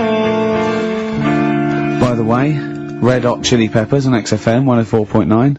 So, a few more shows. And then I hope Sony are happy. They should encourage You know, we've only been radio, you know, a couple of years. Exactly. Trying. You encourage young talent like you. Yeah. Instead of giving it to Radio 1 and Radio 2 and... The old war horses. We just had a quick email. I wonder if you can answer this. It's James from NW1. He says, Ricky, is Karl going to be on this week's show? Please let me know, as I may listen if he's not. Sadly, he is here. I mean, people are already turning against you, Karl, because they've seen what's happened. Yeah. I think they've probably realised that we've I think we gave him too much. I think, exactly. I think we got a spoiled sort of kid in our hands. It's sort of like, you know, we knew how bad he was, but we were trying to sort of bring him out of his shell a little bit. Yeah. You got to encourage sort of, children like Karl. Well, yeah, exactly. To sort of fend for themselves. But I like the fact that Dickie Anderson had that wonderful rant. I mean, it was an articulate email. It was quite long, and he must have typed it immediately. I'm thinking, because he's a fan of the show and he thinks I'm a genius, we need a PA. Sure. Don't we? Yeah, yeah. Do you reckon he'd come and work for us?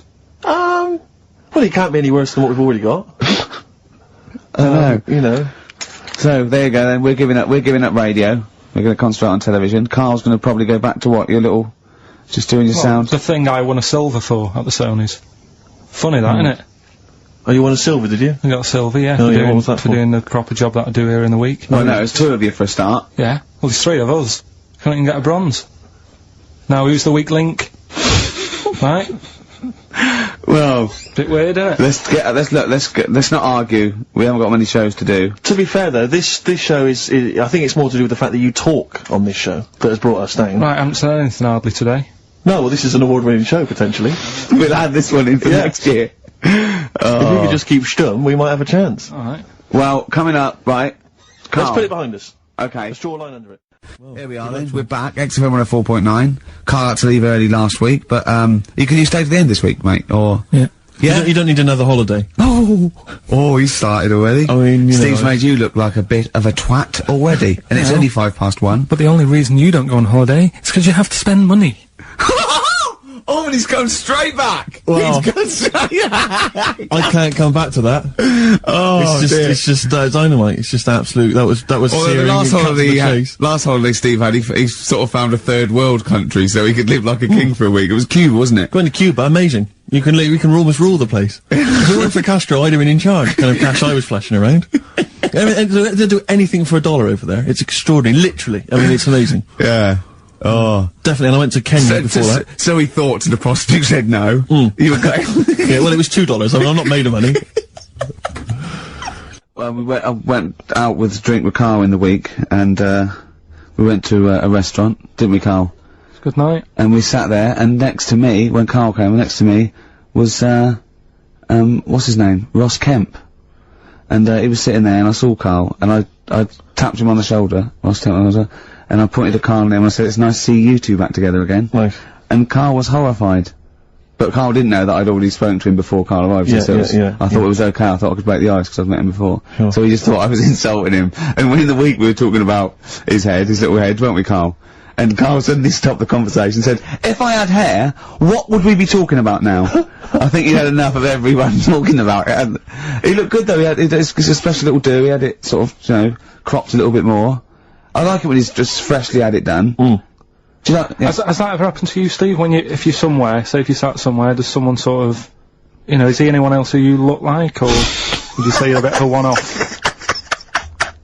I love these two. But to be fair, to be fair, he seems to be having a go at me an awful lot more than I do at him now. I mean, he just starts it, starts it out of nowhere. I think his is sort of a get back for the way you treat him as a producer, not, But he's not a producer!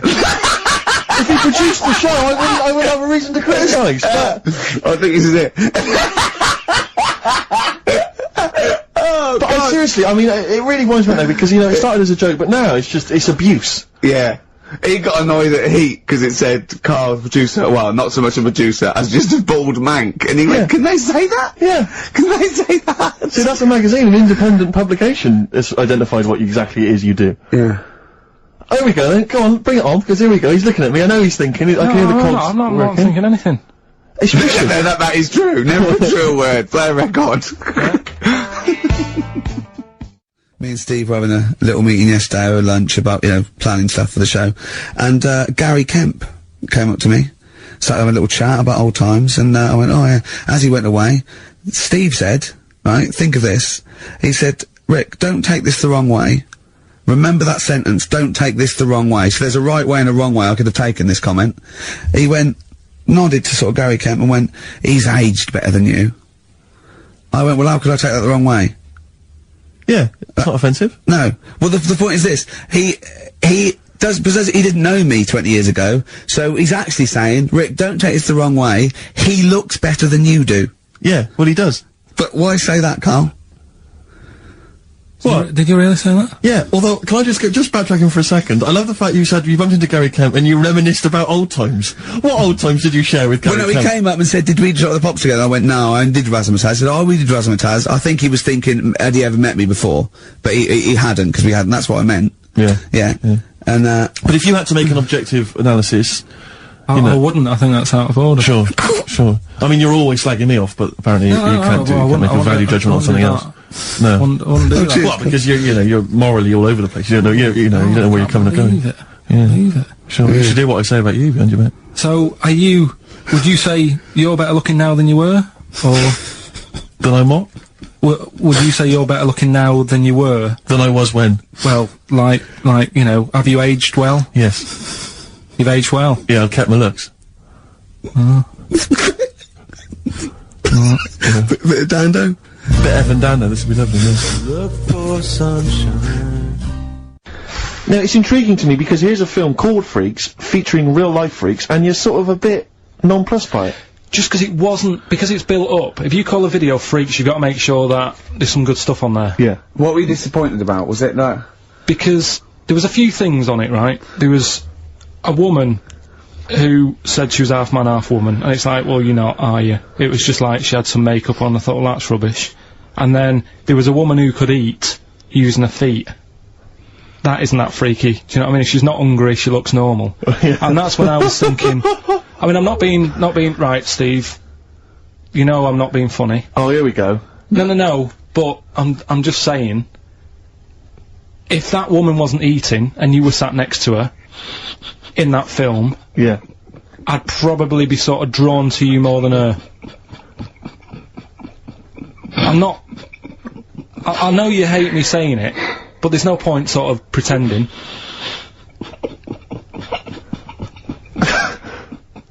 Do you know what I mean? Oi, Muttley, what are you sniggering about?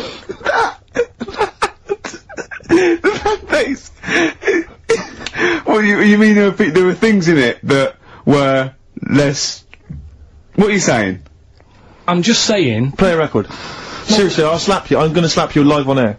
Yeah, but you always get... I'm slapping you live on air, I swear to God. Alright, play a song then. Well, there's the best band in Britain, in my opinion. Big words. The Darkness, Growing on Me, on XFM 104.9. I'm Ricky Gervais with me, Steve Merchant, and Karl Pilkington. Have you got the album? And already, they've had an argument.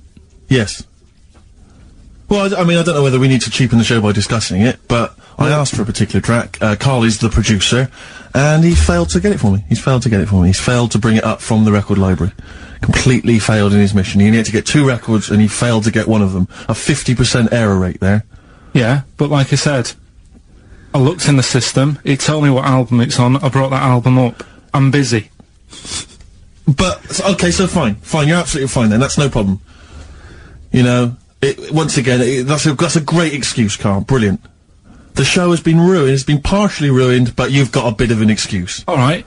I didn't make a big deal out of it when you said, oh, and whilst you're down there, get us a new 50 Cent single. I never said, while you're down there, get the new 50 Cent single. I asked you if 50 Cent single was lying around. Yeah. If it hadn't been here, I wouldn't have worried. So I get it, yeah, I did that for you. Right. And when I come up, you say, has it got swearing in it?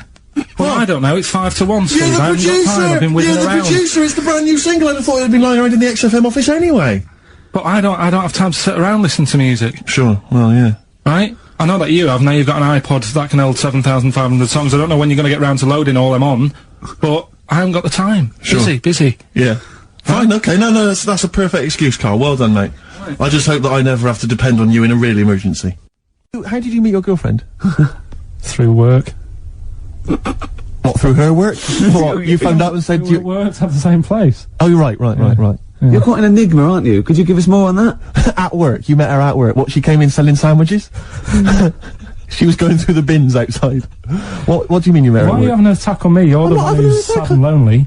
Oh, he's done you again! He's done you Yeah, but what I thought was interesting was I just scratched at him and he just went mental. Yeah, no, It's like a bear caught in a trap. It's funny, innit? You'll never learn. No, I was just interested to find out what the story was, because it might be a really romantic story. Well, it's not.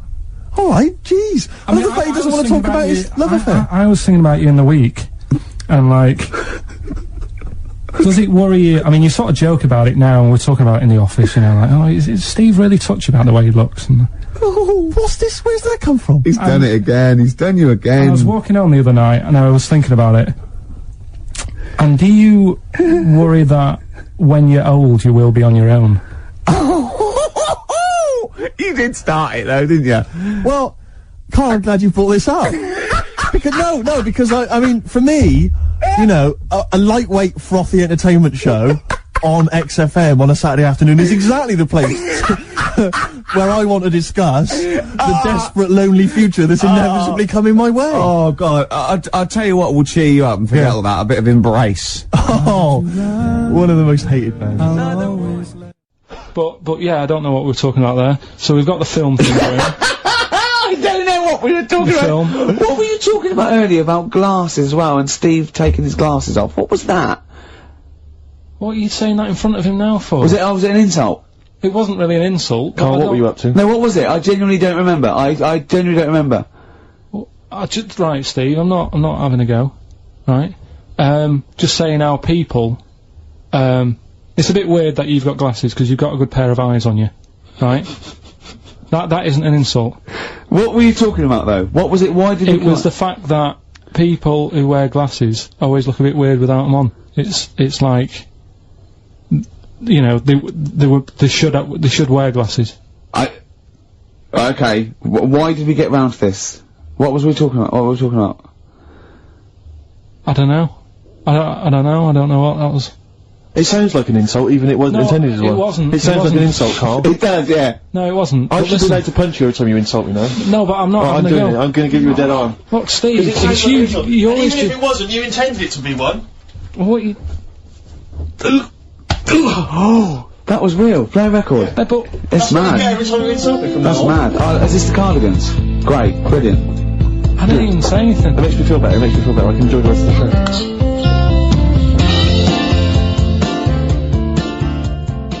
Because actors are often quite handsome people, but yet they're always quite obnoxious. We are. No, I mean, they're normally quite obnoxious, Rick. Again, you know, you're a good example of that. And yet, I think it must be the small man complex. That's what makes them so obnoxious and so kind of desperate for attention.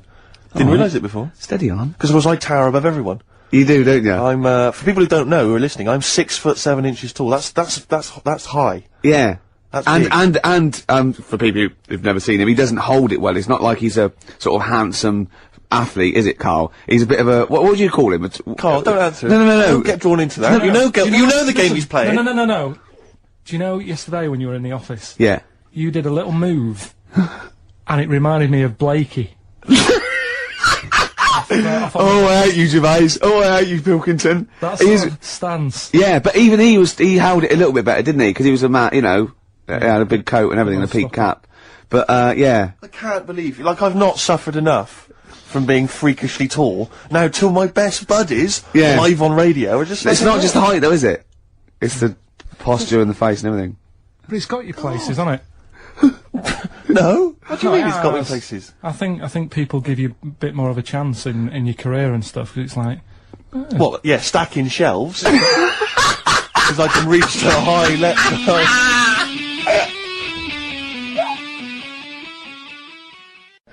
Oh, you know, rubbish. That's rubbish, Carl, those prizes. I'm ashamed to give them away. Carl, you know our mate Johnny? He's a Doctor Who fan. Yeah. Do you remember, he bought, the Doctor Who magazine, and, he went, to the toilet, and Steve got post-it notes and put geek on every page. And Johnny opened it on the tube, right, and it had geek and everything. And Johnny bought in the new Doctor Who magazine, I think this week's or this month's, right? And they've done the perfect Doctor Who fan, right? What the geek is, right? And it looks exactly like Steve. All right, don't have a go, Rick. It does. And, I'm gonna try and put it on the website. It's amazing. It's got your hair, glasses. It stands like you. It's sort of dressed like you, and it's only. And it's hilarious. And he was. I mean, I'm insulting you now. It sounds like an insult, but if you'd see it, you'd laugh. Play. Well, Rockbusters, right? Yeah. Right. Here we go. Just a little bit annoyed. Just 3 clues. We've lost all the energy in this show, haven't we? Well, I can't get over that insult. I'm just a little... No, he did though. It just came out, sort no, of I can be honest with you, Rick, it came out of left clues. field. I wasn't expecting an insult. No, And, but I think There was a sense of camaraderie on this. No, I'll bring Just it in, email and in you'll see what I mean. ricky.gervais@xfm.co.uk. I'm just annoyed. I can't What are we listen to doing? Roberts I'm speak. just reading out the clues. Should we put this? Let's put this one in for the Sony Award. Let's put this show in for the Sony Award. Play a song, Carl, because I need to discuss things with him. I've talked before about him Edit slagging it me off. down. Get this down to 3 minutes. It'd be a great show. Rockbusters in a minute. XFM. To a certain I'm extent. just thinking, if I was to meet Steve in a restaurant, Yeah. right, Nothing untoward going on, we're just hanging out. no, just having a chat, just having a normal night out. Yeah. Who's paying? Because, I mean, is it expensive? Go this Dutch. restaurant? Go Dutch. I mean, Right, so, I say to you, I'll see you at 8, right, in this restaurant. I turn up at the door, it's a bit of a posh place, right? So he's, Steve Merchant in, Yeah. and the waiter sort of goes, I don't know, what does he look like, right? And, Where's he from?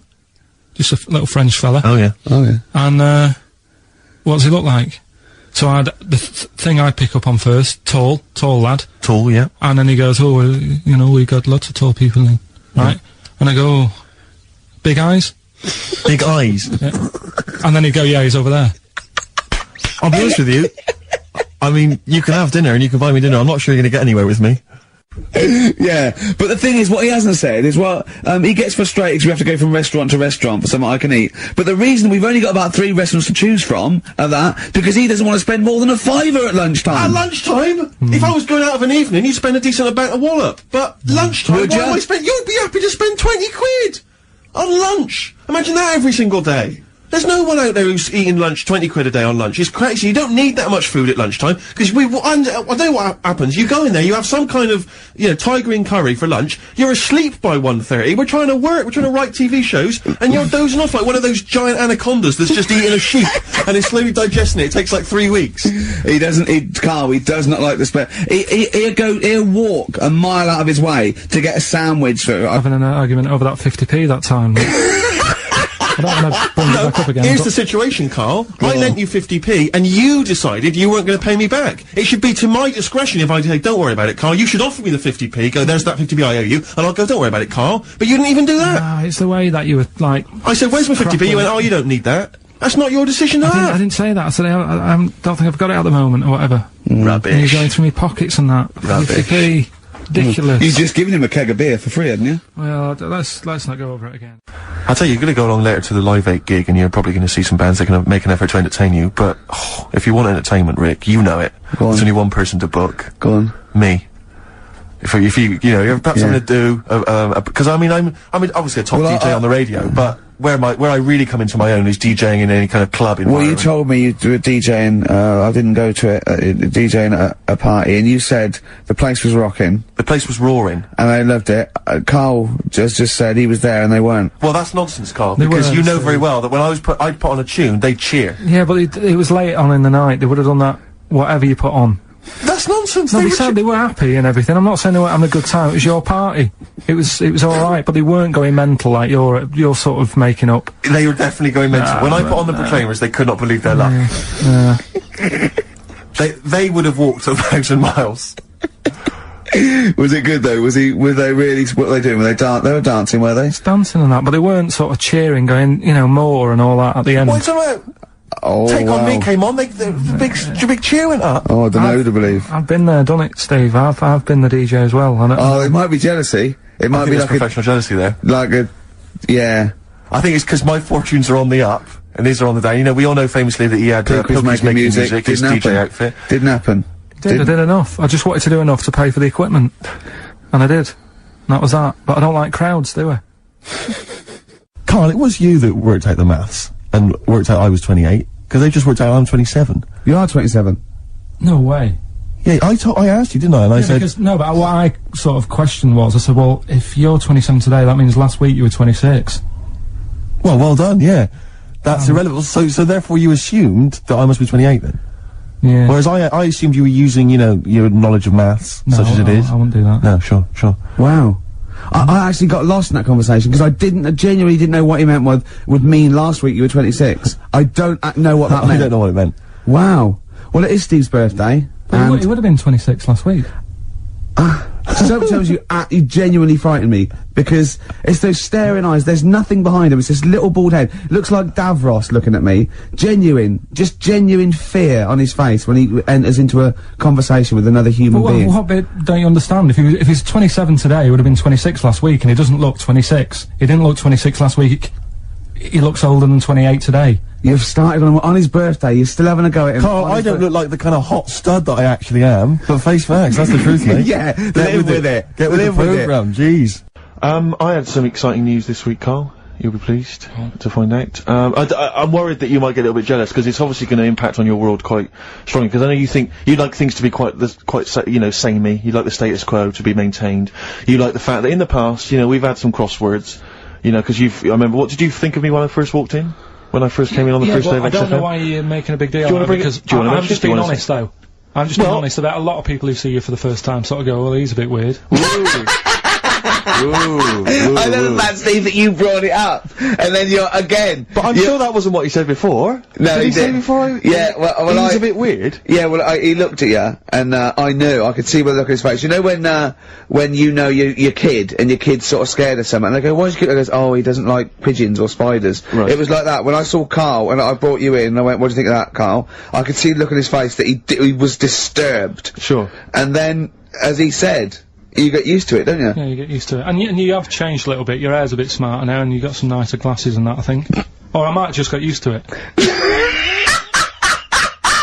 Whoa! Don't bring it up, Steve. Don't look at me like that. So you say that you think some other people in the office thought the same?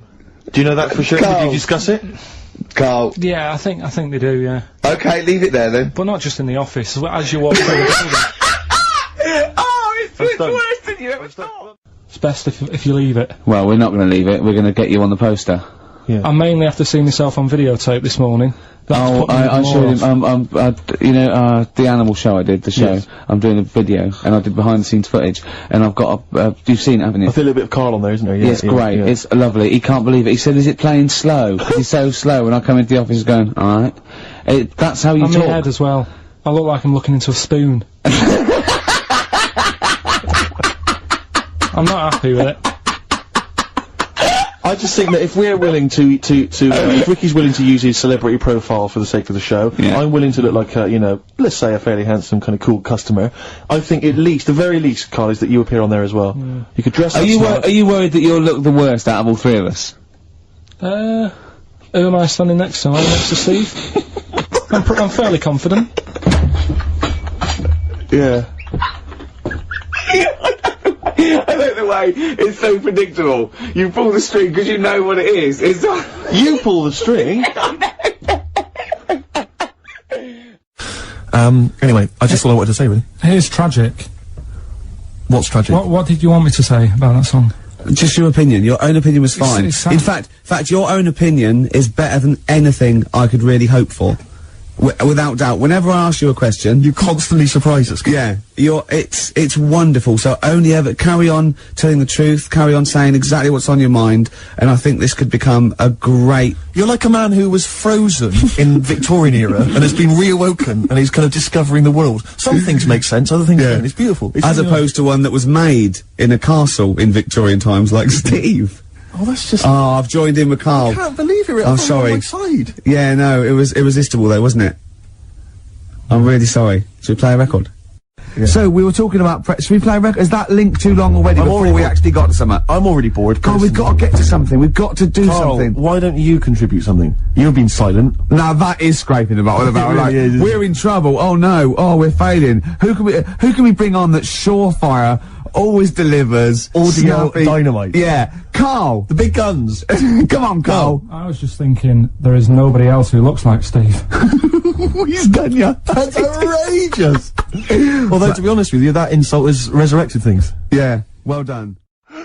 Shut up! They got 2 monkeys, right? And Don't stop! because they'd seen the owners with guns and what have you. Yeah, no, that sounds So they had a bit of a shoot off. Yeah. That's how they sorted it out. And who won? I think it was George. The one called George. Right. So I think they had 17 kids. The farm's still running. So that's like the last little monkey news there. Good little Rick, happy ending to that one. If you were to rub your nipple against his lips while I held him down. Right, come off it now. Come on. No, I'm not doing Bruce Springsteen, Thunder Road, last track on XFM's Ricky Steve. You can check this all out on the webcam. I got fingers. Get his arm out the way, get the arm out the way. This happened on Scum. It's happening again, Steve. What's happening? It's going all wrong. Yeah. We're talking rubbish. Are we? Yeah. We should have played 2 in a row. He's having a go, isn't he? Blimey. Can I just kiss and make up with Karl? No, that is... No, let me just kiss my kiss. Yeah, but it doesn't next week it'll be the same again. It doesn't mean anything. It's like saying sorry. Oh, on the lips. Go on, he's like... Yeah. I've never... Karl has gone a absolute shade of purple, straining not to have merchants... There's no point, Steve. No. There's no point. No, just shake and make up. Shake what, Rick? There you go. All friends, sit down. That's lovely. That's a lovely moment. So there's Steve Merchant with funny glasses on in this place horror, and he's walking round. Do you think he scared people, Karl? I've set this question out, haven't I? I've loaded the question. I know the answer you're fishing for. Karl, do you just want to have a dig at me? Because it's coming up to 2 o'clock, and you've not really put a lot of effort in today, slagging me off. I don't do it on purpose. No, he doesn't do it on purpose. Go for it. He's just an honest northerner, and he can't lie. He's like George Washington, but without the wooden teeth. Yeah. I don't think your heart's in it anymore either, Karl. I was alright today, but Steve's really dragged me down. Well, Wait a minute, I just need to know why. No, do you know, like, Yeah. people are being miserable around you? Yep. I was full Yep. of beans when I came in. Yep. Yeah, but you got to remember last week, you were really miserable, and that really wound me up. Yeah, because he was having to do it's stuff. around, Because, you know, he'd been let down and they were worried about the last next week you were in show. a terrible mood. Yeah. Don't look at me like you were. songs, I wasn't like going off and lying on the settee, looking ill, talking in that voice. Oh, he's done you again. I said, just now, being quite friendly. Yeah, Karl, Steve. Karl, have you ever tried to get into the Monarch for free? Because I'll be honest, mate, it's not going to happen for you. Come out with me, mate, you got a quid off. Alright? Oh. When you can get in places in Camden for free. Yeah, I'm alright, yeah. Oh, yeah, he's done you. He's so ungrateful, really. Yeah. Because I can't remember a time my dad bought me anything. It's always my mum who bought it, and my dad would give her the money. Yeah. You got Ricky who's lost his go-kart. You've had a video bought for you, and you're still not happy. I just think it's selfish. 150 quid? Yeah. What, in gift vouchers? Yeah. To spend at the same places? I'd have to say, though, I mean, it's not a very inventive gift, is it? It's a Whoever lovely came up with thought, it, though. it's a lovely thought. It's wonderful to have £25 that I can only spend in 2 places I never go in. But, no, I'm not looking a gift horse in the mouth. Any I'm not ungrateful, anyway. looking a gift horse in the mouth. It is a treat. He thought... spoke to Jonathan Ross like he was a normal person. From someone whose dad buys him a spade for Christmas, I thought you'd be grateful. It's one of them things, isn't it? Like I've said before, when you first see something, it's a bit of a shock. Do you know what I mean? It's like the Elephant Man or whatever. Yeah. First time you see him, it's that sort of, oh, look at that. Do you remember the first time you saw Steve? No, I'm not being funny. Do you remember the first? Yeah, but I've said this before, it's always, then you get used to how people look, and you don't... No. I'm gonna burst. You have to play a record. No, but... Because I just see Steve's do you know what I mean? It's brilliant. I'd like to rent you out to people. See me, I'm different. I would happily leave him now in the bottom of the cupboard. Until quiz With the night. Electrics. Until the old pub quiz night, when there's no one else who will have you on the team. Sure. And suddenly you want to be your best mate. Done him again. Right? Yeah, where's his mum and dad then, Karl? Yeah? In Bristol. Yeah. Do you know what Steve said when he saw that, Karl? Go on. He said, it has captured Karl. What do you mean? Well, you just look utterly gormless. In the picture. It's captured you brilliant. You know how, like, a good photographer can do that? They can capture the essence of someone. That's good stuff.